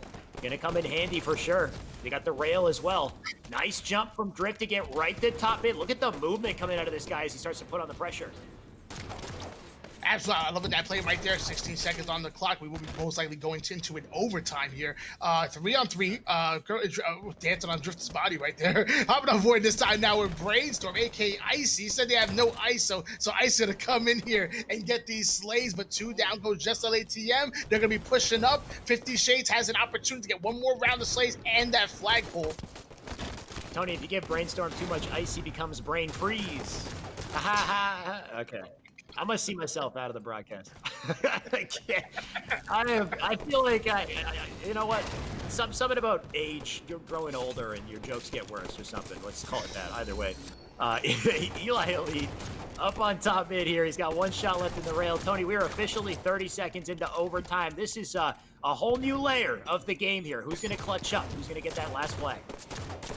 Absolutely, Eli Lee putting some good shots on Atsu, ends up taking him out right there. That was absolutely insane. 1 shot left in his railgun, goes for the splash damage, and it doesn't even get the nade damage. Doesn't get any great markers at all. So Eli Lee, at least he's still alive over towards Treehouse. Let's see if we can sneak up on this player here. Ooh, not good enough. Tapping is way too wired to allow anybody to sneak up on him. He hears your footsteps from just meters away, just miles away. Either way, looks like we do have somebody living out front blue there. I think that was Bowman. I'm not sure if he had a rail. Either way, Vemzy is hitting 5s here. So just on both sides of the map, Tony, everyone is just on peak level of their game here. But who's going to clutch up? Who's going to seal it out? I'll be honest, I'm not exactly sure right now. I'm on board here with Vemzy. Actually, Bomex has a kill off the stream on Atsu. Pelican taking out Eli Elite, but Bomex getting some plays. Vemzy gonna finish off this kill, so it's slays going all over the place. But the flag's actually somehow being run by LATM. No, the flag's out on both sides, Tony. I don't think it got that far on red, though. You can see they might be going for the re here. They're getting close to it, but it's over in sub, so the defense coming in, they do get the touch, so we might be having a nice little flag standoff here, Tony. I don't think there's anything that's going to stop this. Yep, we got a flag standoff, 1 flag in each side of the base, 1 minute left to spare before we potentially see a reset on this game. Yeah, I still think it was actually kind of crazy on the LATM squad because 50 Shades actually had the round of slays, but somehow they end up stealing that flag and forcing a flag standoff. So we're gonna see what happens here. Brainstorm with the light rifle playing. I like his positioning there. Atso flying in, but a little bit of engagement between Brainstorm and this player going for that first pick. His teammate goes down. He takes out Tap Buds, but he goes down as well. Two down in favor of 50 Shades. That's the return. But is it enough? They got returns on both sides, but the flag is out yet again. They're running it back for another try here. It's over in sub. That player got slayed. The defense coming in here, but big kills. That's 2 dead from Drift and tapping. Atso living up. He's 1 shot right now. He can get this touch on the flag. He might have a big opportunity here. That player fell off the map and gave him the kill from the grave, and now that flag moved into porch. So really big blunders on 50 Shades side. That flag is going in. It's about to be Captain Pelican, and there we go with 7 seconds left in the game. Just LATM clutch it out and win the game 3-2. My God, Tony, I was expecting a reset there, but damn, did they clutch up? Did they make it work? In the last 7 seconds of the game, we got 3-2. On Fathom. That closes out a long series. The biggest series we've had today so far. That was game 3 in our best of 3 series. So that is it for 50 Shades of Brown in their tournament life. Well fought from them, though. Absolutely, and great job to LATM, obviously securing that. Wow, that was absolutely fantastic. That was an exciting game. Fathom, when it goes down to the wire, which it does happen often, it creates these incredible moments. The only thing I hate is when it goes to a replay. Oh, I can't do full replays. Oh, gosh. Tony, you love casting. Stop lying, all right? You cannot wait for that replay because then we cast more. We get more matches. Either way, I'm glad it ended how it did. It ended in the last 10 seconds. We got the full length of that game. We had a nice intense matchup as well. That last what was it? The second flag for Latham. My God, Tony, that second flag that just they kept dropping it in the window, out the window, just players just throwing bodies at it. Like those are the most exciting moments in these Fathom CTF games. So I'm glad we got to see that. But that means that just Latham, they're going to move on in losers bracket. They're going to have to go up in losers finals next. 50 Shades will be dropped out of the tournament. All we have left, I think, are 3 teams here remaining, Tony. And if that's the case, we've got some pretty exciting matches coming up next. So stay tuned, guys. Don't go anywhere. We'll be right back. We've been in the game from the very beginning. There with you every step of the way.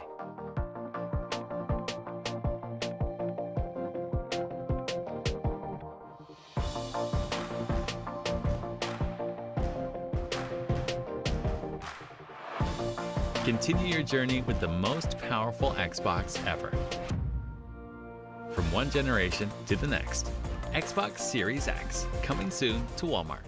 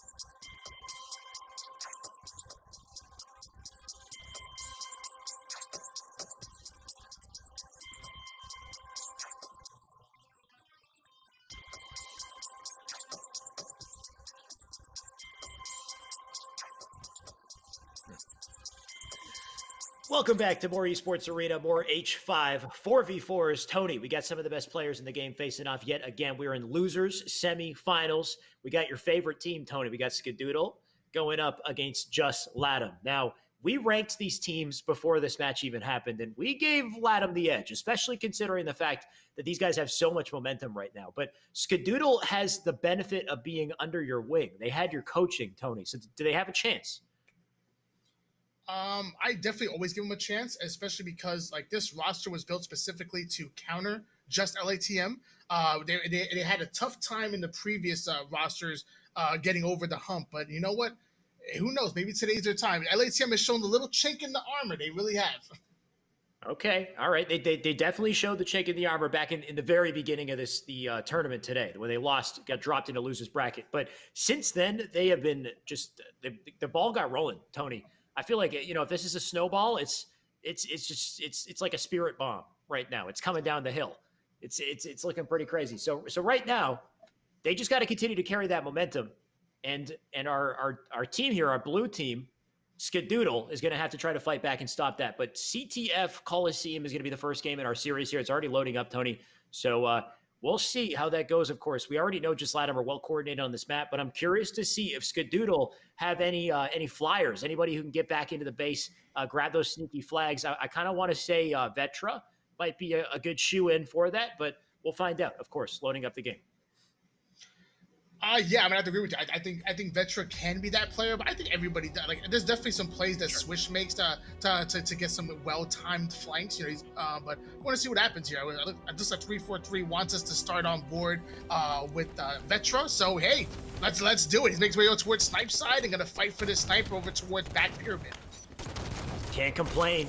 He might take us. Oh, he's good, though. He just fended off what could have been a pretty embarrassing opening strat right there. So good melee on the drift, shutting him down. Snipe in the back pocket. Doesn't need it just yet because he shuts down. Tapping. Nice body shot for the double. That was quick and clean. Easy kill on the spawner. That's an unfortunate spawn for that player right there, but can they continue to prey, Tony? Can they capitalize off of this opportunity? You can see those players on Albo decided to start overextending. So I kind of like that play. And the last player who spawned up, he's hiding in the back of red. Like, you got to love this from Latham, how patient they are, how coordinated they are. They know the situation that they're in. They held Vetra off long enough to get a counter pull, and now they've completely stirred the pot here, Tony.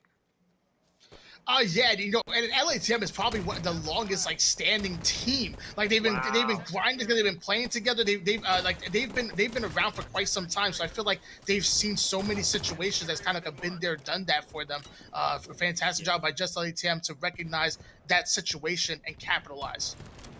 Yeah, you gotta love that. Now it's not over yet. The flag did get counter pulled, so great play from Skadoodle to stop what could have been an almost guaranteed flag right there. But they really took Vetra out of the field of play. It's just such a smart reaction to that situation. But right now, of course, flag standoff. Looks like nobody's gonna threaten Swish, so he doesn't ever have an opportunity to get back into blue base here. And he will play it slow. I don't think they're aware of where exactly he is, so he's going to try to use that to his advantage. But tapping, getting a little greedy over here. He wants to put some damage in. He's doing just that. Great shots from him. Drift gets that kill, but he gets taken down. That was a sneaky play right there to get into the base and get that return. And that might be able to be a first flag on the board here. Uh-oh, though, Tony. Do they have it? Oh, looks like they got it. That's going to be a re. That's going to be a cap on. Wait a second.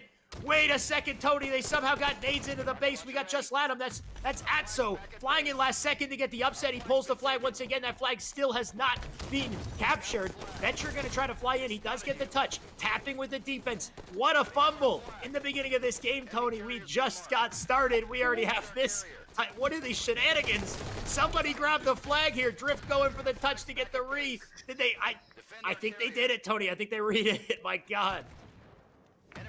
Yes, they did. Wow, that was pretty exciting here. So for that to end 0-0 still, so nobody able to put a flag cap on the board. But we're gonna watch Skadoodle just fly the way over. Now we're gonna see how this is testing their mental toughness after having to go through all of that and not getting the capture. Can they bounce back? It's always so hilarious casting those situations when the POV is changing at the same time. You're like, who's raising the flag? I can't understand. They're like, I think they did it.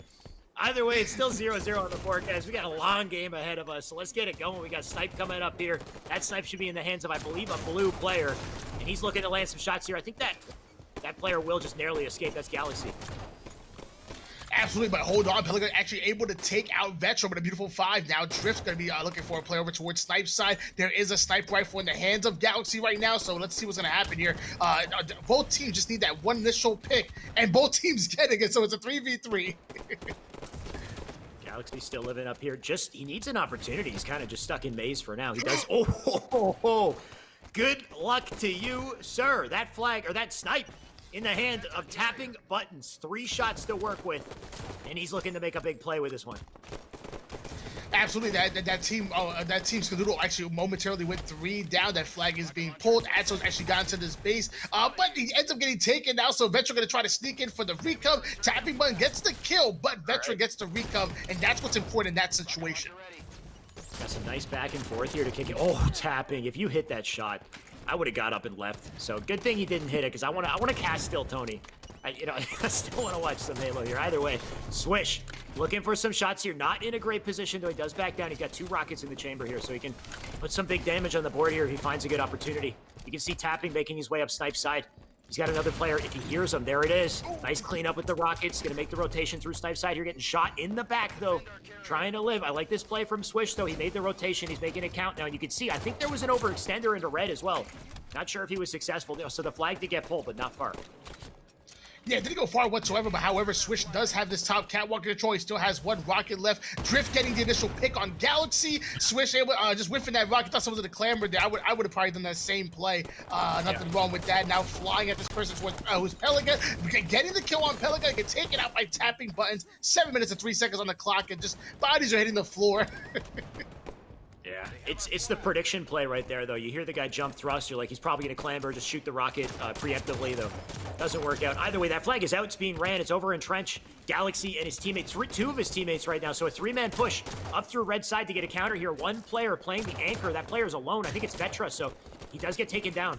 That's a big kill right there onto Vetra. I'm not sure if he managed to do anything to turn it around. You can see all 3 players, apart from Galaxy, going down here as they start to run that flag yet again. So, Tony, there's nothing that this blue team can do to stop that from going in. Oh, yeah, absolutely. That's a 1-0 lead in favor of LATM. Traffic Buzz actually even gets the initial pick on Vetro with the 5. Atso taking out Neurotical. Now going to challenge Galaxy right here, but Galaxy getting the nasty double kill. Back and forward action all over the place. Swish goes down, too. So I love these kind of games where it's just back and forward. No team wants to give an inch, let alone a mile. Yeah, we're swinging around here for sure. Pelu with the fisticuffs. He does trade. Still 1 point on the board here, so Latham with that lead, that advantage. We got the rockets up on the map. We had the snipe up as well, so not sure who won the battle. Either way, Drift gonna try to place, or not Drift, Swish. Oh, Swish is gonna get killed.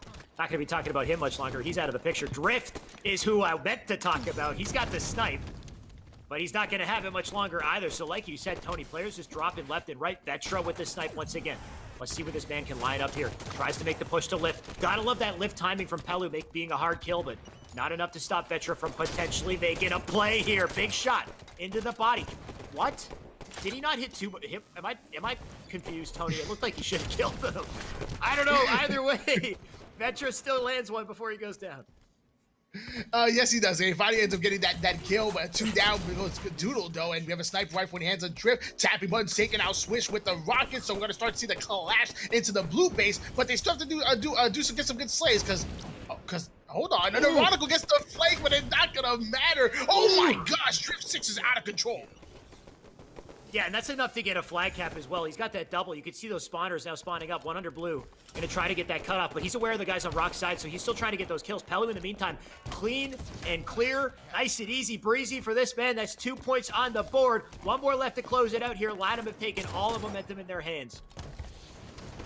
My gosh, that was absolutely disgusting, and it gets capitalized with a flag cap, and they're not done yet. Tapping Buttons and Pelican actually get this 2 slay. That's going to be 3 down from Skadoodle. Going in for that 4th player. Vetru clutches up, gets the double kill, but that's not going to stop that flag from going out. Tapping Buttons does not skip a beat. You cannot stop this man from tapping his buttons, Tony. He's hitting that A, but I don't know what control scheme he's on, but he's hitting the buttons, Tony. There's no way they're going to stop. Oh, wait, there's 1 player on the elbow, but he's not fast enough. Tapping is so damn quick. Tony, he's going to sink that in. That's a 3-0 game. Just Latham. They broke away, and they didn't let up.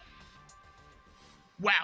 That was an incredible game number one, and if that's gonna tell the story of the series, man, are we up for a great one? Because that was incredible. 21 kills coming out of Pelican, only dying 13 times, and even throwing a couple of a flag cap on the board as well. That fantastic job by just LATM. I tried to take a peek at the scoreboard, but they took it away from me, Tony.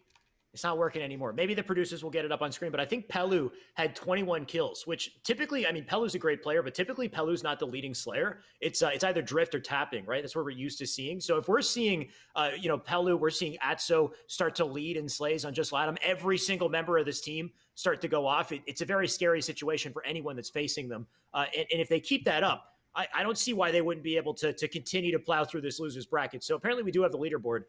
Let's take a look at that, just get a peek. So there you go. Pelu, 21-13, huge stats from him. And then 19 from Drift, tapping with 18. Not too bad from Atso as well. He does get the most assists, but honestly, everybody playing their roles exceptionally well. Oh, yeah, I agree 100%. And even on the opposite side, Vetra and Galaxy putting up 15 kills apiece, a decent amount of assists across the board. So it's not like anybody played, really incredibly bad as far as the Slays department go. But it was definitely just LATM not only winning the Slays battle, but again, you hear me talk about it all the time. Objective efficiency is the name of the game. And if you can get the Slays all you want. You could put up 60 kills a game. If you're not getting those kills while fighting towards the objective and getting ready to pull it, you're doing yourself a disjustice, and that's what Just LATM really does well. Yeah, I just saw that poll in the chat. It looks like, so apparently we had a poll saying, do you think they'll secure the championship title? This is their best chance to win a tournament, an esports arena tournament, I would say, just as far as the competition they got. But it looks like they lost that poll by a narrow margin, honestly. It was 48% said no. Oh, wait, no, did they win? I can't read polls, Tony. Either way, I personally don't know if LATAM can take on Alleyways, but if they can keep up the momentum that they have and plow through this losers bracket, they got a good shot. We'll see. It was 97-92, thinking they would win or not. Sorry, I'm hearing against them winning. Okay, so understandably, we don't believe it until we see it, Tony. Okay, we're ready to get into this Plaza Slayer. Yeah, Plaza Slayer and at this point, Galaxy, Neurotical, Swish, and Vetra are fighting for their tournament lives right now. So we're going to see what they can do. Can they tie up the series, force a game number 3, or will they get knocked out and just be a chapter in Just LATM's book? We're going to find out. Yeah, can't wait to see it. Of course, Plaza Slayer, very momentum-based map game type. All the Slayers are. But we could definitely see some great snipe plays here. I'm expecting Vetra to pick it up. I'm expecting Drift to pick up the sniper as well. So we'll see how that goes. Maybe tapping buttons. I know tapping's gonna be so busy flying. You don't even want to give him a sniper. You want to give this man the OS. So he'll be trying to get that. The combo, the light rifle to play with. So a lot of goodies on this map. My favorite map in the game. Let's see it happen, Tony. Let's see it happen indeed. I wonder who they're going to start us on board with. Looks like it's going to be Galaxy. Okay, so start on board here with Galaxy moving up towards this top dip side of things. And and wow. He's getting a kill. Vetra getting a kill. He's going for the sniper rifle. Pelican somehow gets away with it. Okay, things are getting exciting here. Did you see? Oh, he didn't die. I thought for a second he just got completely blaned by a no-scope, but he's okay. Galaxy doing the blaning. I love it. Does get the kill. Vetra with the kill as well. Tony, the scoreboard, 6-0. A perfect start coming out of our blue team. Skadoodle as they look to fight back and bring it to a game 3 here, but Swish is playing slow for now, Tony. Combo into the new spawners. You do not want to be underneath Swish right now, Tony. Man gets a nice double. Neurotical with a kill as well. Now 9-1. First kill for Just Latam as they really fight from the back foot this time. Absolutely on board here with Swish. 5's going to make his way over towards this top goal side and get shots rained down him. Forced him back down immediately. Luckily gets a little bit of cheeky nade damage. But Plasma Pistol in hands. Let's see what he can do with it. Plasma Pistol is 100% a power weapon in the right hands. Yeah. Tony, your coaching might be paying off here. I don't know what you told them. Did you whisper in their ears before the game? Give them nice, words of encouragement or something. Either way, Swish. He hasn't moved from this spot for at least 30 seconds. By the way, Tony, he's comboed and ready to go here. Just waiting for a good opportunity. He's got his teammates up beside him at yard as well. Gonna spring jump his way up the top yellow. Combo in. Nice dodge from Tapping. Gets all of his shots too. Force him to back down. Combo in once again. Big kill right there, but he will get taken down by Atso, so they finally start to pour into the yard. They get control of that yard side. And my God, Vetra gets shut down by the back smack here, so you can see just Latham clawing their way back. Absolutely, and Galaxy getting hit off a spawn by Tapping Buds. Neurotical able to get a good kill right there, and playing really patient towards Green Stairs. Vetra getting a double kill. Pelican taking out Vetra, but then going right back and switch. Not gonna happen. And 3 down go just LATM. So wow, another back and forward action. I cannot tell you how much I'm loving this matchup. And it's going to continue for sure with the OS coming up in a few seconds here. You got Tapping up on top yellow. Great setup spot. His teammate flying forward to grab it, but he burns it and dies. So that's it for the OS. And they lost some slays in the process here. You can see 19-11. So really committing their resources to try to get that OS, and they were unsuccessful. Swish right now with a rotation over to Hotel. You can see he's got his teammate up on top yellow. This push should be successful from Swish. If he doesn't, got a little scary. He does get taken down, though, so it's a trade, but 21-13 as they hold on to the lead. Vetra still hitting the nades. Yeah, absolutely. Vetra, as of right now, is top fragger with 7 kills, 3 assists, and only dying 4 times. So working his way over towards posters. Obviously, a very good position here. Putting some good shots on Drift. Ends up taking that player out. Another player coming at him. That's going to be Atso, 24-15 lead in favor of Skadoodle right now. Something to note about that Vetra is he plays 5-5 sensitivity, by the way. He's got some pretty fast aiming. You can see it when he looks around. It's just nice and quick and snappy. So, man, is quick to hit those shots. Very accurate. You know who else is accurate, Tony? Take a guess. It's Drift. I wanted him to hit the no-scope when I said his name, but either way, he's still going to live up for now. He's got a nice full sniper to work with as well. Tapping it in the double, though, cleaning up some of the opposition here. So Drift can try to line up these shots. Absolutely, still on board here with Drift, who's just playing so patient right now. If anybody spawns backtrap and goes top glass, they're going to make a mistake, but somehow nobody did. 26-22 lead in favor of Skadoodle. As right now, Drift holding down S4 with the sniper rifle. Let's see how this is going to work out for him. Just waiting for it, Tony. Just that one opportunity, one chance. Don't miss your shot. Drift. Ooh, just does, though. Still, okay, he hears me. Nice headshot right there. He will stay up on S4. He has no reason to move, honestly. Just stay here, buddy. Hit the body shot. Oh, good luck, Galaxy. Get out of here. Swish is dead, too. 27-27. They made the comeback, Tony, and Drift is hitting these shots. Absolutely, man, I'm saying Drift is absolutely insane, taking out Neurotical, flying over towards this Green Stairs side of things, and he gets the kill on Galaxy. Not only does he just distract them from getting the overshield, but he ends up getting the kill anyways, 30-28 lead in favor of just LATM. Man, they came back with a force, Tony. Atso now with the OS. He's not going to let up. You can see the spawner over in Hotel, but one up on S4. Bit of a double dilemma to work with here as he makes his way, shoots the barrel. Why not? Gonna try to stay up here, but back down to the lift. You can see his teammates now taking position up at S4, trying to get this. You can see this little cat and mouse here up at S4. That player backs down. Atso with the nice shots. And a collapse on the Hotel coming in as well, so they can get some good slays here. I love this play from Latham. If he gets the kill, he doesn't, but he lives up. And that's huge. That's gonna bring the 35-29 here as they start to come back and pull away in the second half of the game. Yeah, absolutely. On board here with Atso. And yes, I don't know how LATM has come out. At one point, I think it was 25-15 in favor of Skadoodle. But I guess no point really talking about that because that was 37-29, and all the control is in favor of just LATM. They're playing lights out. Flashback to the beginning of this game, Tony. It was what, 10-1? Like 9 to, it was 10-1 or like 11-1. But despite that, I mean, just Latham, when they ice up, they are deadly. Drift right now on our screen. He's got the combo, and I am scared for anybody in that yard right now. You can see their entire team is there as Drift makes his way over. He doesn't get the kill. Big shutdown right there, but still 42-34. And at this point in the game, every kill is so damn crucial. Tapping. Look how smart this guy is. Doesn't even fire a shot. Throws the nades. Gets the easy cleanup kill. Playing it all right. Yeah, I mean, he's playing incredible right now. There's no doubt Tapping Buttons is a top player and has been for quite some time as he takes out Vetra, ends up staying alive right there, and those are the plays you got to make. He only takes the pivotal gunfights that he thinks he's going to win, and he's able to just slide out. Even right there, he tried to slide out of that battle right there. He's in, he's out. Man, fantastic job by Just LATM. Looks like they're about to stamp their ticket in the losers bracket finals. This guy's got the moves and the grooves for sure, Tony. But it looks like they did give up that last OS. Might not even matter, though. We'll see. They'd have to make a hell of a series of plays here to make some sort of a comeback. With 45 kills on the board, 5 left to close it out here. Swish, he's the man. He's the man who's got to have a plan here, Tony. He's got half the OS left to work with. Not really anybody with him to push up here on yard. So if he does make this push, he is kind of alone right now, but he does force that player to top yellow. Can he make a pinch happen? You can see all 4 of those players in Cafe. They're playing it hella slow. Let them know they have an advantage. They're not giving up any of that advantage right now. They're not giving an inch, Tony. Oh yeah, I mean they're playing like a professional Halo team. That's what they are. We need to respect the fact that they've been a professional Halo team for quite some time. May not be in the North American region, but they've been wreaking havoc in just in the LATM region. And when they come over to lands, they even do well as well. So I'm excited to see them in Infinite. Drift, bring us home, buddy. Drift with this snipe, looking for the final shot to close the game. Into the brain, a Galaxy. I mean, it was a Galaxy brain play, Tony. I can't do it. I can't keep a straight face on anything I say. Either way, that's 50-40.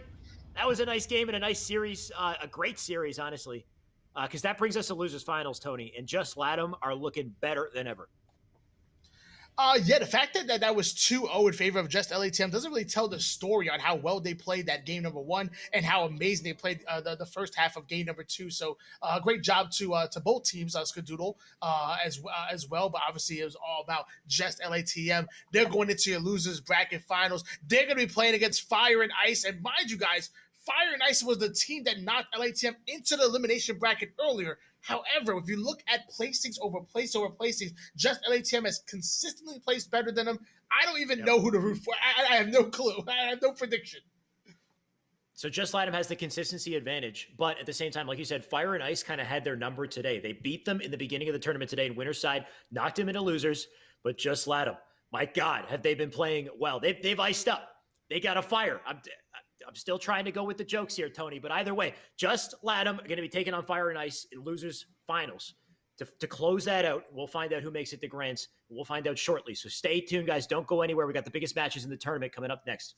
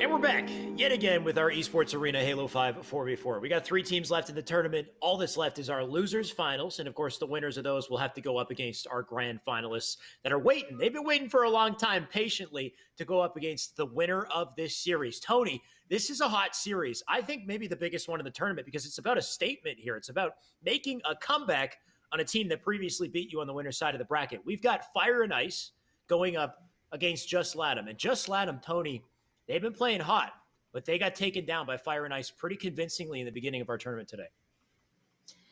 Yeah, they really haven't. And Fire and Ice is really trying to take that step up. Like I said, the last time that this squad was able to outplace Just LATM was all the way back in September 20th. That was obviously quite some time ago. However, they knocked them into the losers bracket early in the winter. So if I'm Fire and Ice, I don't want to get over cocky, but I'm saying, hey, look, if we can beat them once today, why can't we do it again? Sure. Let's execute. That's definitely the mindset they should have coming into this, is just continue to keep that game plan, whatever it was that worked in that previous series, give it to them again. The only issue is Just Latham. They're back with ferocity. They're back with momentum under their belt. While Fire and Ice, I believe they've been have they been playing series? They've been waiting, just like our alleyway squad on the other side. So, I mean, it might be tough unless Fire and Ice have been doing something to stay hot here, playing some Octagon or something in the meantime. But they are about to jump in against Just Latham, who are very warmed up, very ready to go. But here we got it. Break strongholds, Tony. Let's kick it off. Yeah, I would imagine maybe they were playing some capture the flag warm up maybe, but that just doesn't give you like game sense. It really does. I mean, it helps the shot stay warm, but it's not the same thing. Right. So we're watching Billet throw a couple of nades over here. That player was able to get away with camo, but the double melee coming in from Bullet, taking him out. So 2 down goes just LATM. Tony, are you doubting the game sense of Bullet, Magico, Noble, and running? Come on, Tony. No. These boys in blue, their game sense, just it's unbelievable, Tony. Just wait. We'll see. Of course, the game sense on just Latham is a different story here. And Atso right now has the rail. Doesn't manage to hit that shot, though. He will drop that in basement. Look at this little shenanigans going on in the pole. The pole dance in here, coming out on the observer there. That player living way longer than I think he should, and the BR base being capped at the same time. So good plays here. Fire and Ice. Yeah, I do apologize. I was just saying that CTF flag warm-ups will help you keep the shot, but it doesn't help you keep the awareness up. But either way, 3 down goes LATM. Fire and Ice able to get these slays. They have 2 points on the board. They have a little bit of tower control, so everything going in favor of Fire and Ice. Looks like they haven't skipped a beat. Yeah, Bullet and Noble with nice kills. You can see those players of red pouring into BR base. They do successfully get that capture not without losing some of their players, though. That's 2 dead. Running right now. Got the rail. He's got the last rail gun here. The new one's going to be spawning in about 30 seconds here, so got a lot to work with as he just takes his time on the outside of the map. They got the basement, they got the nest. It's the ideal setup here to hold on to. No reason to go inside map unless you got these slays, which is exactly what Running's doing. Nice opening right there, but he does get taken down.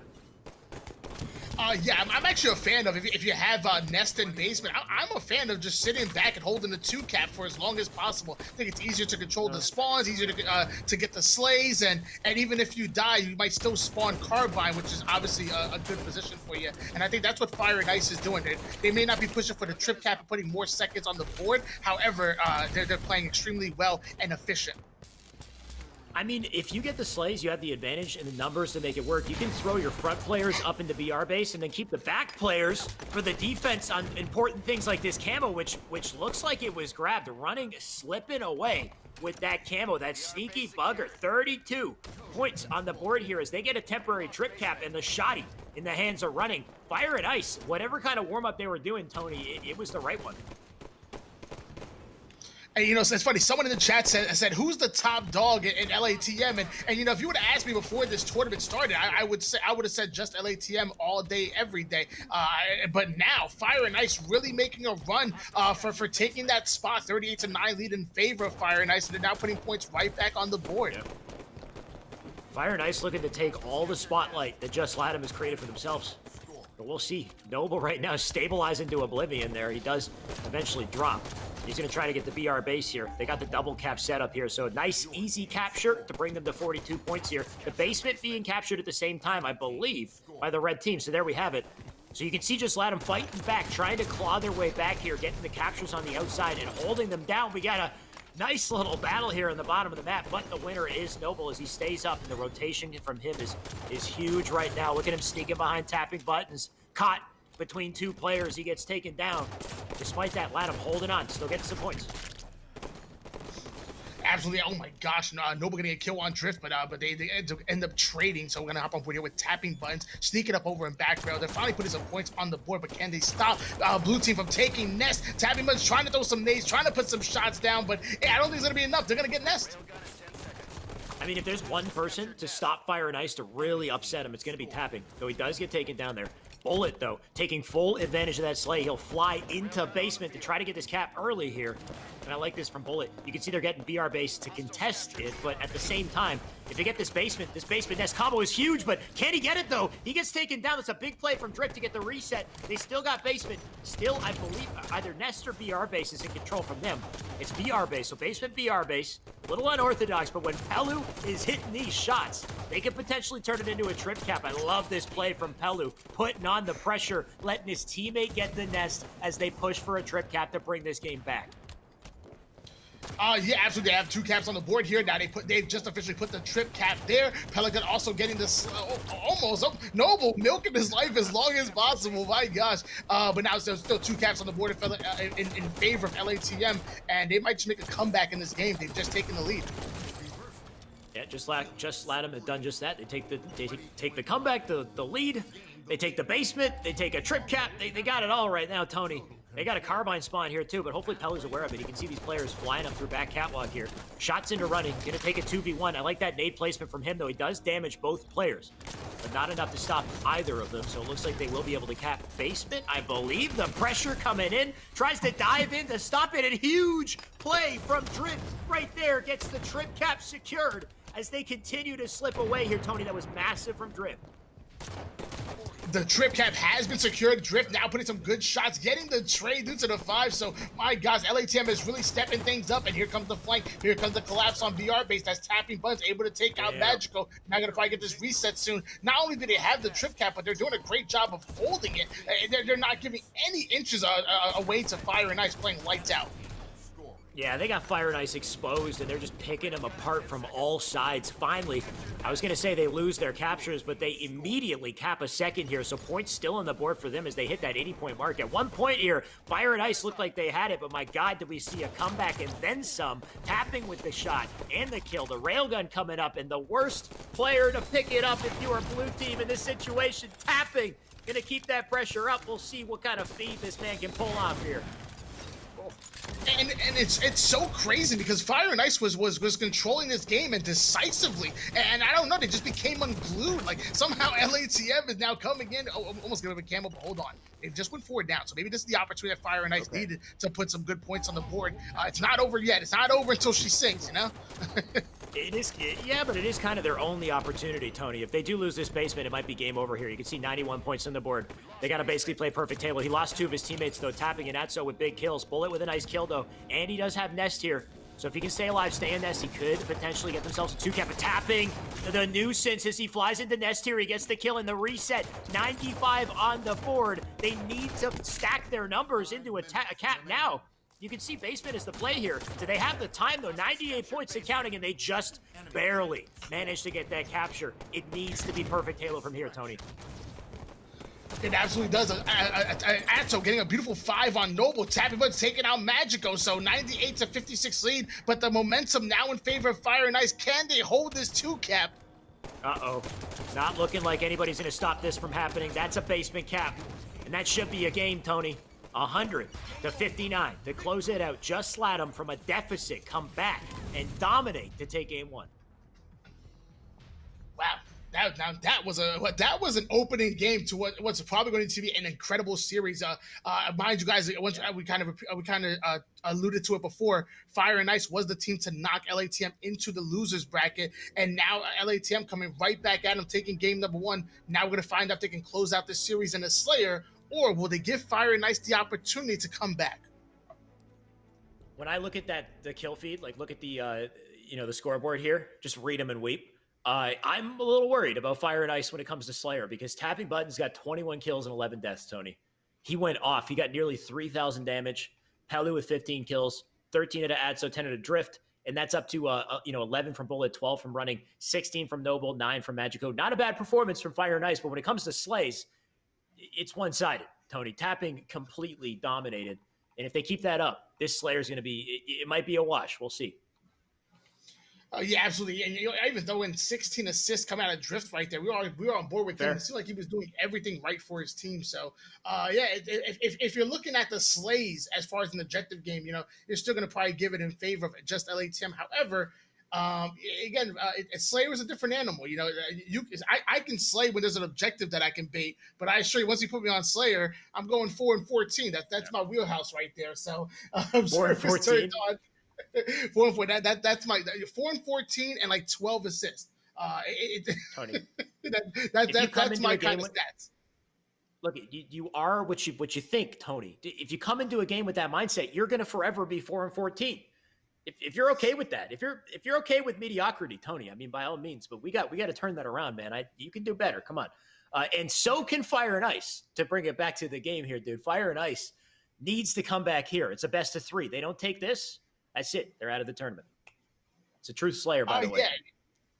And I believe they can do it. I truly do. I feel like Magico can step things up. I feel like so is Noble. Noble has the ability to go off at any given time. So I have faith. I have faith in Fire and Ice. I'm going to say they win this game. I'm going to say they win the game 50 to 41. I'll give 50 to 41. Okay. I'll say Latham wins this because I know they're comfortable on this map. I'll say 50 to 39.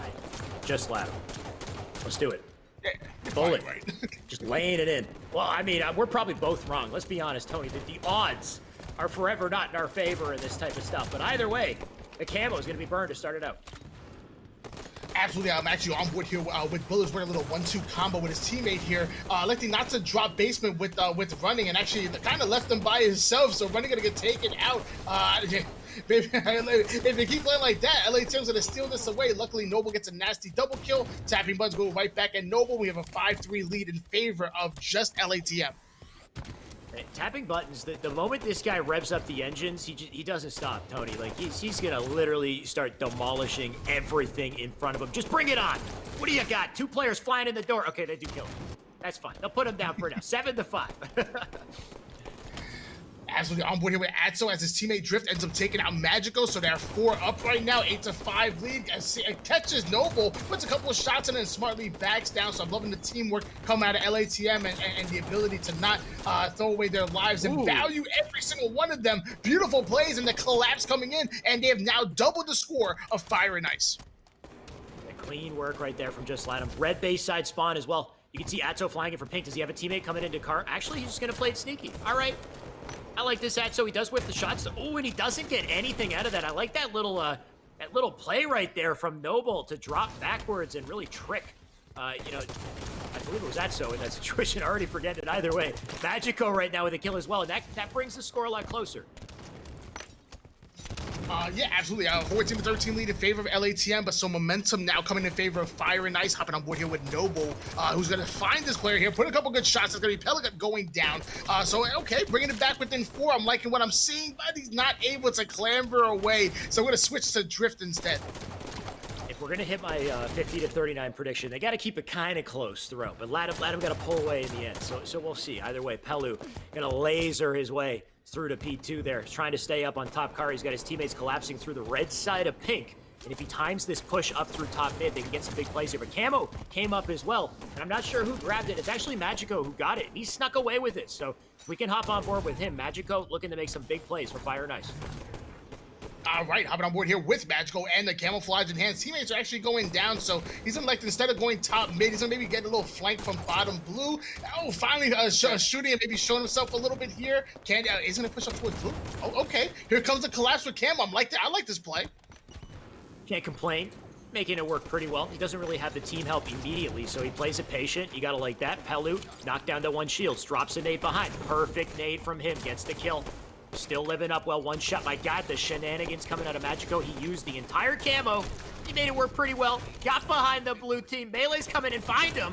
He does die, though. Still putting shots into Drift into bottom base, and he stays up, but not long enough to get the kill on Drift. And despite the plays, Just Latham, hold on, 27 to 21.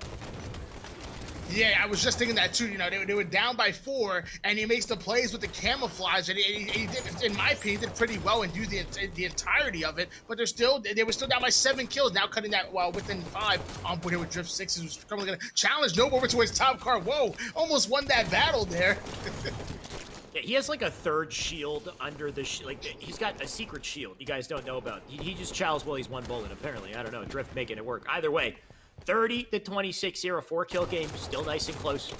Still within room for a comeback here. But Fire and Ice, they've been on the back foot all game long.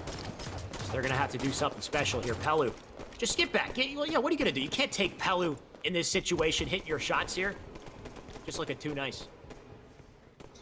Absolutely on board here with Pelican, doing a great job of holding P-side. Drift getting a nasty double kill off a stream. Challenges Running, get out of here. And 7 minutes and 47 seconds on the clock, so there should be a camouflage coming up very soon. It's barreling out of control, Tony. 38 to 29 at this point with a 9-kill lead. New camo coming up. Pink side control in the favor of Latham. But he doesn't go for it yet. I like this from Pelu, playing it patient. He doesn't have a teammate in the immediate vicinity. There you go. Get the bait in there. He's going to try to dive in to get the kill, but he doesn't. That's a big play. I think that's Magico living up with the camo right now if he's running. If Running stays alive. Ooh, the execution shot as well. You got to love it. Is it enough, though, Tony? Still a 9-kill game. I mean, I know you said you like the play of him playing it patient towards P3, but to be honest, I think he should have dove down and grabbed it. Worst case scenario, he dies and burns it. You know, best case scenario, he gets away with it. But the fact that he didn't get the burn or the camo, you're just opening the game up for Fire and Ice to come back. Yeah, just enough for them to come back with 5 kills to get 39, Tony, remember. we'll see. Still holding out for the prediction. Either way, they're bringing it back like the whole way though, Tony. 36-41. Still in the lead with Just Latham right now, but that player in the bubble, oh, trapped like a rat. He does get taken down, bringing them to 37. That's it for the camo, so no longer got to worry about that. But at this point, they got to worry about the momentum here because Noble getting a kill on the feet. Still looking for more. Magico with a kill as well. That player trapped in the bubble here with this tapping. It's a big kill just to keep the lead just a little longer. But gets collapsed. Pelu now down in the bubble. It's a close game now, Tony. My prediction was wrong. It really was a close. It really is a close game right now. 43-40 lead in favor of LATM. Magical taking out Atso. I would argue say the momentum is in favor of Fire and Ice. Magical getting a double kill and going in, and Noble taking the third player out. We're tied up at 43 apiece. And now they lead. Somehow, Fire and Ice pull it back. They take the lead in the last 6 kills in the game here. 45 now. Running, staying up bottom base. You can see the players on Car's side here. Running needs to make a play with his teammate. He's going to spring jump up. Nope, misses it. Hits the lip instead. That's fine. As long as the man stays alive, but he's got to work with his team. He lost his teammate above. Tapping got a big kill. Running kind of out of the field to play here. Tries to get the Chow. Got Magico with him. Going to opt to try to back down here, but 1 kill separates these teams. As he tries to get something on the drift here. Does get completely wiped out. You got to love the ragdoll. It's still a 1-kill game. Somehow Fire and Ice hold on. As they get the collapse here to get it to 49. Tony, 1 more kill. 1 more kill indeed, and Noble has the camouflage, throwing a couple of nades, and that's going to be the game for 50-47 due to, I'm sorry, I don't want to call out Pelagod right there, but when he was P3, he played that way too slow. He needed to drop down and burn that camouflage. They gave it to Running JM. They didn't get the burn, and that gave him the opportunity to come back, and 20 kills coming out of Magico. That is not good if you're a fan of just LATM. Damn, so you're calling it all the way back to that 1 camo. What was the score at that point, do you think? It was in like the 30s, maybe? That was a pivotal moment. It was like 42-37. I don't. Yeah. It was like they had a 5-kill lead. It was clutch time. 8 more kills. They closed it out. And I think you have to be unselfish in that opportunity. I think you have to drop down and grab that camo. You have to. He definitely knew he was alone. So that would have been 100% a camo burn if he got it. So I understand his patience, but you're right. I mean, in a situation like that, Just Latham can't afford to leave the opportunity for a comeback there, on the table. And they kind of did when that camo got picked up. So, I mean, massive clutch plays, and you got to really hand it to Magico. 20 kills, 11 deaths. The man went huge. Noble with 14 as well. I mean, his teammates, Bullet had a rough time, man. He went 8-16. He got 9 assists, but I mean, Magico somehow, I think it was the camo plays that he made early on, too, that really kind of helped him get that scoreline. Either way, Tony, we got a game 3. Wouldn't have it any other way. We got a Callie CTF to close out our series here. The CTF games today, Tony, they've been so damn down to the wire. It's just tough. When I think of CTF, any kind of objective, I kind of give the advantage over to just LATM. But I'm going to say, I want to see something new. And it's funny because I've been talking about how I want LATM to make a grand finals for so long. But something it's new regardless of who wins. I want something good to happen for Fire and Ice. So, I don't really have a horse in this race, if you will. Regardless which team wins, I'm going to be excited.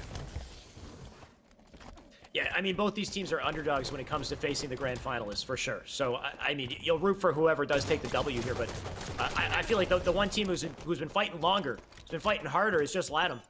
So as far as playtime, as far as contribution to esports arena, I feel like they kind of earned it, but it's going to be ripped away from them by Running right now in a second. Now that he's hitting these shots, he does get taken down, so sniped down in grass. It looks like he's got a teammate in blue there to collect it. Atso, in the meantime, laying in the damage. Tapping buttons with a kill as well. Rockets in the back pocket. That's 3 slays as they push up on this flag here. Big opportunity for Just Latham to get this flag pulled out. They're staying alive. The Rockets come in. The onslaught, the snipe as well. This has to be a pull and a run here, Tony. After that flag is going out, going snipe side, this player is holding down Cave, and they're doing a perfect job, but Noble gets the early pick, so that might be what they need to get the overextenders in there. Noble getting the double kill. That flag carries one shot, and there we go. Blue team might be able to get this recov with the double. Yep, they double re it up. When you look at the round of slays that we just saw, we saw Sniper into the brain of one player, we saw Rockets into another. Like, you would think LATAM needs to capitalize on moments like that, but somehow Fire and Ice, they completely turn it around. Now they're getting the slays. They have an opportunity for a pull as well. They don't take it far. You can see players spawning up on Snipe side. He's got his teammate Snipe side as well. He doesn't get the touch on the flag, so he'll leave it for now, but stay up. That's going to be a bit of a blunder here because it will probably get returned. That'll reset the situation. But Magico's still hitting those shots. You got some trades across the board here, Tony. Bit of a slobber knocker.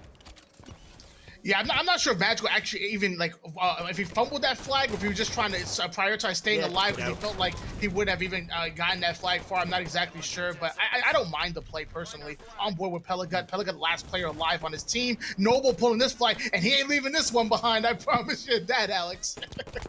Yeah, he's waiting for the perfect opportunity here, but he does get shot. And he's down to one shot here. He's got two teammates with him, though. He's got a nice shell to make this flag work. But players in Snipe, players there for the counter pull as well, but not good enough. That should be a flag on the board. So the first flag in the game, the final match in the series, is going to go to Fire and Ice as they kick it off with momentum here. But they are under pressure. Just LATAM, not going to let up. They want to get a counter tap. Absolutely, but oh my gosh, Tad was getting a big kill right there to take that player out. Pelican actually goes down. Hold on, some slays now going in favor of LATM. But Magical coming in, Noble coming in, so never mind. Forget all that. Flag out, though, in the trench. That blue flag in a baitable location here. We'll see if they opt to collect it or if they decide to... look at this. I like this wide play from Noble.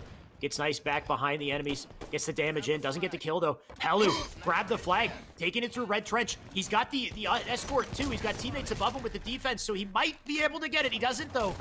Down on the elbow here, running with the pressure. Flying into red base. The flag will go in, though. That's 1-1 on the board. We got a game here, Tony. Absolutely. Oh my gosh. That's the objective. Oh my gosh. A triple will come out of Noble going in for the overkill. And that's 4 down and the flagpole. That was nasty from Noble. The flag goes in. I'm ready to stop talking, but the guy is just hitting shots. He's making plays. Was it enough, though? Not enough to stop the return, it seems, unless Magical gets the touch. Oh, he does get taken out, though. So back and forth this game goes. That was absolutely incredible. I couldn't believe that LATM got that flag pull and ended up getting me as efficient. And that was such a sneaky pull, and that was such a sneaky overkill by Noble. So fantastic plays across the board. And here goes Running Jam with the sniper rifle and the flag. Let's see what he can do. That's a rough situation to die. Not only did he drop the flag for the re, he dropped the snipe for Just LATAM. They have the snipe in the back pocket. They have a flag that they're running into cap now for 2-1 in the board. They do it. That's big. You can see that snipe now drop beside the red pedestal. That blue player flew to pick it. I don't know if he grabbed it and the flag at the same time. Either way, he's in trouble, though. The fight in the bend taking place here. Going to try to stay up, and he can't. That flag's still out, but not far enough. Just let him fend off the pressure one more time, and they keep the lead. Absolutely, I'm on board here with Bullet right now, who currently has a VR in his back pocket. Player catches him with his pants down right there. We have a 2-1 lead in favor of LATM. Pelagut with a 4-shot sniper rifle. What you got for me, Pelagut? Show us something dirty, Pelu. Shots into the bend. Right now, he's got to get out. Right now, he's one shot, but just LATAM making the plays. Flag out the window. Take your time with it. I mean, heck, gonna grab the rockets here. Shot into the player below. That's 2 big kills. Clean him. Oh, he doesn't hit it, though. But that flag's still in play. They make it out to red bend here. Do we have a counter in session, though? You can see the 2 blue players flying up to try to get the stop here. Are they there in time? I can't see what's going on. We're flipping POVs. That flag goes down. They have not kept it yet, but they are in position. And they will close this out. That's 3-1. Just LATAM take the game and the series. They're going to grand finals. The finals. Almost nailed it, but damn, dude. I'm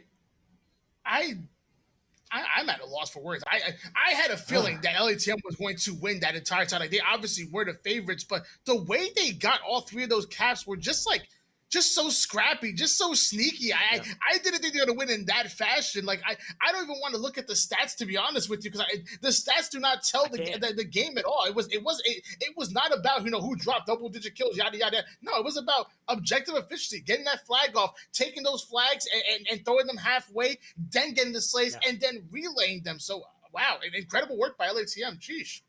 And then how you play defense in the situations when you're on the back foot, right? I feel like Just Latham in the situations where they lost their flag and they came back to play defense, they handled it a little better.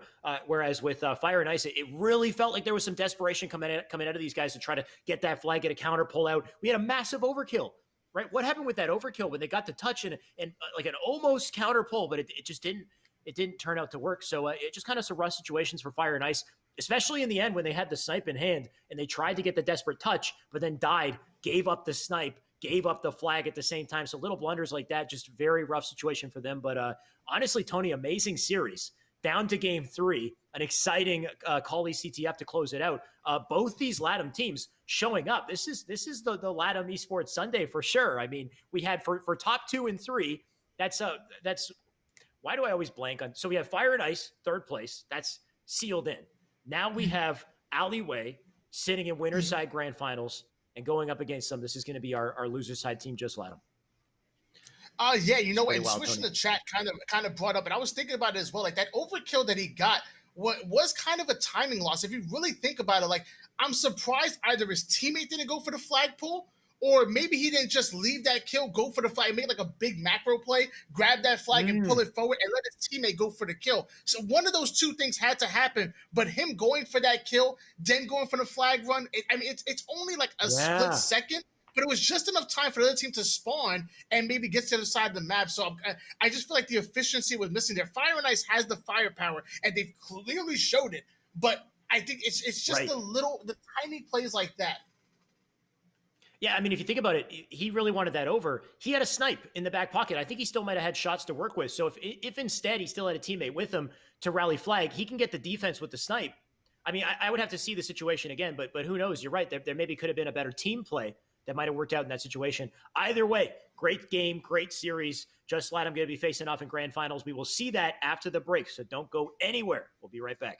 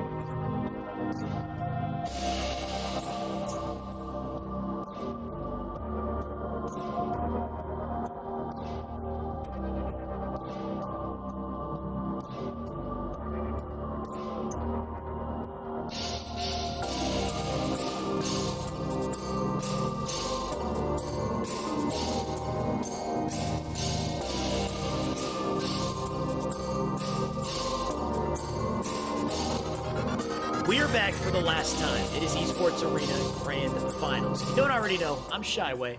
I'm joined by the man, Tony. Tony, introduce yourself one more time for the viewers. That's Why Not Be Reckless, aka Why Not Be Casting, aka I'm kind of a freaking big deal. If you don't know, now you know. Are you kidding me? Man brings the hype. We got grand finals to cast for you guys. On the winner's side, we've got Alleyways. This is Frosty. This is Boo Boo. This is Trippy and Neptune. It took me a while, but we got there. Frosty, Boo Boo, Trippy, Neptune. These are superstars. These are huge players. This is going up against the loser's side, Just Latham, Atso, Pelu, Tapping Buttons, and come on, Drift. All four of these guys are masters of their craft. They are representing they're representing the Latin American community. And this is the best performance they've ever had, Tony. I don't think we've seen these guys in grand finals since Esports Arena began, and that the caliber of play has just continued to improve. And so is Just Latham. So very exciting for them. But Tony, they're no joke. Yeah, even as League of Them All, they've never made it to grand finals. It's funny because I got on like week after week, and I kept saying like, is it gonna be their time? You know, they kept finishing third place and fourth place and third place and fourth, and they were so consistent with that, except for the one time Chosen Legacy finished third place above them. And I kept saying like, when is it gonna be their time to break it to grand finals? Because they always been right there, and it's weird that it took the tournament where they showed the most weakness, to be honest with you. Like, they got knocked into the elimination bracket earlier from a team that I didn't feel was better than them personally. They lost games or lost control of games, but you know what? Throughout those mistakes, they came back. They fought, tooth and nail, clawed their way back into it, and now this is the ultimate test. Now we're gonna see if they can do it against the likes of Boo Boo Doo, Frosty, Neptune, and Trippy. That's gonna be tough. Yeah. They fought hard. They proved they were the better team. They spent most of this tournament in losers bracket, like you said. But it could end very quickly here, Tony. It's a best-of-3 series. So 2 games, and I mean 2 dominant games from Alleyways, which is what we could potentially see, and it could be over just like that. Or Just Latham, if they still have fight in them, if Tapping still has massive plays, if Drift, Pelu, if Atso, if they can make some massive plays here, we could potentially see, a monumental series. We could make some memories here today, Tony, and that's what I hope happens. So we'll find out. I'm just waiting for this to get ready to go. We got Tapping Drift. We're going to change over to blue team in just a second. It looks like Eden Strongholds is going to kick off our series today, Tony. Okay, Eden Strongholds. I'm not mad at that. Yeah. I feel like it's kind of weird. Like, I feel like Eden's the only map where you have like control starting off as the blue team.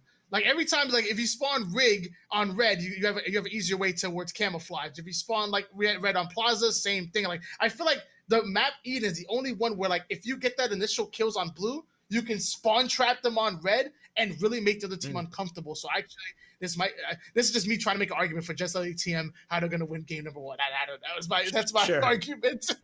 That's fair. I mean, as far as like getting to, I think getting the camo, like they have high ground to start, which is always great because they start in catwalk, but getting to OS, it's harder to get to OS fast from blue. You don't have a lot of the map to work with to really propel yourself. But you can throw like goat nades, right? You can throw amazing cutoff nades. So they have that.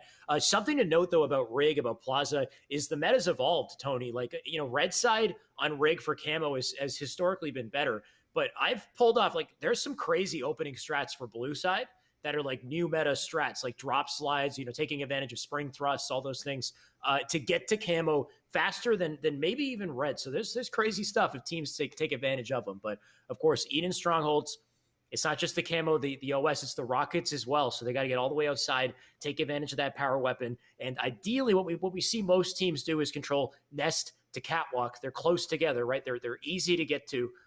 And work off of. But we also see that blue bend push as well, especially when they're going for that trip cap or making the counter play. So we're going to see a bit of that back and forth for sure. Yeah, it's definitely kind of tough. Like, I feel like, I prioritize camo over overshield personally. I just think camo is just so deadly as a defensive mechanism. You try to take, if I'm trying to take a base and I know I have to have camo, I'm scared because I just feel like it's gonna back smack me at any point in time. Like, camo is just so deadly as a defensive power up. And then on top of that, like, I love the red nest catwalk, catwalk setup, but I will say red nest is really hard to get if you're off spawn. Like, you're off spawn and you try to go red nest, you're getting naded out. So sometimes you almost have to like play outside to go blue bend, control blue bend, then go catwalk, and then work your way to red and try to take catwalk. It's so weird the way Eden ends up playing. Sure. Sure. It really just comes down to the situation at play, how well these teams are working together. If they get those slays, if they get those openings and opportunities, right? Because like you said, Red Nest, you can throw some easy nades in there. But at the same time, if you have a slays advantage, you should take advantage of that timing, try to get that capture. Either way, we're going to see what the players do. Let's leave it up to the pros as we get into our final match, our final series overall. Grand finals here. Neptune going to kick it off as they make their way for these power-ups for the Rockets. A lot to control here. And Neptune started things off interesting. He actually was sitting top catwalk, switching on board here with Drift with the OS, and the nade 3 down goes the alleyway. So hold on here. Just LATM actually just put him on a little bit of a spawn cycle. I like that. Yeah, just let them need to play their lights out, Tony. They got to be playing at peak level the entire series if they want a chance of not only taking a game, but potentially winning this or reset in the bracket. So Frosty, though, we know how fast this man moves, how accurate he is. He's got the rockets for a nice, easy kill onto Atso right there. Still got a rocket left to work with, though. But he's going to wait to see what his team does. Capping top catwalk here. They are in trouble getting the fight. Somehow Boo Boo steps in last second, gets that last second cap. Frosty gonna fly up with rockets to get the defense. Nice. Oh, it doesn't quite work out, though, but the reset comes in. Big play right there. Frosty with the cleanup. It should be an opportunity for his teammates behind him to get to Red Nest and start to really control the game here. Frosty hitting beautiful shots, by the way, Tony. Oh yeah, a beautiful double kill by Frosty, and now they're getting control right back in favor of this alleyway squad. And notice how Frosty still has his Splice weapon skin on. So yesterday they played against Cloud9, which is made up of 3/4 of the old Splice roster. So to troll them, the entire Sentinels team put on the Splice roster weapon skin. And he actually still has it on right now. He never switched it out, so it was really funny to see Frosty and them actually, Frosty, Neptune, and Royal 2 and Snakebite actually did. Yeah, still rocking those Splice pistols, and I heard they make you 5 times faster on the map. Your thrust slides come out, I think it's like six frames earlier. Your slide comes out of the thrust. It's a crazy phenomenon, the weapon skin, what it does. But they're going to take advantage of that little exploit right there. In the meantime, Pelu going to try to stay alive here. 2 caps finally on the board here as they get a couple points to their name. Yeah, but that Team Liquid skin makes you hit like 5% more of your spring jumps. Dude, that's I know, it's right crazy. 12-5 lead in favor of Alleyways right now, but there's points going in favor of just LATM, and I believe Frosty just somehow got away with the camouflage. Drift gets away with Overshield and Rockets, so hold on. Yeah, a bit of a tussle here. Drift getting, I think, the better hand of the trade here if he can hold on to it, though. Getting pressure from multiple sides, hits himself with the rocket, walks out of Top Cat, and loses it all. Kind of an unfortunate situation for him, but he was overwhelmed and outmanned. Trippy right now going to stay up. Does get his kill on the feed. He's got Neptune with one as well. Flying into Blue Bend. Get the double team action coming in here, but Trippy going to try to live just somehow. Man stays alive, 1 shot. Gets the kill. That was massive in the last bullet in his Magnum. Just fathom that for a second, Tony. The cojones on this man. That's just the weirdest medal. Like, I don't even know if that's the greatest medal ever or like the worst one. Like, reload your gun, dagnabbit. 23-15 lead in favor of Alleyways. Trippy and Neptune working a little 1-2 combo right there, and 3 down goes just LATM. Yeah, nice little trip cat. And, you know, maybe don't even reload your gun. Get a new one or get some damn ammo. Look at this guy. He doesn't know what to do. He's got to find some ammo for the gun, but he's got to play slow too. Trying to be sneaky. He's got no nades now. He's got nothing to his name. You know what? Just sit down. Put your controller down. That's it. He's gonna hide for the rest of the game here. Somehow they have a trip cap. That's the wild thing about Alleyways is they're that dominant that Trippy has literally no ammo, and he's still gonna make a huge play. Tony, what is this? He gets a full pistol back. What the heck, Tony? That's wild. It is wild indeed. Like, he's bouncing from wall to wall, trying to stay alive. Comes out, kills that guy Red Nest, gets the recap. 53-15 lead in favor of Alleyways. We need to take the pistols out of their hands, and they're still effective. He doesn't even need bullets. Just drop your guns. Fisticuffs, boys. It's the UFC. Let's get it going.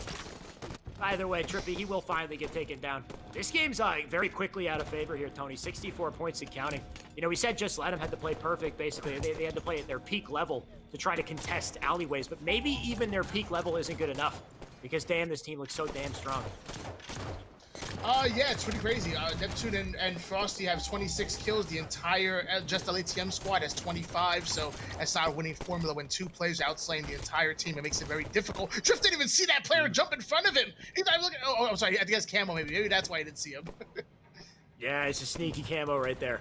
Just sliding in through the. It's trippy. He doesn't need. He just has now. He has no. Okay, he has bullets this time, so he's good. I was gonna say the Camo, and he can just melee everything. But he does end up dying. So that's a big kill right there to seal that Camo. And they will try to hold on to 2 caps here. Absolutely, actually got taken out by Pelagon right there. So now we're going to switch on board here with Atso, trying to do the best he can to stay alive and to try to jump back into the action, taking out Dubu, and he now sees there's a challenge, Blue Ben. Oh, but he gets hit with some very good predictive nades. Damn. I like the movement, the attempts there from Atso, but just too little too late. Not enough to really keep him alive there. But 72 points here. They've been holding on to 72 for a bit. Just let them kind of clawing their way back here, trying to get some momentum in their name, and they're doing okay so far. But Frosty looking to execute right here. He does get that first kill. Neptune with the cleanup on the one beside him, so he will make his way up to top cat. And I don't know if there's anybody to stop this. Frosty coming into tower. That one player isolated. How's he going to take him? Oh my god, Frosty, don't... Oh, kind of. I mean, I want to say he kind of gets his ankles broken right there, but ultimately the capture comes in and they got top cat. So points on the board once again. Absolutely on board here now with Tapping Buttons, doing everything he can to try to kill Neptune, but Neptune just sliding away. Drift getting a nasty double kill. Now Tapping going to try to go at him once again, forcing it back down. And finally, Neptune goes down after 40 seconds of just playing his life. Let him slow the bleeding yet again, but Tony, it's just looking so difficult for this LATAM squad to make any strides on the map. The final OS, final Camo potentially just came up, and Drift has the OS, so big potential plays coming out of him. Tries to stay up here. He does have a double, but he does get backsmacked, and he does get taken down. That Camo is still in play, and I think a blue player might have that Camo, but he's taken off the map. That was Tapping Buttons. So somehow, with the exchange going on here, we still got 2 caps on the side of blue, but quickly that could change with Neptune holding rockets.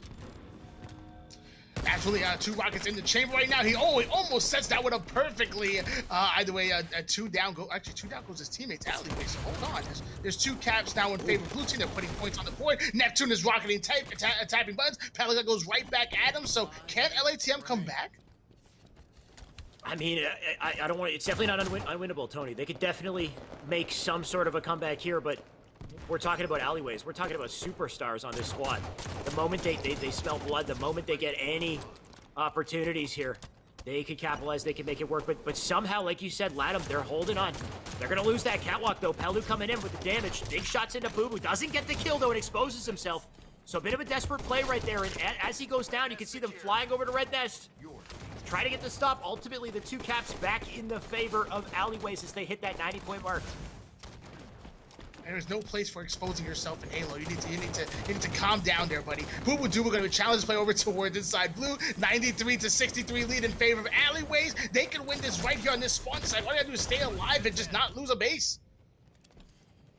Yeah, and it's all coming down to the wire here. 97 points. If they are not in a cap, yeah, I think this is it, Tony. I don't think there's any chance anyone stops this from happening. 99. We're about to hit it. 100-63 for game 1. That's Eden Strongholds closed out by alleyways. Nice little movement there, too. You like that jump thrust. You can decap all of these stronghold points, by the way. It's actually pretty damn clean. But of course, I will get distracted. What matters more is game 1 in the series is up, Tony, and one more game will close out this grand finals. Oh yeah, absolutely. I'm actually looking at the stats real quick. 22 kills coming out of Frosty, and 11 assists out of him. 19 out of Neptune, and everybody getting a double-digit assist. So fantastic job by them. On the other side of things, Drift getting 17 kills. So I would say it's not bad, but it's tough.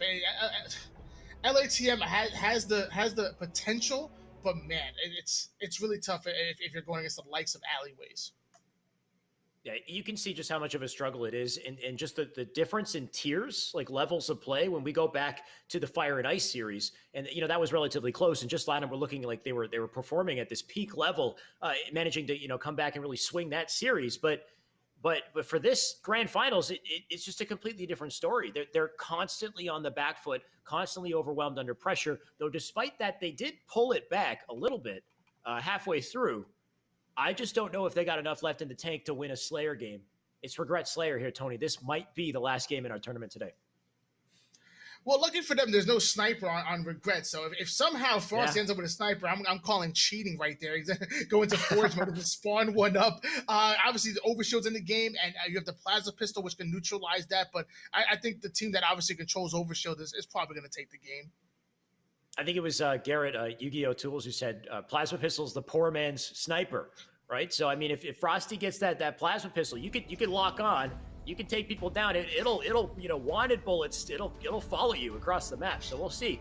Either way, the focal point here, the OS, as both teams will fly to try to make their way to it. We're going to kick it off with Neptune here. See what he does. Going for a defensive play. He loses Trippy for the push here. OS still up, and it's going to be grabbed by Drift. That's a big opening for Just Latham if they can take full advantage of this play. Absolutely, Drift getting away with that Overshield, putting some shots into Frosty, and Frosty gets out of dodge. And then, hold on, he comes back for the Ego Challenge, able to take out his Overshield, so that's a play. 3-3 tie right now, but Drift about to be flanking towards top red. Drift put the Nikes on. He's flying into red base, but flies into 2. Gets ripped off of his spawn. That's 5-3 on the board here, so nice close game to start it off. A couple nades flying in through top mid will keep Trippy back. He's going to have to play Tricky to stay alive here. That's exactly what he's doing. He's got a player flanking, though, so big kill right there from Tapping looking for more. He doesn't get the double, though. Boo Boo shuts him down. Absolutely, Neptune actually the last player alive for his team right there. Drift ends up taking him out, so 2 down once again for Alleyway, struggling to stay alive and fight off of those spawns. Just LATM has now taken the lead 9-8, and 10 minutes and 52 seconds on the clock. Can they keep this pressure going forward and keep them on a cycle until Overshield comes up? See, I mean, even game so far, 10-10. Nice shots from Atso. Gets that player down to 1 shot, but he lost his teammate over in the Needles. Gonna have to back down here. You can see 3 players coming in with the collapse into red base, but yeah, just blast him. Fire him off. Nothing happens, though. No dice with that Plasma Caster. So now the lead changing hands here. Frosty and team pulling away. 14 kills here to 11. With the OS coming up in just under 30 seconds here. So Neptune, nice little collapse onto Tapping. The remaining 3 players gonna try to fight back. Absolutely, Neptune flying over towards Drift, and Drift getting the nasty double kill. Pelican taking out Trippy, gonna get taken out towards top people. Fantastic plays by LATM. Even Atso getting a kill. Frosty going back, so back and forward action. This is the kind of stuff I love. It's hard to keep up with, but I love it. Nah, I'm seeing everything, Tony. I can see all the plays happening at the same time. I got multiple POVs here. I'm cycling. Either way, Tony. We got an OS coming up. We got No, Frosty! No, he changed the animation, Tony. He went into the settings. He's playing dirty. I can't believe this, man. Let me tell you, I swear, like someone must have like challenged like kill chow for Frosty, like $10 per assassination. Overshielded in the hands of Boo Boo Doo. Frosty get another kill on Tapping Buds, and they have now hit the 50% portion of this game. If they win one more game right here, they can close out the series, and they will become your grand champions. This guy hit him with the what is he holding him by the ankle and then stomped on his face? Like what even is that assassination? It's brutality at its finest. So Frosty like really putting the hurt in him. 26-17, he's got a caster. We need a caster specific beatdown assassination like Gears of War style. They gotta throw that in. Either way, it's a killing spree for Frosty, and they are pulling away a 7-kill lead here. Yeah, I want a sniper assassin. That'd be pretty insane. Yeah. 27-21 lead in favor of Alleyways. Trippy doing a good job of coming off spawn and opening up towards the window side of things. Nobody having that early pick just yet, but Trippy getting some damage and forced to back down. So I want to see. And there we go. Drift gets opening pick on Neptune. That's what they needed. He's playing so patiently here. He does. He's going to get collapsed on from multiple sides, so he is down. 5-kill game right now. Tapping buttons on our POV. Tapping kind of the hero here, Just Latham. If he can really make some big plays, he can swing the momentum. He's got to be here on Neptune, but he doesn't get the kill. It's a nice little exchange right there. They both bring themselves down to 1 shot. Still got high ground control here, but look at the higher ground being controlled by Alleyways as they just come from above. Tapping buttons somehow living through the onslaught of nades here long enough to potentially contest this OS of Tony, which is going to be up very soon. Yeah, luckily I know Drift has an exact timing on that OS, but I'm pretty sure Alleyways has a pretty good understanding of when it's coming up, which should be coming up very soon here. 33-26 lead in favor of Alleyways. Just LATM needs to clutch up and get these kills and grab that Overshield if they're going to come back in this game. Oh, you see that little slide launch from Neptune? He hits the ramp slide on the lip, on the downward ramp there to fly over to OS. He just did it too early. And that OS still went into the hands of Blue. It's Pelu who has it. Pelu needs to swing the game with this OS. It's just a 5-kill deficit, so it's definitely doable. They got to get a nice clean base collapse in here. You can see 2 players on pink side as Pelu tries to make his way in the base, but loses all of the OS in the process. 2 players in front of him. Shenanigans ensue here, but it is a trade. And that is not enough, Tony. They needed to do more with that OS. Oh, for sure. And I don't know if you guys noticed that, but the green indicator color came on the screen, so that means he was taking damage from his teammate. That's the last. I mean, the last thing you need to be doing is team nading and team shooting your own camouflage. I'm sorry, your own overshield player. Just a blunder on the side of just LATM. Ooh, it's a 3-kill game though, Tony. This is definitely anyone's game. We are getting down to the wire, getting down to the 40-point mark here, but Tapping has combo. He's got teammates up on top map. You can see those players trapped in red base. The collapse comes in. Tapping with a big kill. A 2-kill game at this point. But can they get the kills? Can they bring this comeback in the last few kills? And the game is starting to happen. We have a tie game here, Tony. This is a match. We have a match indeed. And now switching gears to Atso. Chill's actually going to work his way over towards Pelican. Going to work a little 1-2 combo on blue car. But Trippy coming out with a big 5 on Pelican, taking that first player out. Neptune going after Trip. Boo Boo Dooble might end up winning this gunfight, and that is it. I'm going to call it 44-40 in favor of Alleyways. That was a big play by Boo Boo. Tony's not a believer. I'm still believing. 5 kills. I mean, it's a tough comeback, a very tough comeback, especially with Neptune. Look at this. Neptune making a sneaky play, and it's paying off. Neptune with a kill. Frosty with a kill. Neptune looking for blood on the Pelu. He's got the bait and switch coming in. Frosty with the kill yet again. That is 48-42, Tony. I don't believe anymore. I think you're right. I think 2 kills are going to close out this tournament. Boo Boo. Style points from this man. Look at this guy. My God, dude, he's going to die. Getting Final every kill. last second up there. Yeah. You gotta love it, man. Making the style plays. I mean, ultimately relatively close in score, but when you look at those final plays in the end, you can tell that Alleyways, they had it in the pocket. They were confident. They were poised to take this. They were sitting in winner side grand finals for a while, just waiting to close it out. And damn, did they do well. Absolutely. I'm looking at the scoreboard real quick. 17 kills coming out of Frosty, 16 out of Neptune. That is absolutely fantastic. And it came to 50 and only took 6 minutes and 35 seconds for Alleyways to make quick work of just LATM and winning that lion's share of this $1,000 prize pool. Tony, I told you it was the splice skins. Both Frosty and Neptune, they have splice skins. You get, was it six frame advantage on the thrust slide? And your shot, your bullet magnetism is larger. Anyway, you get the point. They won. They put up the numbers. 17 kills Frosty, 16 kills Neptune. So great work from them. But from the team overall, it was a GG's. Tony, we got to give a big shout out to the Latin American community, though. Like, I mean, just LATAM. Not only just LATAM, but Fire and Ice as well. So it's a massive shout out. I know you guys are tuning in the chat as well. You guys have brought a lot of numbers to the stream. So thank you for the support. An amazing showing, honestly. So many talented players from the Latin American community, and they continue to get better every single week. Man, we had both second and third place going to them. Oh yeah, absolutely. And LATM community must be proud to have 2 representations of your community in the top 3. That's absolutely insane. And like you said, they really do bring the numbers. So when they're on screen, I always look at the chat and the community's out there. They're making some noise. They're sharing their energy. I love it. I love that community, and they're really starting to step up. And mind you guys, this is not just Halo 5. Like, this LATM community is real. When it comes to Infinite, they'll be doing big things. Tapping Buttons here. Yeah. Drift is here. Pelagut is here, and they're here to stay.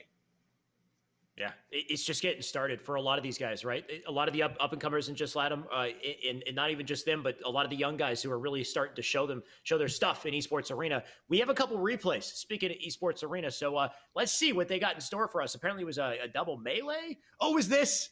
If you didn't get to see this play, now you get to see this play. Look at this man, okay? He is on blue side of tower. He has no ammo in his gun, and now he has no nades.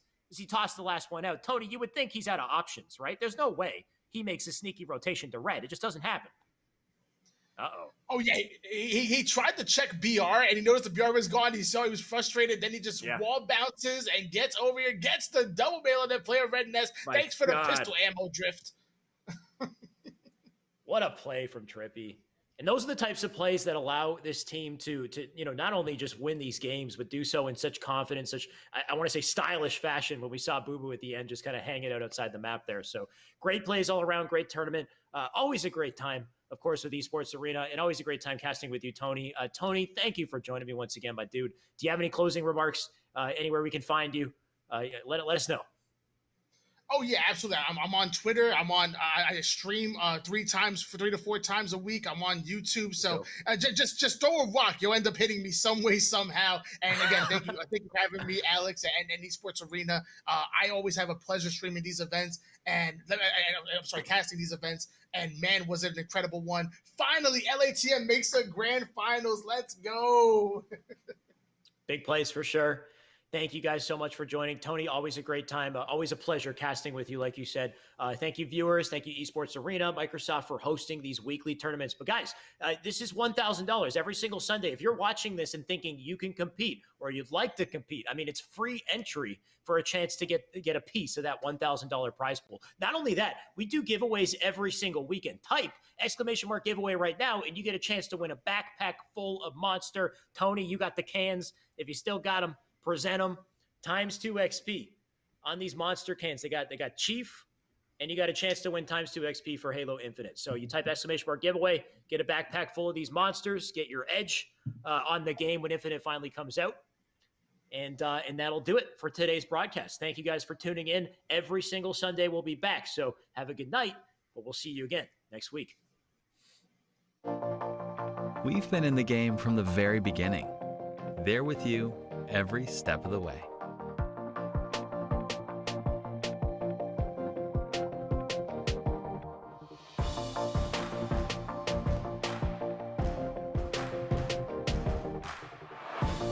Continue your journey with the most powerful Xbox ever. From one generation to the next. Xbox Series X, coming soon to Walmart.